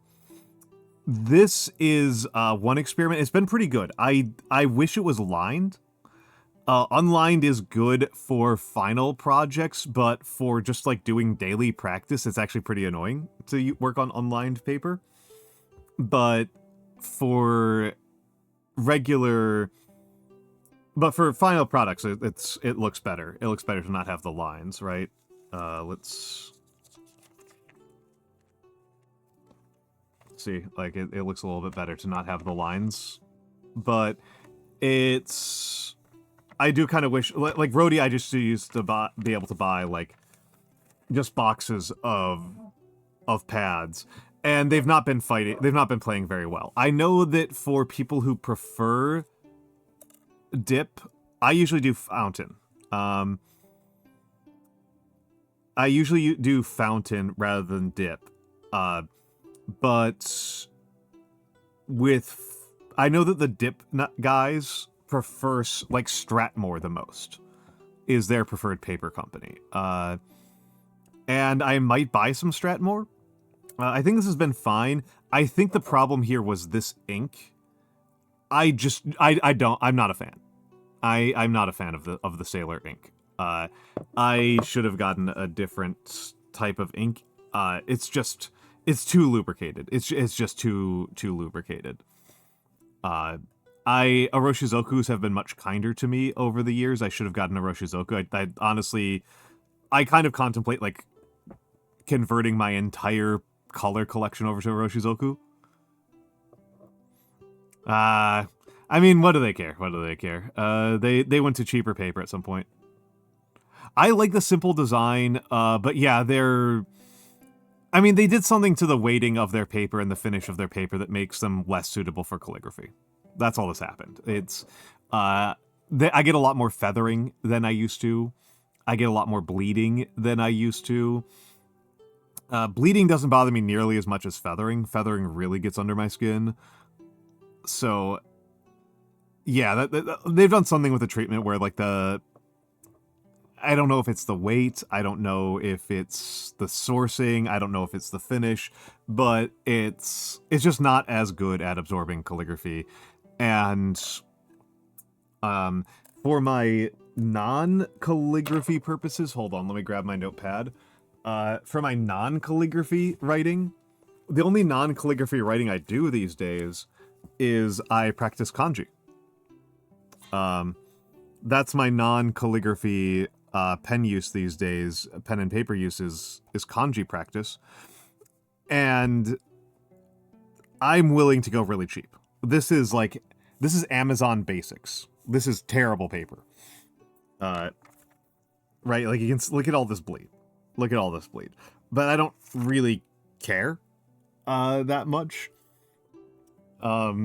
It's for practice, right? I'm just practicing kanji. The purpose of this notebook is not to write any finished products. It is that I write letters, right? It is useful for demonstrating what some of my colors look like, right? Like, this is Fuyugaki. Amairo. Amairo is beautiful. Irish green. This is, I believe, cactus fruit, Noodler's cactus fruit, which I generally tend to not like very much. No, this was Ameiro. This was something else. This was Ameiro. This is, I forgot what this is. Brush pen up here. Brush pen at the top of the page. Up here. I think this is Yamabudo. Pretty sure this is Yamabudo. There's one color I was looking for here. Where's Suryo is the one I'm curious. Where I used Suryo at some point in here. Or did I not have I not used Suryo in so long that's not even in this notebook? I love Suryo. Suryo is like one of my favorite colors. That's more Yamabudo. Uyugaki. This is Suryo. This is Suryo. Suryo I love. Genuinely one of my favorites. One of my favorite inks. But yes. I am sorry that Alexander Ptolemy, you got here around the time I was planning on wrapping up. I was planning on doing about a 4-hour stream or so today. I will want to get prepped a little bit for tomorrow's stream. I want to make some redeems, and actually I'll take suggestions right now. I will take suggestions right now. Tomorrow's stream is going to be my first ASMR stream. It will be my first ASMR stream. I have never done ASMR before as a stream. I can do the voice okay. I know how to make myself sound ASMR-y. But it'll be my first time doing it as a full stream. I am going to change my redeems for it. I'm kind of curious if people here have redeems that they would like to hear. ASMR kills me. Good luck though. That's fair. So tomorrow 4 p.m. Eastern is my ASMR. It'll be my first time trying it. And Thursday at 7 p.m. My friend Alex Azarashi will be joining me. Alex and I will be doing... We'll be drinking and chatting. It is just going to be a chatting stream. Alex and I are good old friends.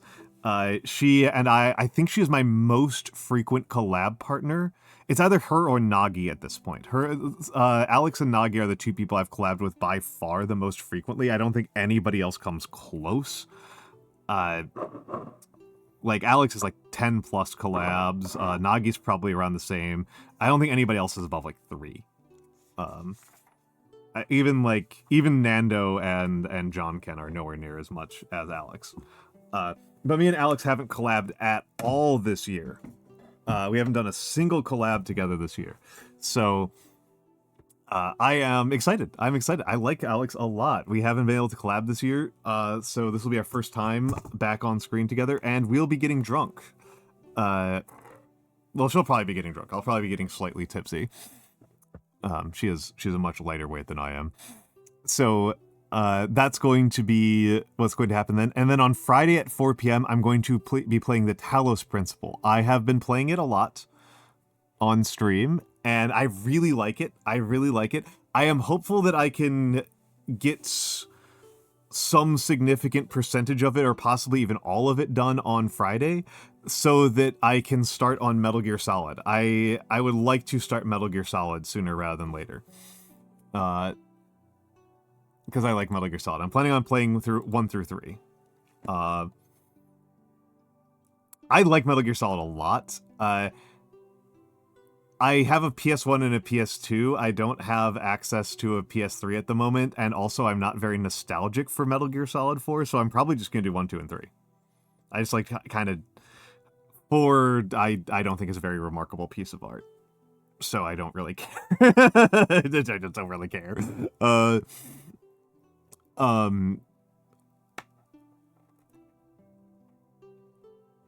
You know, that's kind of all there is to that. But yeah, I am willing to take suggestions for an ASMR for ASMR redeems. as mentioned, Blue, I don't. I don't want to play. I'm pretty sure I could scrounge together a PS3 if I needed to, but I am not very enthusiastic about playing 4. Metal Pipe, no. No, I'm not doing the Vine Pipe, or the Vine Boom, no.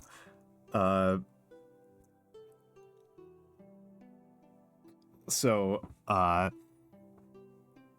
might just make an open-ended, like 500, say something. I might just make it 500, ASMR voice line.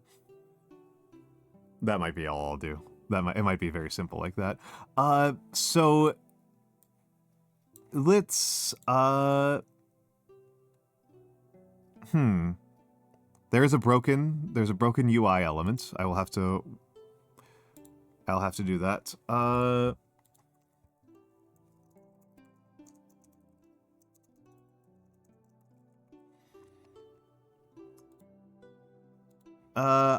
I'm indecisive about the raid target. I am indecisive about the raid target. So I'm putting up a poll for the raid target, for directing the raid. And while I'm thinking about it, may as well tell people, there are my socials. I am by far the most active on Blue Sky. By far, out of those. Goodreads, I'm a couple behind on. I need to update my Goodreads a little bit. My Twitter kind of exists mostly to... My most successful tweets of the last, like, 6 or 7 months have all been telling people to go to my Blue Sky, so that really kind of tells me a lot about how cooked Twitter is. YouTube, the main thing up there is some of my old Dark Souls streams are up there. I've got newer ones, I have uploaded them, I just haven't actually put them up. I'm seriously considering just uploading literally every single VOD I've ever produced. Just cleaning out my entire...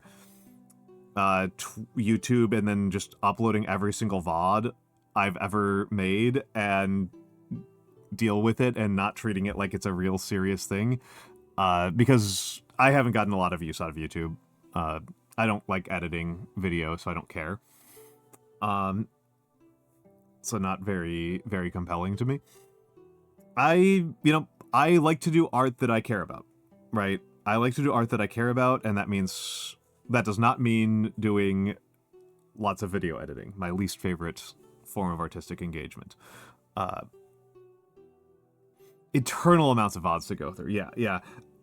I didn't save every single video I've ever done. I think I start saving VODs, like, late last year is when we actually start getting good VOD records on my end. I think up until then,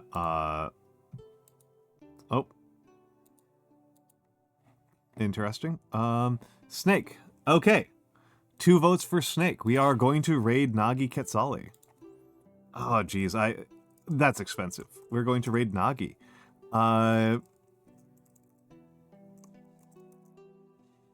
What do we want? Do we want tank? Do we want dance?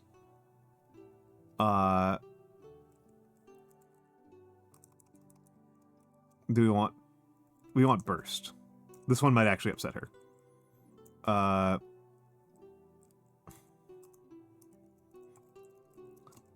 think we're going with burst.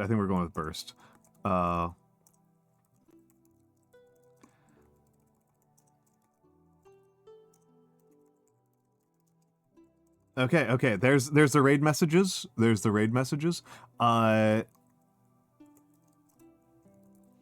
Oh, and also here's my Discord. This is where I'm the most active. So we're going to go raid my good friend Nagi. I have collabed with her like a million times. She's a delight. She is very unlike me. She is very, very unlike me. So warning, this is not going to be going over to a chill stream. We are not going over to a chill stream. We are going to hang out with a friend of mine. She is not chill. She is just funny. She is funny and talented, unlike me. So heads up on that. Everybody have a lovely night, and I will see you tomorrow tomorrow, 4 p.m., if you don't have a burning hatred of ASMR. I'll see you soon.